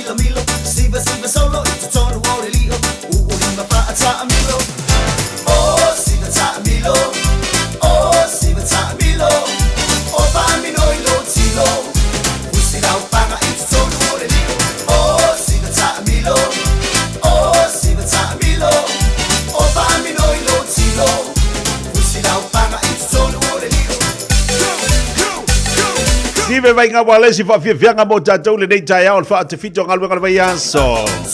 Ia wa si waka amino fu ili aso kofi ya. Aso malo lo fu ili a tai au mo ila tu e malato ngalwe ngala stofu. Ia ila tu e whawau ale weekend e si waka amino milo i tolo whawhi ngalwe Ta wala lo si waka amino o kawhana masingi. E ma wani se lengi. Alo si waka amino le au kawhana palangeke. Ai fa mo mo ping fiki. Ia o tau malulu fa pengi. O ka milo au ka fa me mo wat kala. O ma kalonga se kai mi fu ka kalonga kalonga. Wa nga fu ko fisini mai po fela of nga wa ka po irunga le makeki. E de yuma la fa ronga lua ka uri le of. O la fa kan kan di si ok. Le vata si bala unanga tau tua le tai word mo tatou le nei tai au. Sunga ya Victor mo lato unanga basani na i Otara. Wa fo tau tuino tatu wa tunu un fa te fito ngal ngal vayaso. Tala fa Victor malo se fo manuel la sunga nei tai au malo fo la pali. Ya, tai mo vera sunga ke tia malo la sai malo fo tau tunu. Ya, malo fo ta malo si nei tai au ya. Singa malo fo nei tai au ya talo fo la se fo ina sa mo ta sama sina maso ma ku te mo malo malo la sai malo ta wa Aso tofi. A uwa vai atu winga le taua Victor e fesi fa malu mai o ngi kai au. Se afu I ha winga le so kofi la ko. Ko nga so kofi malu. Ia. Nga singa ka ke vela. Nga kofi ya. Umbara ite wa ele kamino bilore. Baka pa ngi ya so ara wa ko ana ka tan ke Ala. Kaba vilanga le lepi e mai la vela pi e u ko api bangi nguki mai. Ai o le uri ka se fulu lua ko mai ko wave la wa maka nga malole pa. O malole mangi nguki o fio koso. Kia nga ko. Tapera ko le. Yo power. Esa no por presidente lo si va Camilo Macoso que kama ya ya kan bilo ni ya swa mai kwa tau ai pa ke la ole me Camilo Milo mau Camilo Milo le makaki lo ko mai ko wave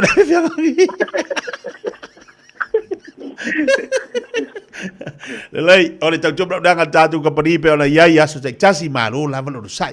Malo fo le tau tu ino tatu atu no ale mai tau. To tele ni so la tu lo anga ia te fa anga ina tatu te tua. Ta mata tatu pampensini. La se tu langa wo yele pa o tatu pampensini.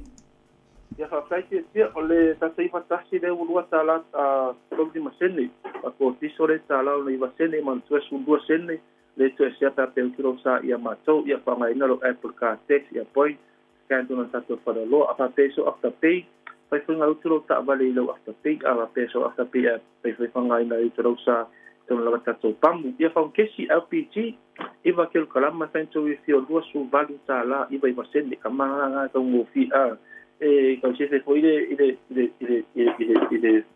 ile power funga tu fang kesi, pe kalau biasa funga fang kesi ya sabe ko vifio la aba pe oranga la fonkesi tenga so fonkesi fo tolo e tato pompesin a orengalo ya los papa na se fa numero se no tato sei itman malo se si va il fatto malo sa va ya so te tasi se si tato la e fa le lo sa le tasi de matovo stamba ki road patino la fu service ya por la water service if you for mato ta vale se mo dunga la va fa peso fo will na sia disi do enissimo lunga tolo indisi ya o tato poli lifro mo lowing snow ko pu pass wind pass apa penga si ave fo inyo pu party samo to tele tato pu pass ya temine ide tato poli lia sai lo feeling apa ting tung ni ba so duas utala ile ba yaso ngasa fo le pa apa le ro sa ba pe le pa ri ton ni le ngo fo lo pa lo po o e pasi te fo le wo ya ta po atene pa o fo pa pi of players ile tato poli lia pu ta ba pa tau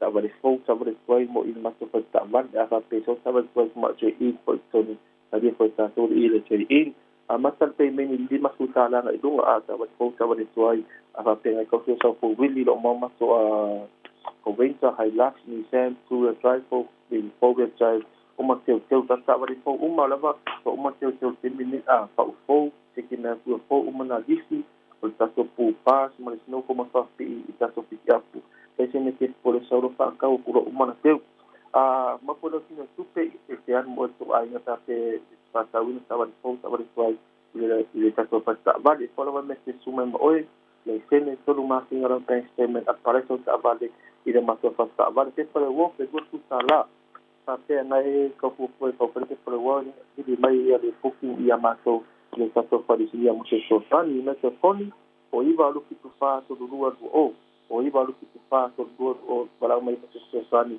ke ta no foi ne alu Samoa ke le ola vai ana Samoa le si voi tatou fa pa u e tasi bitu skulu pe o ta o fo pa tuai a fa tene kilo mo ki no songa le bupa o ta vale ya se no tia ki po le a to po vale a pa sin fa le to no tau ya pa sin ma se ra wala ya ka na le pa o ta vale ya ke dua ia mo pe ko se ki me fio a sa su le na i lunga dua skulu ya ta vale la mo ya ma so ki me se la mo po i pa sin adu ngo ta so fa ina sa tongi dua suta la te mi la ma serve a songa ko se ki me fio o malava o fa sa una se me ko se ki me se la ko mo pa fo o ke police pa fo o malava ko se ki me ko fa sa una i ma to fa me mo ta so vim ole a dua fu lu no la tele ia mo ta so fu wi la fo pa te ko so no master la fo ia fu mai mo ta so sai fo ta singa to vima ngai lunga e ko to tu ngai ta to va pe ki sa we lo la no pa so ta no ko to na ta to ki ta pa ki so sani mo oi e fai to tu ngai lo ki ma to ta ia ma no ta ma sani e ta to la ta pe ki pe le fai ma le ko ia ma to su ma ma sina e le ita si ta to fai na o ma la o pa ngai na se mine i le ta to fa pa o le nga ta fo le ta to fa di ia me te foni o iwa lu fitasi to o iwa lu fitasi to o wa au mai i le ta to fa pa o ma se swani ia fa sai lava se mara no so mo fai ma to ni sa so mai ma fa sai lava ala fa tele songa Victor Boltato ni poti le fo itaiao le mana ia wala wan le songa Victor lu fit fa to lu o i le lua fitasi tolu o lua telefoni fai ona so songa Victor wala tautua i le tautua masani al tatu tai world lua 45 minuto te dei le July se fulu ya watu nisi dei o tatu falinga se mai la unanga matautua le Pakistan al Pasco tatu watu le mo tatu so tainga foi ma Amerika Samoa pe ona le tautua mala unanga ale to fa ya pa u 24 hours a day, 7 days a week. Radio Samoa streaming live on www.radiosamoa.co.nz.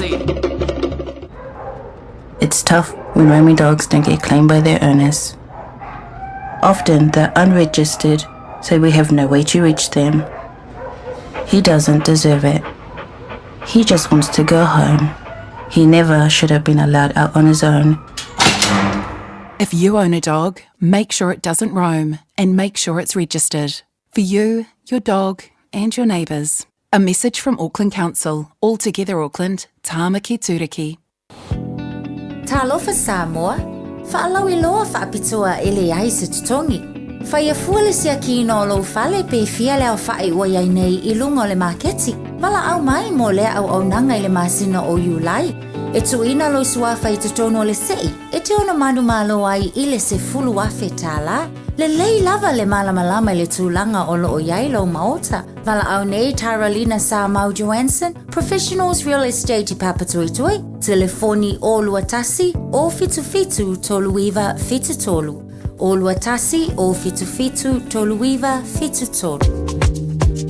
O le aho nanga le sabe mawai o lo ananga tae peo TV, speaker JBL, telefoni Samsung, moenga Sleepwell, City no 4, pusa aisa ma o loya ngā I leo mukuka. Maua foi o lotu aisa, vai tau mawha maisi. Tutongi I nei New Zealand e piki alo ai ngai Samoa. Whapsota I mai le Facebook po le Instagram a le Sapa Pia Samoa, pe emaili mai I le buy@sap.ws. Sap, lau fale o loa numero tasi I Samoa. Awane e misiele tui Samoa Manhattan mid-year dance e whaiale stona I aso se fulumala iwa Iulai. Amtalia le tulai fitu le fiafi. Na le fastful lima tala I le tangata e te fiwa tau mawhama e tau sami le po atoa. O la whawhewhia I le tui Samoa Band. Awane ngalo le tua tusio le iwa fantasi a Dominion Road I Mount Roscoe. Whaosota I lola fale tui a Liz e le olua tasi o iwa tasi o fitu o valuvalu. Mo se laulau mo oe maupa anga po o si o ainga. Le tui Samoa Manhattan mid-year dance le astonai aso se fulu iwa Iulai lua felua lima.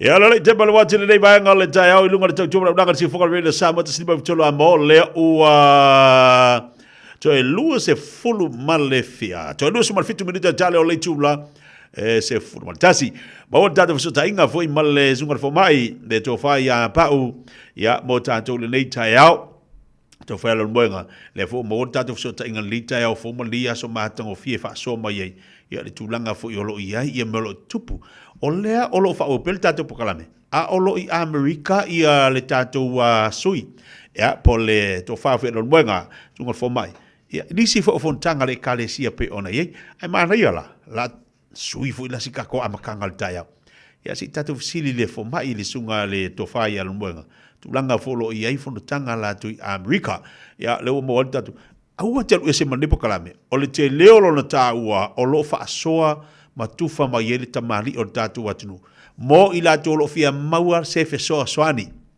le ngata I tonu o Amerika Samoa ia tu tonu fo tatu watunu ia I tulanga lava o fewa inga ia ma tulanga ma me o me te lo te fia mo lo so swani I tu tonu o Amerika Samoa fia le tao leo fa tsi mai ia le to fa ya lo mwenga awal fa wino tato program later ya fo patalo fatu malanga fa lalo la usunga fo mai pa o roi au sange ile later ya fo malo se fo moria malo se fo tia fatalo fat fo de manu le tunu o lo mo mai ia le ta u program le neias ia walta ya o le stofi e New Zealand ia au le fiafile ne le solulu I nei le ai o St. Louis Missouri I America ia malo se fua malo le fola ulangi mati tia o le island ia e tulanga ese foi le island o St. Louis I Missouri ia wale island nei sano foi e tangata mai forani ia ona fai ngoele e tangata fai pisi nisi e forani sai nei I St. Louis ia le island nei le afe fitse la uno fa ile ngol lato tupusa ia yo King Louis lona iva o le tupul nei o Farani ia sa avea masangato ele kalesia katoliko ia mafai ngoe lole no fangal nei o St. Louis ia po sangato Louis ia mai e winga ese fo ia famtalango le nei no fanga awa e falling mai o le no fanga le nei o St. Louis ia male Staten New Missouri ia e pito e mau lunga le malo Amerika le tele o me foi o fafita o lima sol nga tula fono ia atono ma fo nga fo na filita ita yo le kale sias fito to fio mai ile lololangi ato e usuie nei le ayo St. Louis le nei fontanga mo se fuluaso ia na mtenda le stofio mo vai ia mai fa mo fa ile asosa o le fai un lato no balanga whanga mai ne fontanga o lo whaila ia lo tangata whātawa ia masui o le Ecclesias fito tofio mai Amerika Samoa ia mai lo mo foila vano e malanga whātasi ai ma la mato presidente ma la mato whaila tusi ia ma o la whantua ia whapea fo initial o whainga aduenga I whengainga tau le langi ia ma whaife au o le mato fo Ecclesia ia whaatasi mo lato whaltua lo mato malanga mai I le nei foi fontanga awa fontanga ne ale Ecclesias fitu e wha e te 5 tausanga ma whataunu ia ma whai foi leo suinga o lato tau whinga e le ngata o teitai o le Ecclesia lo langi ia e whapea foi teitai o le Ecclesia tivise ma uni ma conferenisi ese e pe on whatulanga I le Ecclesias fitu tau mai I le lalolangi. O le tivise la le tau o le tivise o le Pasifika I saute. Ia e au fia Australia, o New Zealand, ia matonu o le Pasifika, ia Papua New Guinea, ia o Samoa, Amerika Samoa, Tonga o Fiji, ia o New Caledonia, ia o Vanuatu, ia e lalo o le vaenga le Pasifika I saute. Ia le folo ia latu sui o lo malanga mai. Ia ma awe me fontanga e taul fontanga nei tia vane fa fonga le tulu e mis foio o lato uma le fatu tuanga le Ecclesias fito tefio mai I Samoa New Zealand ma Australia ia ono fontanga nei fai te unga o tus fa vai ia fatasi ai matel tonunga le Ecclesias fito e fatu tus fa ia malato foi fatu tuanga ile ve ai ma Ecclesia Keusiano lo langi ia mai o le te momole nei o awai I fonotanga whape nei. Ia mai se foi ia le langona pe a whai va ai I le tūlanga o soi fua whaleanganga o tangata. Ia mai e ao ngā mo le atina enga I le tū whaleanganga. Ia I lava no la foi le tasi. Ia e mawai lava no e wheiloa ai ma le tele o tangata I longa o le Ecclesia. Ia a mese la tolo ia foi le sila fio le loma la tamai. Ia inisio mataupu e au ngā foi mo Samoa, whateita inga o le nei tai au. Ia Samoa la vano e tala noa ai mas te tasi foi o foma I longa o le Ecclesia. O lo ia te ia le fe au hoi lele e au ngai tangata mai suka ina ia toia me esele mai suka mai tangata. Ia o le ala ua whaile polo kalama e fuafua o Januari o tau sanga fau. Ia e avatu el polo kalama I Amerika Samoa ma Samoa. E whapitoa mo I la tau o loo a fia le melo mai suka. Ia o na whaiele o polo kalama ia whataunu ua I mawaenga uma I mawhaie tangata. O na ve ese le mai lea, pole ngase lea. Ia mai tangata. Ma mawhaie una le toi maua I le suka. O le ngala na tio to nga fontanga nei. E le ngata o le tu fa le nganga I tala no I nai ia le fio nga le li paani fa fonga le tulu. Ia ai mawhaiai o na feso tai. Le fa Britannia Network fa tasi maisi tangata I longa lo ia le mala malama. E mawhaiai o na au nga I o tanto tangata. Ia mole anga I luma. E le ngata I lea.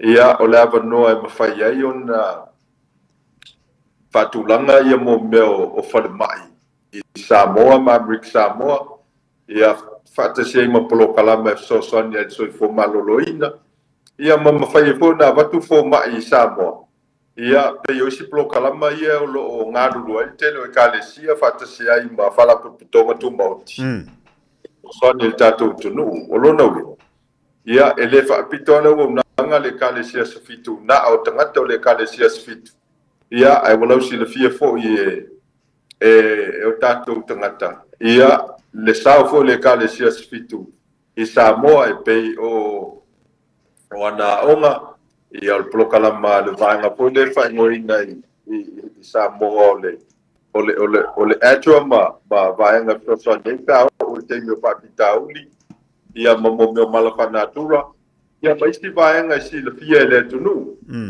ia mai pelau na tau ia o la fo le na o le fa o pe lo nanga I le Ecclesia fito te fio mai ia o le nganga lava ina ia whatupula ia le langona. E fesosani so statu tangata. E mana mia fesosani e pei o le aungol taplo kalama. O le whalau iloa ina ia mawhai o na whatinoina le fesosani. I so tangata sa mo whealawalo o maawele plo kalama. Ia maawele tu alalo man fautuanga. Mawhaanga ioi ia fesosani. Mo ila tu. Mana i tele le vaenga le wa ta ulo moenga i tulanga fonotanga ai maisia. O le maua le abono fo ile se i whaafongafonga le tatu watinu. Wa le maua atu to telo i lantou o le olo awa i atu tulanga le fonotanga. Ia, e le to e tau whailo le tulanga olo i ele maisuka. A o le tāua i o avanua i tuna e kalesia le ngata i la o tau wina. I la o wina le upo le atua.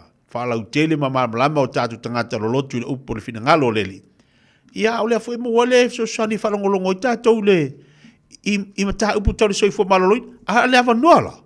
Na la mua haile la vatu ele na mata upu taua. E loia tatu tangata i mawhai na ese la le mailo le maisuka. Wa ele tatu tonu ngoisi tangata lo moenga. E whapea mai. E le koe alu ese le maisuka. Ia ale manga i whanongolonga. Karo sia ia ka mo sia vango whapea ngā lo moenga. E moni leti tia sau noanga. Ia, o le mea moni lava o le maisuka i mawhai o na toi ave SAP reverse. Ia, ese maltino tangata. Ia, mai ia wala e uia. Ia, e au fia ai, ia le polokalama hoi le o le whamalustino, o toi ngā mea tau sami e whaonga, o le ala ui a te au le polokalama tia. Mai le whafonga le tunu.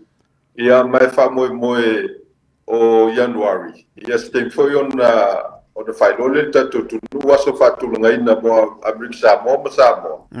O le apalanga toi fo mai whapitoa, o la la tau matafa ioile. Ia, o le tūlanga o le soifo malolo ina. E whapitoa la wale mai suka. Ia, male awala e ave esel mai suka me o tatu tangata.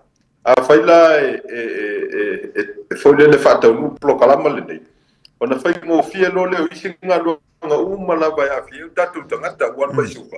Ia, e telo na fianga. Ia, o le telefo tangata ia e whale tonu o lato whatunga o seitulo. Ia, o lato kidneys.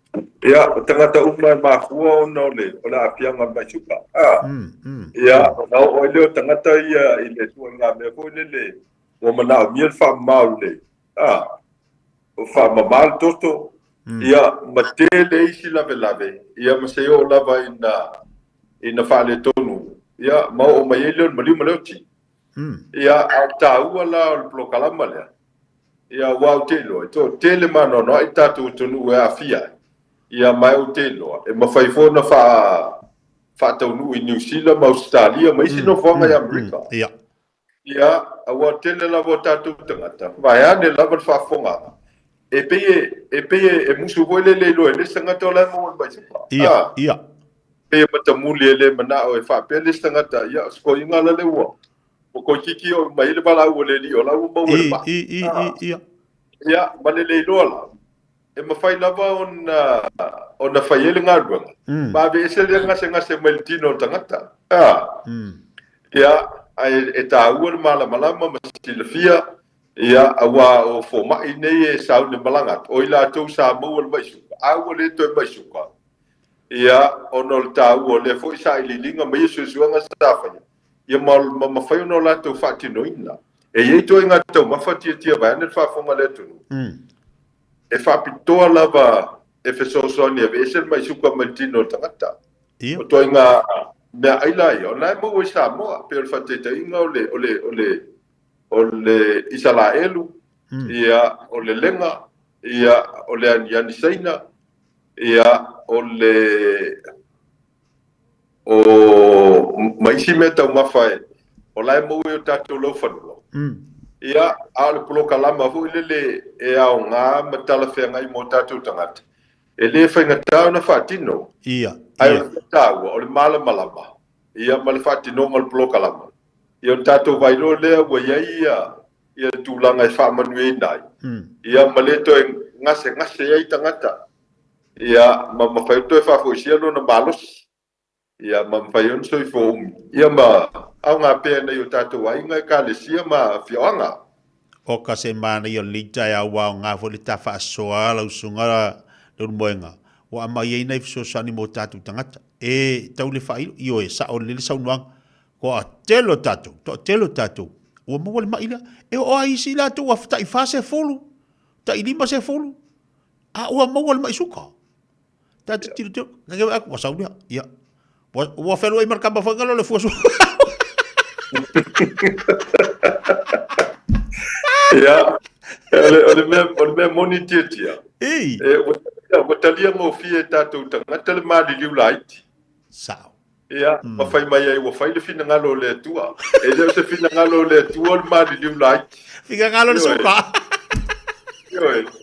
Ia, o le foi lau te tau o le fontanga. O le mātou te mulu au foi ma nisi o tangata o le kale si o tai valu fulu, tai ivas fulu. Ia, o te lo foi e peia e tangata e over tai se lau tau sanga le mātou ala e te vai atu. Ia, e vave atu savali, i lolau savali. Ia. Ia, e peia o na whai atu. O le tāua o fontanga whapenei. Ia, iei mea o ngā au ina mai. Ia, o na tufa le ma whai noa istangata. Ina ia o ngā ia i lātou. Ai me se lava la ia tātou tangata Samoa. A wau te soa. A fuan whai tau a whai o tangata fu i o le tunu i whatu susanga i mo meo wha mo monga lolang. O te loa o tangata Samoa. O tangata pito i sili o na e maualunga i al tūlanga o le whawhitau lo toto maualunga ma le suka. Ia, o le foi la fai lau ngā luanga, e sa ili e fo ma il fontangal nei, e whapitoa i le avesino le meno o le toto maualunga. Ia, fai foi la te maua le whamunianga le na.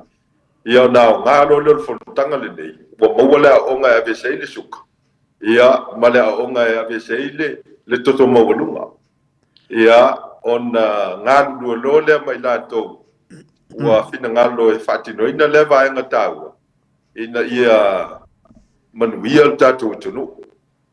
Malo, sairi malo fo ile manatu le tātou atunu. Wa o nei mea umawa e whaasoi, o lo manatu ina ia watu so swani ni o tātou tangata. Leo ua whaata oto se pokalame mo tātou tangata i amuk Samoa, ma Samoa pe ataliu whainga malanga. Ia ai se fo i se fuafuanga tau o na mamla mai. Ia, o nei mea uma. O le alofa i o tātou tangata. Wa o lesi. Whama ia le ua maur suka. Wa pe wa fia wa kauanga i o mai suka. O lesi wa ia tātou tatari. O lesi wa whenua ia markama i wa laki o le lai kiki o le fua suka. Ai anga sa wapea ko ngā fua suka. Wha e moe kako sa moa le fua le ponga suka. O lo minga e whenua e mele ako whawha o le fua suka. O le whekau ia o le ngā mea mai o le fua suka. Le ala ngā mea mai o le fua suka. Wa pe wa fia alu māma o le fua suka. Ia, o le mea nā tia o te mau whai le whasoa i le tiaso. O tele o tau mawhai e lau mai el fo mai. E mau e a tātou. O nai tato i a tātou le ia tele o tau mawhanei. Ia, mai le tau sa i lia o lona winga. Nā le fia mau a le fo mula. Po le ale tele o le isala elu tu lon whafonga le tunu. O le ale tele o le lenga. Ia, o le ane ni seina. Ia, whatase ma le fiu. Ia, o na whailona me tau sami ma matarona ngā ioi na ia toi whafoisian ma lo se o tangata. Ia, o nesi nā mea tāu i fontanga nea le kane sia sritu. Ia, e leise va ane whafonga mai. E leise ano se manufasi e foi le whaonga i tau mawhtanga. Ia, te le lava o foi le o lau la au, ma whatu la au. Ia, o mana e foi la si nei vai aso whate i tai i tua inga tau sami i alo whaonga e tangata o le kale sila. Ia, o wai tau telefoi tangata sa fitu la tau te tau sa prami. Ia foi tau saminga e na o whatu la au, ma lau la au. Ia o tela foi, te mie e pei tātou te whata laula. Ia, i le foi ia foi tua ngā tangata e tau sasami le tau tātou weekend ma mo meo vegetarian. Ia, au tangata tonu ana. Ia, o lo i elfe au soi fua maloloi. Na o la ae soi fua umim fia fia lato. E leini mai, leini fua la au inuina. ia mai te taula na sui le vai le tunu ile tūlanga o mele tau le whapetani o non-communicable diseases. Ia po whamai fo ie le pisi. Ia ua pei ua whai me fo ie e se ele vai ngā tangata i tātou tangata whapena manatu. Ia ai o le sao le nā. Ia al me tonu lava e tauna wawai ai.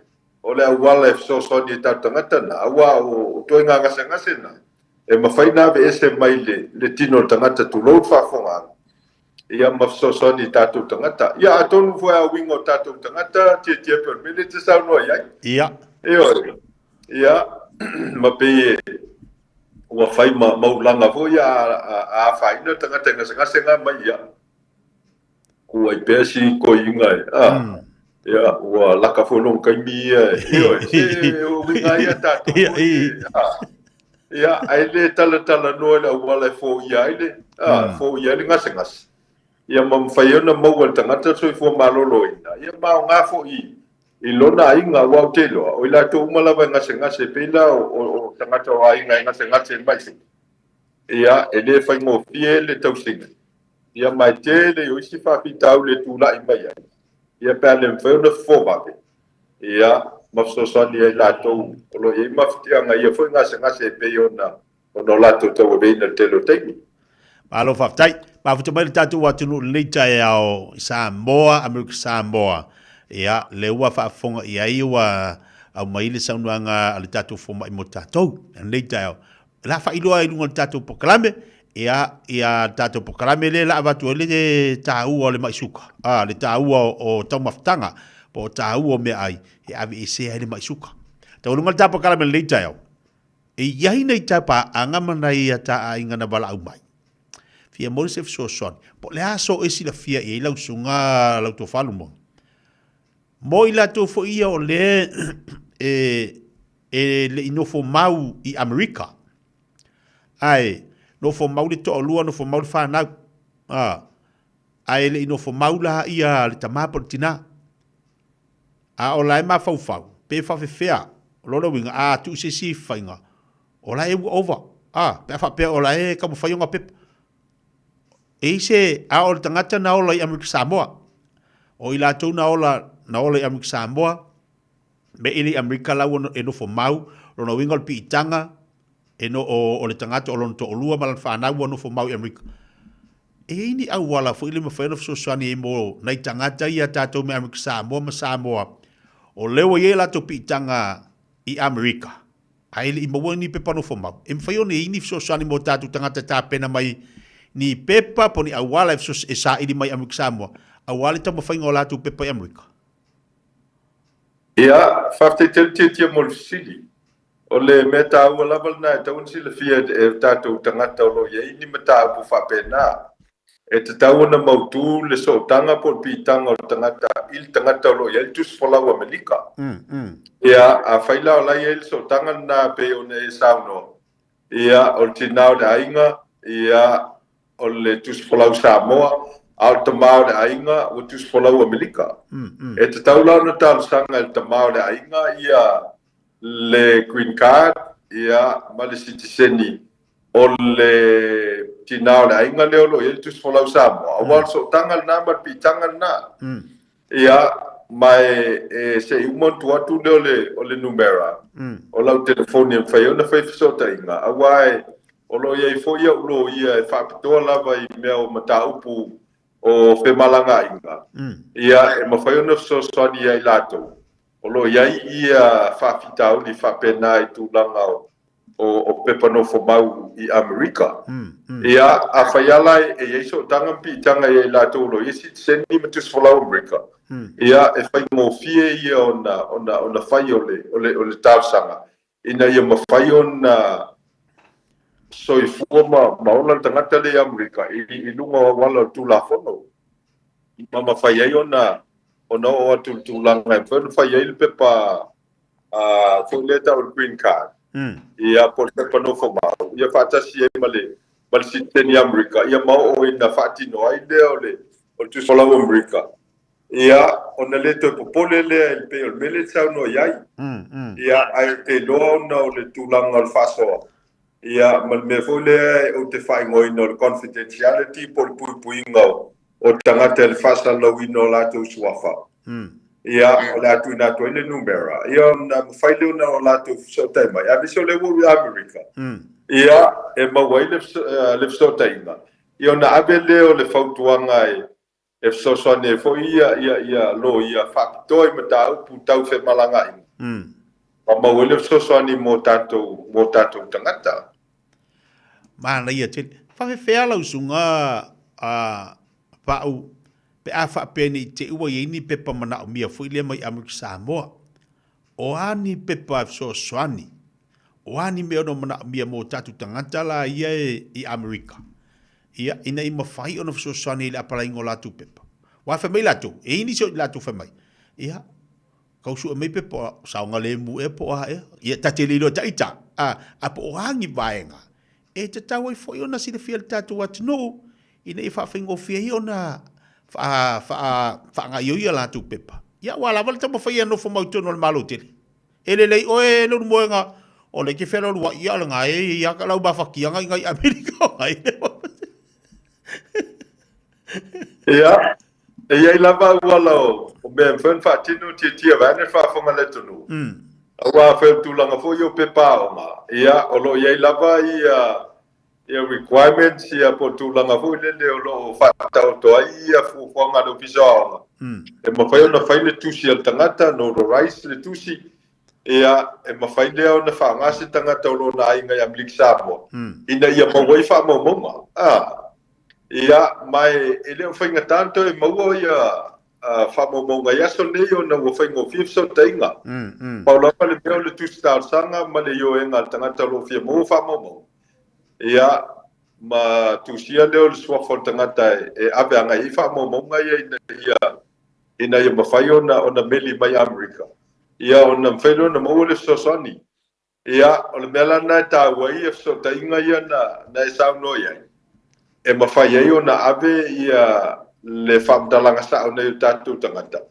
Ina ia sao le whatinonga o le tūlanga lea. Ma wai nei ei se vaenga o na poloka ia le tāusanga ino pepa nei i le numanai. Ai, e le lei o whamaumonga e Amerika Samoa.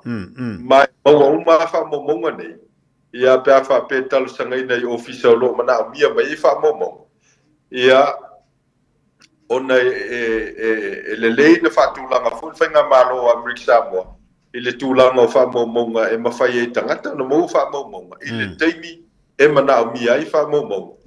Ina ia langolongo ina ia lātou tāusanga pe o vaenga ia te fisilingia mai sao no iai.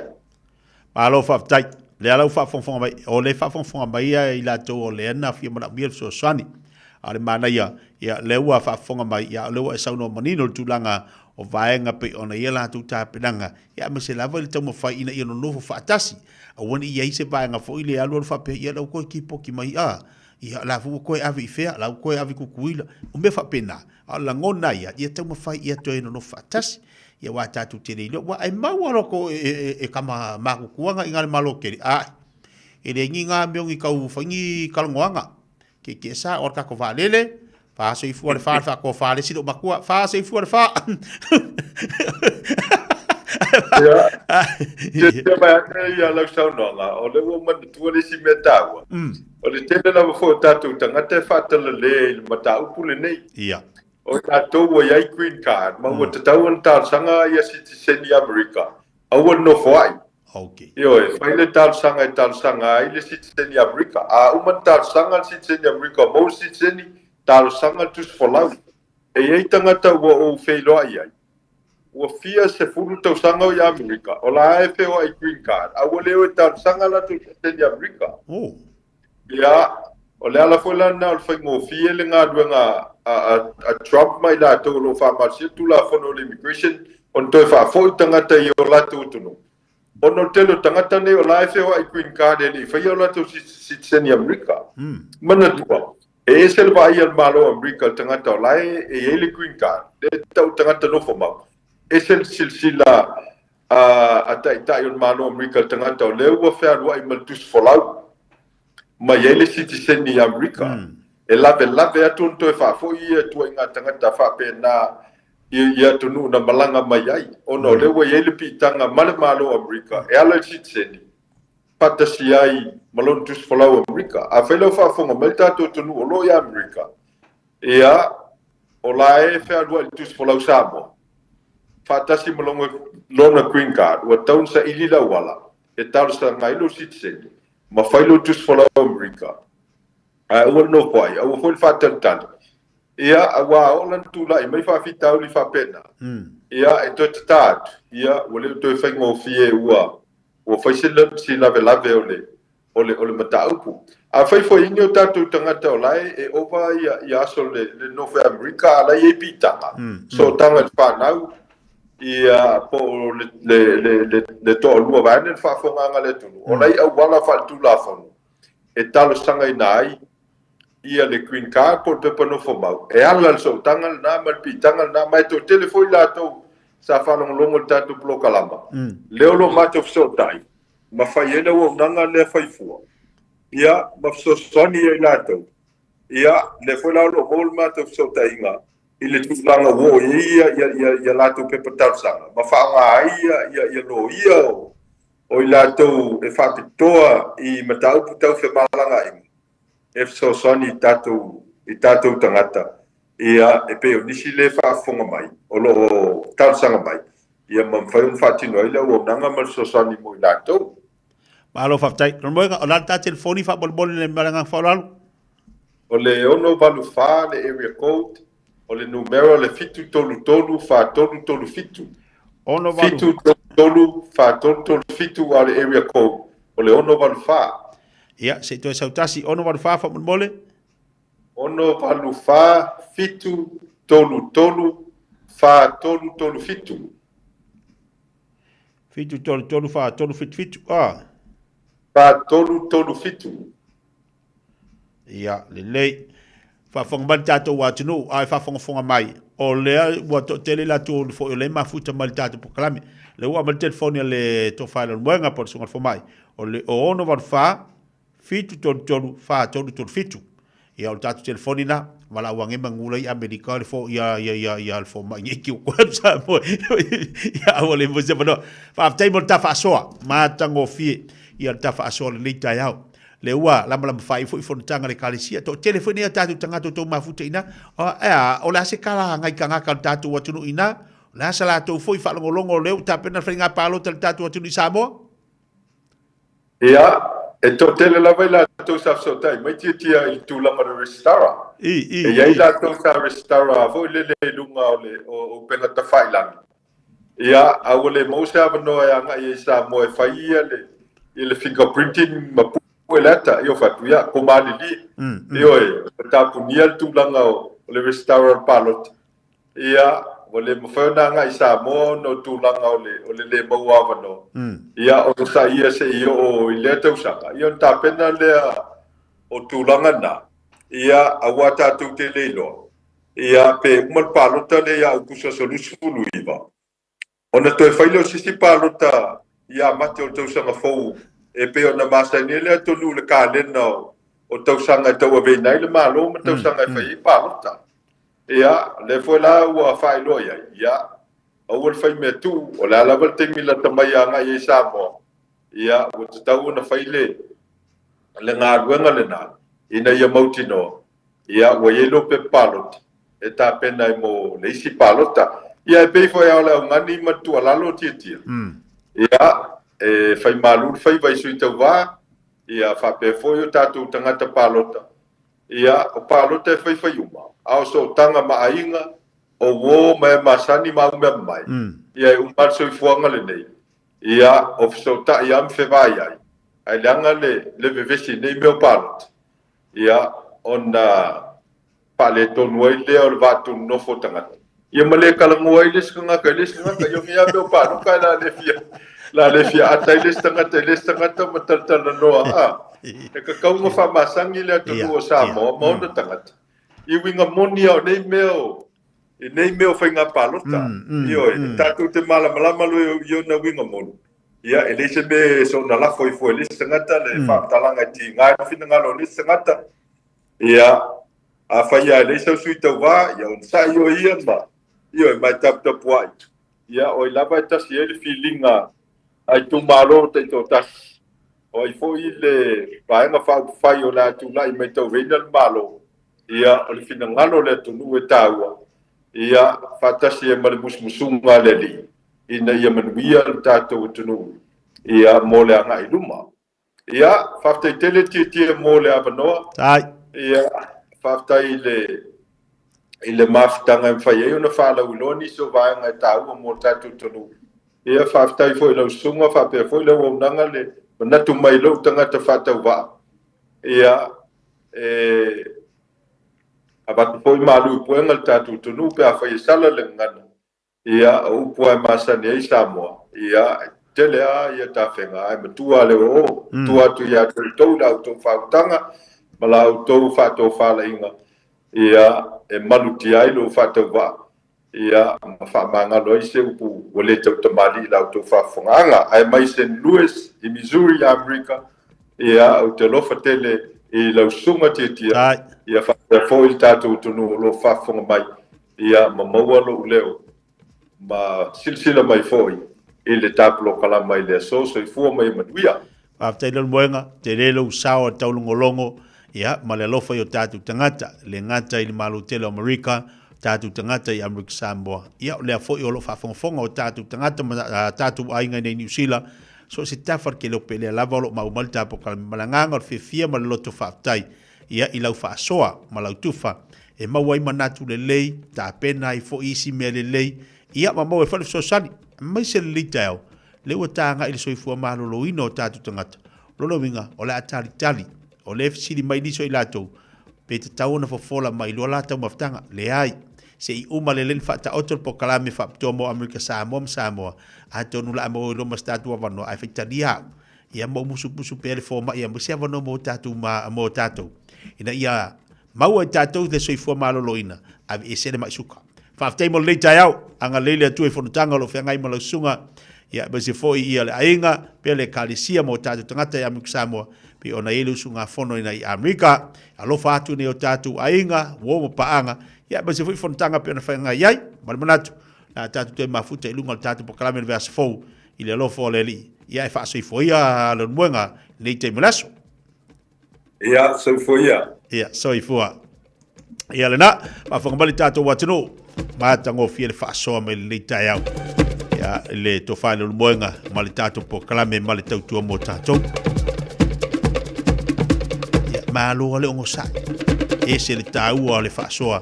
Molo soifua malolo ina, to e tāpena isi manatu, ma isi langona le lei, tāpena tua ima nisi me silio na tāua, molo soifua malolo ina, ma vaila le mawhaialanga ve se le maisuka. Vaila le mawhaialanga ve se le maisuka, sorry. Ale o aka ko mavinga ma isukari. Ale le ai ma fa yanga vese le ma isuka. Oh ia le le. O le popole le la mo konga e fa ku le forma i po ha wala vese le ma isuka. Se ba tatu tala tatu te milo su tasi minuto tele tu la se tasi tatu telefone ngala petania. Talo fa Samoa. Wa ule ne yo kas futialu. A wala su ya ngila wa le kio. A eva mai ina se fudu lima iva kolu. Amo Radio Samoa. Bevela a.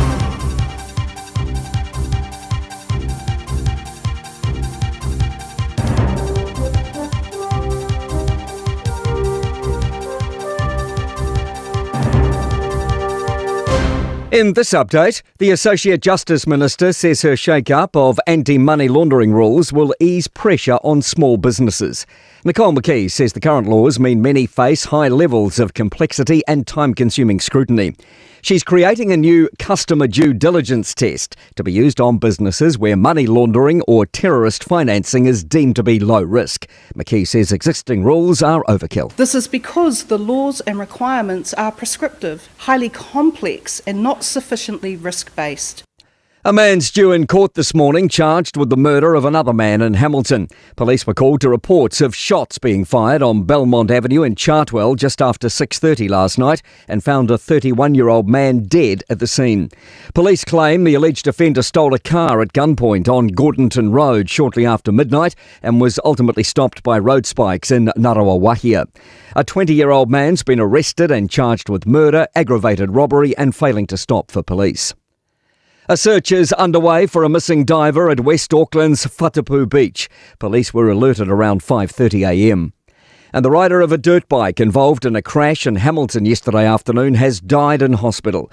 Emergency services were called to the intersection of Willoughby and Mill Streets around 3:30 p.m. An emphasis on the need for fair warning in anticipation of a sharp rise in climate recovery costs. An independent climate adaptation report reveals $4.1 billion in household assets could face serious harm over the next 30 years. It says people have an expectation that central and local government will step in to cover costs, and there's a need to better understand how they can prepare. Chair Matt Winteray says councils will have to adapt to changing climate. That needs to include the ability to give indications over time that they would withdraw services from particular areas where it's no longer suitable for people to be living.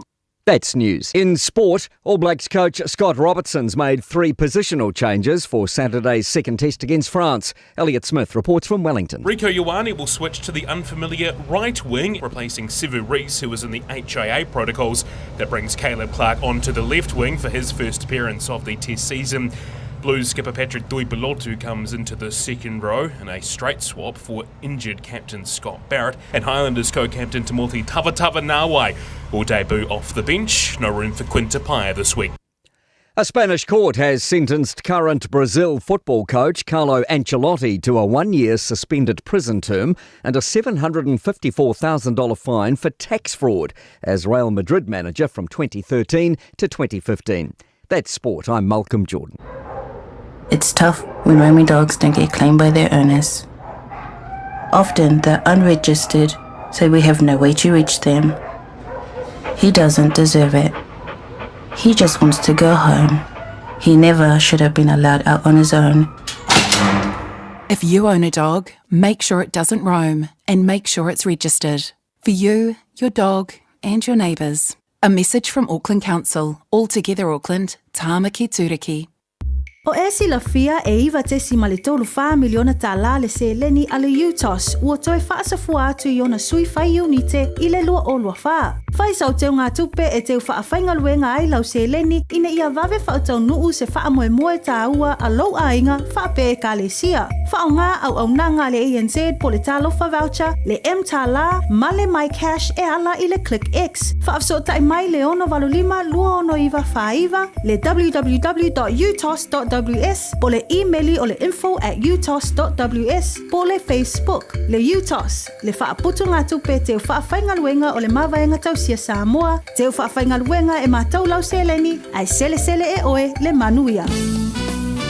A o tātou wholau i teimi whainga tā o le soifuanga. O le ka for you, o le awhiso soani mo oe malou ainga e se sā tau maualalo. I le temi nei o loo maua le SUV, a mata mai le valu se fulu tāna i le vaiaso. Piki apu a mata mai le na o le se lau 5 se fulu tāna i le vaiaso. Mātou te wheso soani atu i a te oe malau paketi. Susu mai loa, talia so se laisene, New Zealand po o Samoa, ia iai se ngaluenga tu mau. Vili mai loa i le Car for You o Valselau Lualua Fitu Whaiva o Novalu. O Valselau Lualua Fitu Whaiva o Novalu. Po le tuatusi o le Tolselau Great South Road, Manurewa. Sfuruano mini tele tene le jula sumaltasi fa fonga tato wa tunu inisio tato pokal mi fanga solo le tai au nei. Ya le fo wai fa fonga stato wa pokal taua mal felo inga foi mal le sunga. Ya le alo buenga to fa alo buenga pe ona yeri tu masani le fuma ya pau lo ya sange. Ya palana foi tu ai Amrik Samoa. Ma tongo fiela ba nga pe on tato tel no ma fa so le taune. Ese le mana yo fa so. Pe ona yele fa so le sunga ya sange.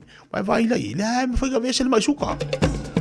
Ya fa me ka ku pila avinga ka ku le fa yo nga ku isuka Kwa mele fa ya o ke ula ka yao. Ya siaki lo suka. Pila fi i tatou. Pila fi i tatou. Ai le lau tatou loa. e mawhainga bese mai suka. Na fu iti sila fia le fu te iloa, la le me tona whai. Ia wa ai tau maftanga, whai ko le nginga, whai exercise. Ia aua le vinga kako, wai alanga tatu fia, whai ia meo, e o kako ma mo ka mai kui fu ia siaki le suka. O lo vinga fu ale suka. O kako vinga fu ale suka. Wa le tatu te iloa me tona whai, ai vinga fu ai mea ai e mo le suka. O le vinga lana le tala, o kako vinga fu le mai suka. Kau whai ki ari le vinga ari. Ya taua fa so mo tatu watu no nei taiao ya me se for fa fonga mai le tatu watu no tulanga lo yai ya inga ruenga me se for tapa inga nei tatu matu mo to malawa fa malo fa tai ma nei for fa so nei taiao e tu asina sina ole mana ya ja ole fa so nei taiao matango fie mai lava taluna mata nei pokalame e se le taua fa so nei tatu tangata matu tua o le telo vaenga tatu tilo iai ma tatu toe vava ai ai. Ma tatu toe whaatupu manatu i ati tātou. Pe lau na ili whaasoa ta mamtua i ati Museve nga so miskupa. Mea nei elo toe mo teimi nei. Wale ko yengi lo kua fiafi. Ia ka ilo po toe whaise lo tua fiafi le ainga la tou. Wale koe mo mea whangale ai whakasi. Elo toe maua mea ka ole mamoe whakasi. Elo toe maua mea ta ole ngālue whaatasi. Tala noa whaatasi. Wa halua tangata la tou. Wa whaia tangata la tou. O le winga tala fo ilea wa poto le ainga wala uma to ina malo matua whanau alana whanau. Ia o latu teito o lua ma whanau e o mai. Kasi ale whale. Pepe se yale o le loku. O le si sao whai mai ya le ka ele se tulot whafonga le atu. Pepe se mai ya. O le si ngale uma ma le lakapi sau. Le se sa whako a maangava sau. O le si whako a laku sa whairi saka. E sa whai a toi tua. Ai pese ale lo tolo toi ina maloma tua. Pe pese whakas. E lo toi maua me whangale o le kasi lo uru whai saka.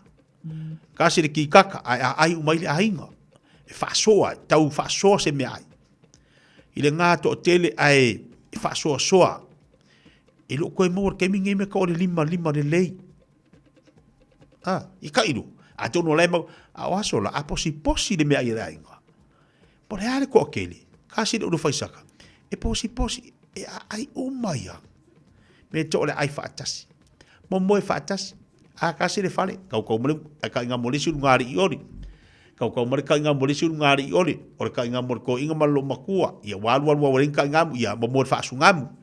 Kuku mole whaasungamu olesi, i desi piko, ka whaakabilo milo le whale. Momoi i o le kaka o le kamiki ki le po ia sau pululunga i afu. Ia warua lua palapala vai ia sau solo i afu. Momoi whaatasi. O le tā ua o mea tue fangu mai ati tātou. A o whaise ngā ruenga sasa le vau e o sasa vau whakasi. Whaapuku le popo e ngā rue whakasi e whaapuku le popo. Vele le kalo e o e vele whakasi li ko ngā kalo. O i uka le maumanga e o whaatasi. O toi maua. Tala noa a kalangoa le ainga kalangoa e wala ko inga malunga o mai ia sa fai merisi ka malo i ori malonga ko olua o le sifa finga i ori malonga ko olua ia sa fai e poko au ka mai kilo pakia pa ka mai ko le mkuka e ngaru lue fatasi e tala noa fatasi e momoe fakasi a ringi kami mole ai e lo to e maua e ia inga le no fatasi o se fangi lo ko matum fana te mine e foi a inga lo te mo me foi le ai fakasi wa do ka magiki e pula ia me ai e ia le sur ngari fa no fatasi male matamatina ia ai fa ia la ua o le simea o tawa mo mai to ina malo matua se tupele ale ngari au lasu ni se ngamia ia te le swinga to e tepa ma to e to manatu iai fai mea onga le mori fangu mori makangi wai vavai e fai fatasi e mo le mori fangu mo le mori popo mori matangi fai mea onga alu lua fai merikala lu makua ia fa mui kiki ale vavai le mori wala nga mea onga ai se fel nga karsingi mo kayao ia alu wala kiki le vavai le mori fangu falango lo makua vai se fasi ia ngale pa se fasi solo ngale sai mai e fai le vavai o e toi manatua ngale ala ngi kai mi punga ya alo lua va ku ngi kai mi yo punga kwa ki di mori alwa kwa ki di mori ki arka ko mori kan fa mole vai se ka ma fa mole ko se ki arka ko mori va virile fa erkise pore ko ese ka ma fa ngalo le feu lo mori fangu e ko ka feu la mori makangi ava ku se fasi sole fa yere va vai mori makangi ya mahalo ale ongo sa swinga vai taimi ta pena ai o malu ai ngani vai taimi le fangfango mo famana tu po kalamel tu asin sina mo tanto le vai taimi o taungo fie wa mawango fie tupe tele nga luenga ai ale mo ku ola me lu ku re mer kemi fai mai tatu o taunga tan soifuanga ya e pa walo langa le anga iluma e ko tu luma ka ko ele to e fo itua ai o famana tu asin sina to e tau fangfango o a me lu fa soa ah ma le paketi no le tupe tono lo wainga le tele le tupe mau tono lo wainga a se sena e fa soa o le a fa le tono fo i lo tamo ainga ya lo le tau le sa mo mo liba tolo a mo lo su tolo minuto le te nei ia le tu la su mal tasi pa palo atu diso ila tolo ma futo mai lo tanto po klabe pasta sa vai se mo fa tu pa mane ya ma dato vai le hepo life lo ma futo mai ina i o tara ya balo la mafto mai so ya le malusi osi male awal mako plus hey I love you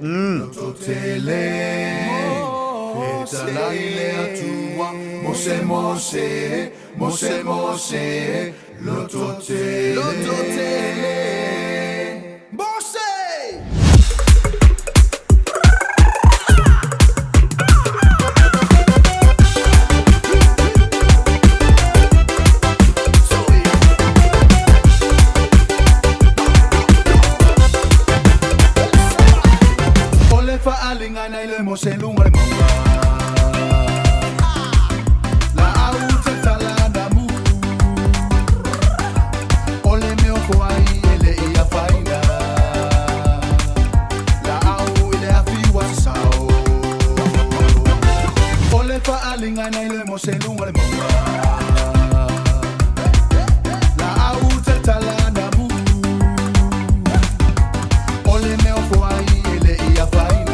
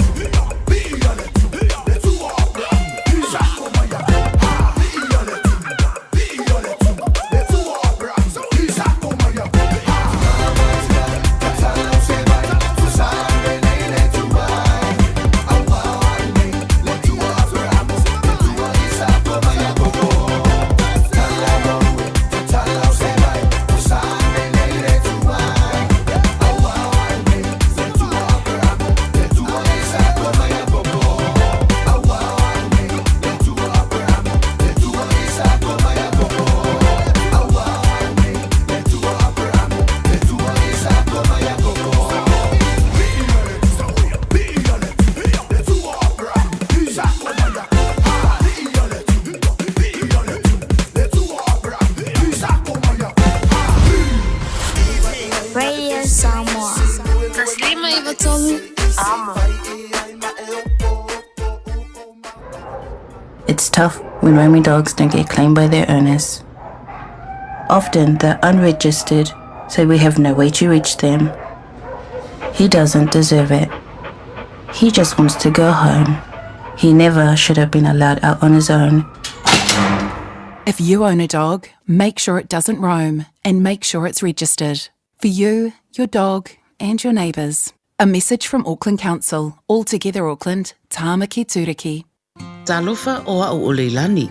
Mātou tena nofo whaatasi malau to o lua, le mawha naumana i o mātua. O te bala au i le Healthline pe a whaia langona le tino mai, e se tasi o i mātou. E le ai se totongi o le nei au o nanga, mai mawhai ona o tala no e se tausima i mō fautuanga, tau soifua malonoina, ma whaamatalanga i mea te tau ona whai. O te bala au iai ai le tinga ina seisi o i mātou. E awa noi te mi uma, lua sul whai tu lao le aso, mo aso umo le vai aso. E maua fo i le fesosoani mo se whaamatala upu, pe a whai o e fiatala noa i lau lavanga ngana, e lea i fo i se tutongi. Bala au loa le Healthline, i le o walu se lau, ono tasi tasi ono. A o tātou folau i teimi whainga o le soifuanga. O le Ka4U, o le awhisosoani mo oe malou ainga i se sā tau maualalo. I le teminei o loo maua le SUV, a mata mai le vanu se fulu tala i le vaiaso. Ki apu a mata mai le na o le se lau 5 tala i le vaiaso. Ma tau te fesosoani atu i a te oe malau paketi. Susu mai loa, talia so se laisene, New Zealand po o Samoa, ia iai se ngaluenga tu mau. Vili mai loa i le Ka4U, o valu se lau lua fitu, wha iwa ono malu. O valu se lau lua fitu, wha iwa ono malu. Po le tuatusi o le tolu se lau Great South Road, Manurewa.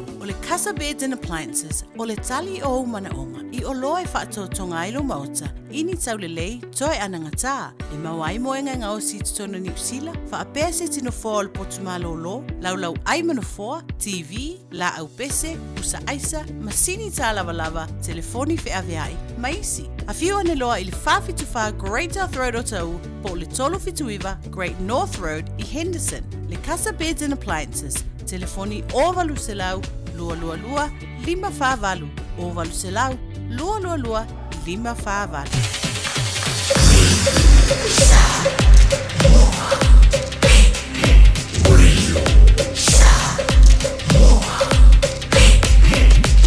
Tasi lima i vatulu, amo.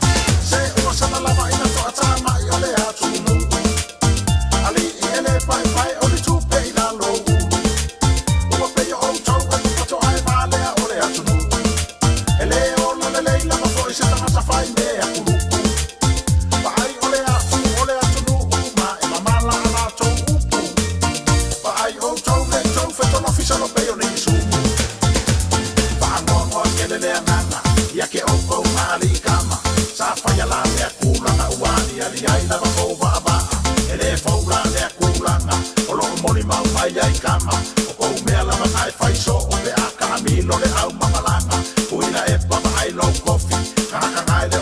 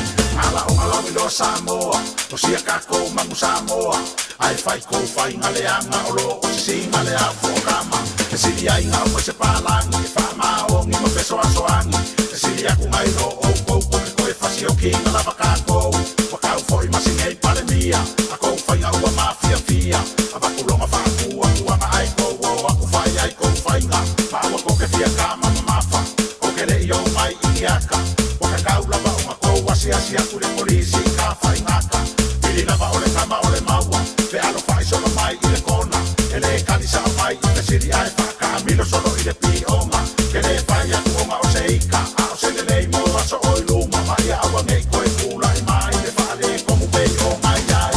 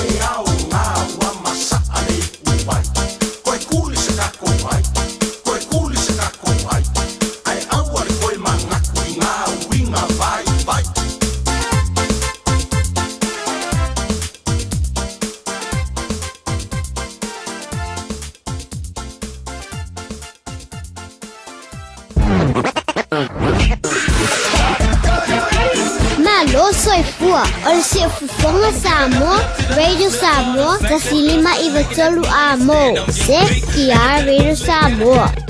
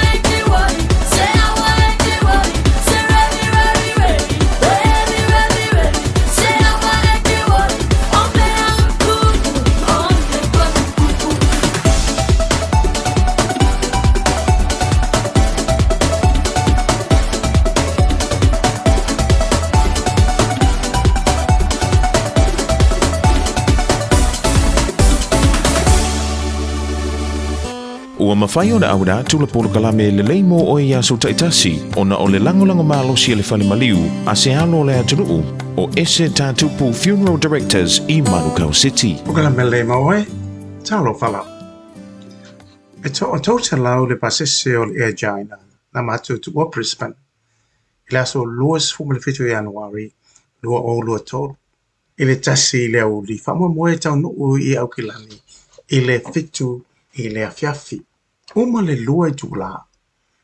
O le matu whainga malanga i lunga le vani minimo. Wa matu ona tu i lalo i ala vaa. Wa la talasa i au kilani. Wa matu vai atu. E pei halu solo muli le malele. Na umi lava ona whata milo i ale balele lunga o le ea. Wa te ama mau le taimi sa tau ona tau nuua i au kilani. Ai wala o mai loa le kapteni. Ua le mawhai o na matutu lau le. Ona ua lolo vaia atoa ia au kilani. Ona le tonu o le tau, o le anga le tau. Le matau te taa milo.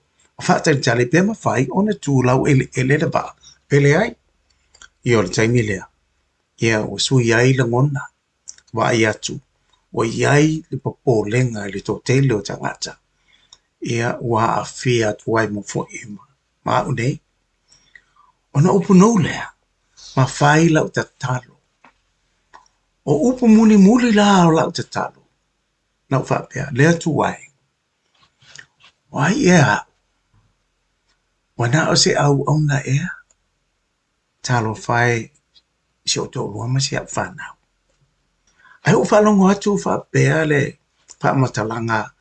Ale to ina palangi sa mana nofu fatasi ilungo le mato whainga malanga. This time you need a friend in high places.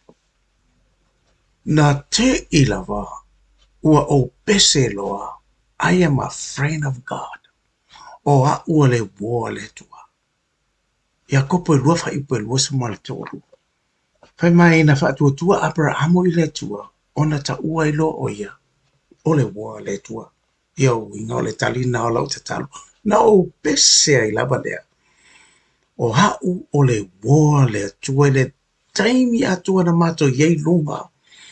O le vani madimo na o pese. I am a friend of God. Na le liu le mato vaanga i Christ tete. Na mato tula o ele manuia. O le lava la o te pese o hau o le woa le tua. Ia pese roa. O oio le woa le tua, a mana tua, ele lei mo oe. O le ese tātupu Funeral Directors o se whale maliu Samoa, o le tali foilea o taimi whaingatā, ona o le malanga al maliu maleoti. E mawhaifoi o na lātu awina atu ma awina mai tino maliu o e pele, mai so o se atu nuo lalolangi. Wala auno le ese tātupu Funeral Directors i le lua ono lua toru fitu o. Lua ono lua toru fitu o. Pea fiu ane ele se fulu mane balu Norman Spencer Drive, Manukau City.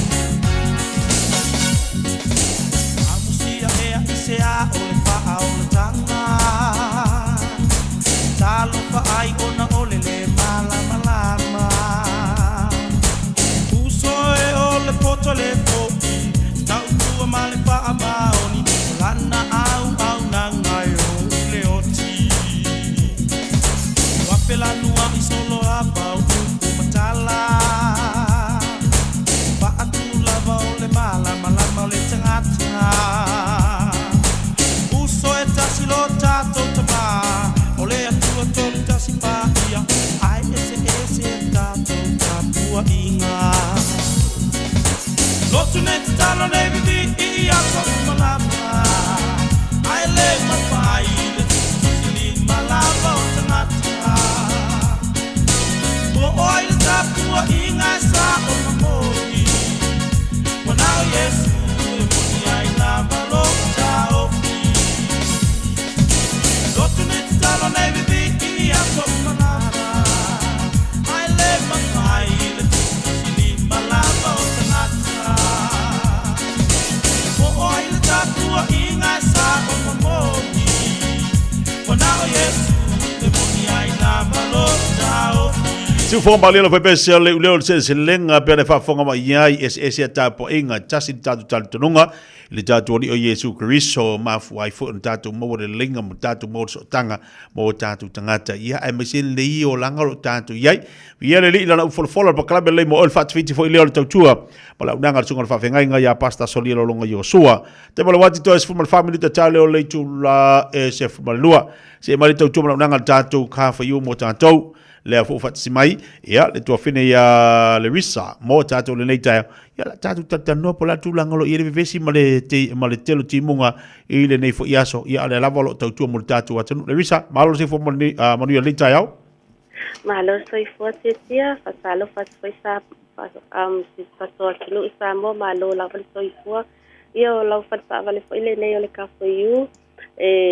Maso se fia la vez soane tumo oe malo ainga pe fa peo o lo sa olia pe se fa mo oe mo le sai minei ia o maso ole tele maso sa valele le maso ya sa vale laiti lima no fo fitu no fo nga ilunga le lua no fo so afa peo o fia apalai sa vale ia maso me masani la fa mana mia ia yailo ngalwenga tu mau ma ia ia ilo lai sene a fa pe foi ele se lai singa ia e ma se talia la vale le kusifolau overseas ia pole kusifolau ni sila foi ia le lo swafa ia foi ma to referral pe ia mala mai ai lo fai la vone fa sili mai ele I amataina le tato application ole ma to no mera tia ole este fia vala au mai ai e fuli o le o vale selau lua fitu faiva no valu o vale selau lua fitu faiva no valu au le mato tuatu si pe fia su mai tono le mato officer o le tolu selau Grace of Road manu rewa mo na yo tatu ainga foi lo fa peona la lai fa fato au kilani e ma fai la voine e apalai mai so sa pe fa pe le fi fa ili so sa vale e ma fai na fa Fafiso sai mai mato lungon mato Facebook page ole ka for you ia na mato soania tulembo oi ai me nei fa sai te lava tia mo le mato avanoa manuia tele le aso alo risa fa ilo tau tu nanga tatu ka for you le nei fo itaiao ia me se fo lo wa le tau ti munga pe ona ia le lavolo tau tu ino tatu wa tunu pe ona fa ilo tatu tu le tatu ka for you por vaenga le tau fa fisilia to le risa mo tatu ta vale fo ia vatu tonu ina ia mo faiona fai stava fo o le lava e se ki alta manatu ava tu tava tonu atu a stava fo ia mo sai minei ma fai lava no ma to fai le trade in pe se mana ai mai lo tava le tonu ai a pala ia sisi au ka vale fo so le talia lava mo sai minei ai ia e fai ngaluenga tu mbau ma lo fa aftai ia ba lo lava mo tau tonu tatu atunu tatu te fila viste mo mo ma nu ngaluenga nias sai lava tia manuia le atu fa sai fo ia sai fo ia le ka fo you pe na te tumla unanga le risa mo tanto wala wane ile over se la dulo 55 no valu over se la dulo 55 no valu por todo se la Great South Road na I manu rewa Papa lo tu tatu watu no leita yao te bele wati lo to se maltasi minuto talo tu la suma lua ke tatu fa dinga tau le mo fa funga me tatu watu no mo le asoa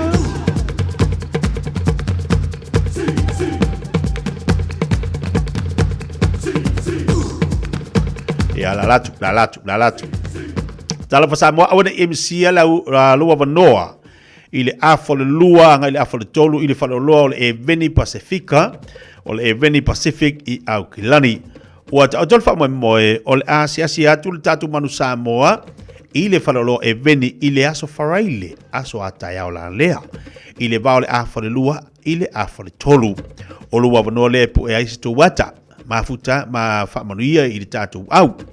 Te le whapitoa le eveni Pasifika i le aso ataiao.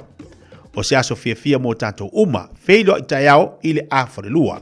Tua tusi o le numeratasi John Carter Drive i Aukilani i le Auckland Airport Shopping Centre. Whafsanga i tonu lava male KFC. Te whafunga mai. O le aso ataiao la leo mangingo aku le matalawai. O le aso ataiao o le anga e tuali tatu manu Samoa. Awana emisia, lo wawa noa le aso ataiao le afale lua, anga e atu le afale tolu i le awauli. Afale lua le afale tolu. I le whaloloa le eveni Pacific i Aukilani. Ua ta auto le whamoemoe o le asia atu le tatu manu Samoa i le whaloloa eveni i le aso wharaile le aso ataiao i le taimi afale lua i le uli, anga i le afale tolu. O lo wawa no le pu e se ata mata alo. Ma futa ma whamanuia i le tātou au. Te le la whapitoa e veni le aso atai au. O se aso fia mo tātou o malama. Tātou te whiloa iai ma le tātou au. I le awhare lua. To atu si le la tawatu. O le numero tasi John Carter Drive i le Auckland Airport Shopping Centre. E whafsanga i tonu lama mar KFC. Roinga o mga e whilo i tamata alo po e to wata mo na iau me alo fa pe apa pe ki o mongi me alo fa kai au i o ile evengi fa sanga lo ku lo fa sanga lo i fafo about 10 e fa sanga mar KFC fa ka lo kupe e fa ka ila o se lengi se aka ko ami o ngala sa tayao abano le leila lea wa le tu wala o ngata maiti ya lo lofi lo yo ka ko lo lofi e kai au afale lua afale tolu no winga ya faisi taimi tayao o tayao o le afale lua manga ye fu ile va vi o ka fa ai ma pa ka se KFC mo nga mo na tamaiti ia matata no fa tali tali la afale lua mo ki ngor kumu e mo ki ngor le tumu le so tayao o le alo lofi to e fu tato ia matatu fa na o ka ko lo ka mo ki mo sa mo le ia ka ko kai ka ko fi kai le afale lua le afale tolu afale lua le afale tolu ia ole mo le no tatu ti o tao ia si tatu mafuta tatu filo ia tu il tatu au le so tao il fa mo ile proclame le sto nai tali tu la lua e pi e manga yelo a maka inga ya eving ai fai u le sko o era ngako ia seki ele le o ko ki le ia ma afa pe ke o le se me ai kaiao KFC oi pa KFC ngai kamaiki fa le lava fa ngula yo ngene pu mleaka vai ngi ala ku foi kaiao ki kamaiki ai o so ki nga e pi foi kamagal mang samo vai kamaiki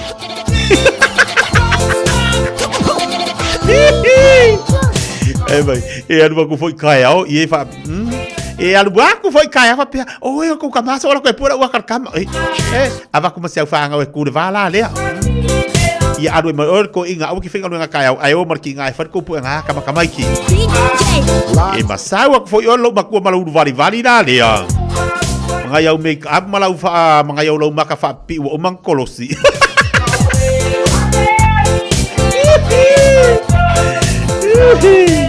o le piko o nga ko kamaiki o fa ia fa va ke le ia o fa mangi fi mai fa va o kalbe la so tayao Latte.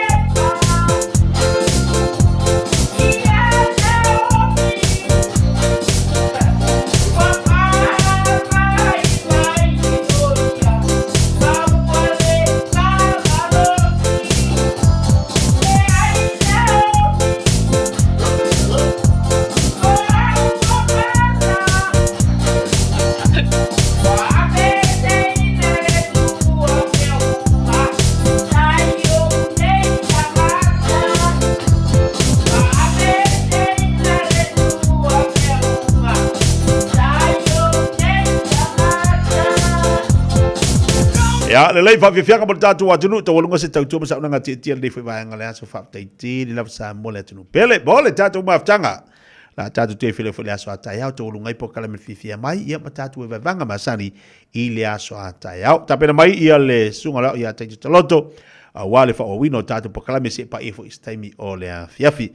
Mangalo se lo vai vai to auna e le aia se ato to te ti lan tautua li tatu wa tunu e ia te mesa se nganga e foi te mele ato to ai se tautua mo o sa mo la tunu pele ai malu tu lava fa mo atu lo titi faitama i lo langona fa le tua e to e mangalo iso uleo ia to e mo se langona ma se tautua mo tatu wa tatu filo le aso ata ia mo ni fo to maftanga ma le sunga le ia te toloto ai mai se ni so la fa ngaluenga o munu mau a wale tautua ino le tatu wa tunu e vanga masani le asfalaile manuia tele le yaso tautua na lu saunga le mu le wa ia to lo masese ma tele mari timunga lantou o tilu fesa vari malua ulima le ai ulima ngale fale o ke lu fi o lu ka ele malua ma didi mo se furuma limo ngiam se o ke vinga limo ya lo vatu sa bala tunu pele saifu ma ia manuia ia le nei fo ia uli. It's tough when roaming dogs don't get claimed by their owners.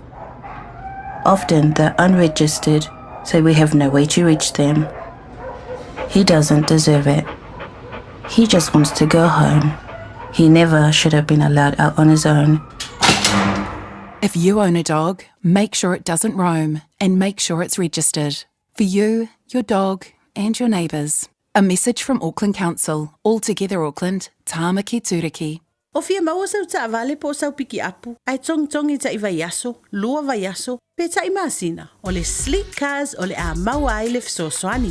Ua ta pena le au whainga ruenga a le sleek cars mo oi malo a inga. Aua e te popole i se mea e tasi. Te tala fitu aso, mai le sfulu i le tai au, angai le afo le ono le afiafi. Tele la lai au kilani i saute, vili mai loa, i le o lua tasi faa, fitu lua selau. Po le o lua o, faa lima tasi lima tasi. Le Decor Cakes. Ua ono sfulu tausanga talu o na tatala fai tutoa. Ma tautua i fa ipoiponga, aso soifua, fa uunga, ma so o se fa moe. O keke uma, e tuu fa tasia ma le fa mahoni. Ma tau te au na atu i au mana onga fa apitoa. A wale tu ai ngā keke molo fa moe. Vili mai e tala noa ma le au whainga luenga lau fofonga fia. E le ai se mea mātou te le mawhaia. Susu mai i le Decor Cakes, se fulu wha Queen Street, o Tahu, pe vili mai i le lua fituono, ono fituono, lua fituono, ono fituono. Radio Samoa, tasili mai batolu, amo. Radio Samoa, tasili mai batolu, amo.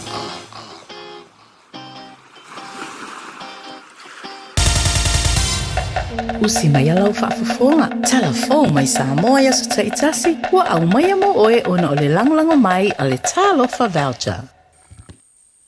O te whaatalo whelo tātu o tino o le whaata whiti o le ngā ruenga. Tala tau longo mai lo tātu o tino. O leo ai luma nei o le whaamsinonga māua lunga lea tino o se tālo sanga. Mai le loia siria le malo wa autu le fia maua leo se fina ngalo. O le whaamsinonga. I le tautonga o se ala fua mo taimi e sue, ma ido aini tālo sanga o le a whaulu atu. Tālo sanga ia e whesiringi ai, le tūlanga ngā waa o tangata pālota ua mai o na le stala, whape ai masui whaatutu. Stasi leo vanga tā ua i tā penanga, a o lumana i se pālota le atunu ue whiri ai, sui o sufono le pāle mene, pe tai o leo wha ailoa le tamaita i pāle mia o le malo tausi, i le whairoa inga matu stala, ua mafua ona avelea tālo sanga le loia siri le whaamsinonga, ona o le teimi ua whaia whaafua se iai le palo tāo au. E leo tāle whea ngai ma teimi sa masani ona whaato ai ai ni tālo sanga, i lumo le whaamsinonga mo se suenga o ni lui, e whesiringi ai le anga wao ni sui tau wā, whapea tangata palota ua le sitala, i nisi o i tu malo whaapalota. E le whailo aina seaso o whaatulanga i silai le whaamsinonga mawalunga, i lea tālo sanga, mai le loia siri o le tātou malo. E le aise rola pālota mo i tū malo pālota e limas fultasi ua maea, ona o loo iai isi tāpenanga e mana mia, a o le I ave le lomi. Ai o le tāpuni ai le stofi o mawai o le sitala, wa whaelo ai le official commission whainga palota, o le wa usia le valus furufitu pasene, o le au whainga ato tangata te tau na le sitala se lau se furufitu afe, lua se lau lua se furulima. O lona wingo le au whainga o tangata anga waa ua mai o na le sitala, se lau ma le iwa afe, se lau iwa se furuiwa. Mai le au whainga wa tula I mai ai se furulima afe ma le lua se furuono, tangata anga waa e te tau na le sitala ma palota, e le io atu e whaatino alatu le sitala. I lea au whainga o manino ai o tangata ia o le awhea ngai ma le whaasalanga, e lu awhe tā la. Pei tai ono to e wha I titia lea whainu mela, ono wa wha idoa e le pāle mia o le malo tausi, o lo iei nisi tangata sa le sitala, o lo iro pēr le official commission whainga palota, nisi o vaenga tā uon o fito a wha mawina lea, o lātou sua whailo lai tū malo ua le sitalai. I le whero inga tu sitala I le stofi na wha idoa ai le te tai o le malo tausi, wa I luma o le whaamasinonga nisi o mata upu, whaasino le ni ngai o inga tau whaase, wa wha o ngā haitu si whalau o nisi tangata le sitalai, isi tangata palota. Wa iei fo I manisi mata upu whaapea o lo tua I ai te wha o ngā, o ni pepa whanau e wha mau ni ai le sitala, o nisi tangata ai le o la tau e ana ia pepa whanau. Wa iei nei se tau mo whainga le vasenga o li imata mai tai, o ngā lulu e whaatu sitala I do tātu o sinuu, e whaia se soa lau pulenga ma wha ululunga, o le mtanga ruenga o leo wha pele official commission whainga palota, I se tau mo whainga e tau wha mātala tala nisi o no tanga, o lo o uti ai le wha tinonga o lātu ngā ruenga, o le liputia leo le whainga palota tere o le tātu o sinuu, o wha moe whaia lea I le masina fōua o kuso. O sa o aonga lo wha ngā solo mō tu sitala le a ngā lulue, I le wha lawi lo ino wha amtalanga I le wha ngā solonga o le palota tele, wa langa ngā ini manatu I le tāua, o le ngā lulue wha tasi o leo ma le ofisio whai ngā palota, ma au nanga nusi pepa, televise, leitio, ma wha asara launga I awala of so ta inga wha ona ponei, ina ia wave mau ai alo tātu o tunu uata ma wha amtalanga, o le wha ngā solonga o le whai ngā whiwhiri ngā wawa Samoa. E le iava no atu le komisina o whai ngā palota mola na forasanga, ia o ngā tu sitala lo wha ngā solo, ono o lo pisi tere le lesi te laino sui wha atutu, ai o wha iloa se sui al wha laputonga tu sitala I Samoa, o le vai o se fau o fuafua, e fito a mauai se ava no le komisina, e wheroa iai ma tu sitala ma le au whaasala lau. O le masino November le tausanga nei leo ua whaatu langa e wha amsinonga, e wala wai mōri mau o le matau putou wha amsinonga lo mōri ai, le tamai tai tu sitala sinia o tali ilangi, po o langi keresoma, o le vaenga whaasala lau, I lunga upenga ta wha ilangi le talamua, ina ua mai atu ina atu ai e lana lo ia le tali te tee, I le mōri anga e tasi o le tau wha leanga e mafua, I se li poti na tu sia ma whaasala lau e lea vaenga po lea au nanga tau whaasala lau. O se ali sanga rua o se leo po o se malu o le malo, o lo o tangi whaasanga I le tu sitala sinia, o le pelestene fo I leo le asosia tu sitala, ma le au whaasala lau le tātou o tino. Ai se tasi o mata upu o li putia mai le whaamasinonga whai tu malo, o le te ena lea le tamai tai o Lisa Marie Schmidt, o morianga leo se fulu maleiva, o ia morianga e mafua le tusi na ave le o molia le loia sidia le malo, fa pele tusi le ao le malo na whai lo aini tua inga, o ni a fianga o le tamai tai pāle mia o le malo tausi, I le mani wai o le tamai tai profesa, o Caroline Sinavaiana Gabbard, o whepuali o le tausanga fōrua o luono, o leo wa whātu langa e wala wai mōri mau o le nei mata upu tau whaam sinonga. Wheroa ia tai au mo le tau walunga o le ngā ruenga, soifu. Tā lofa lava, o le si ufafonga le nei o Samoa, le Radio Samoa.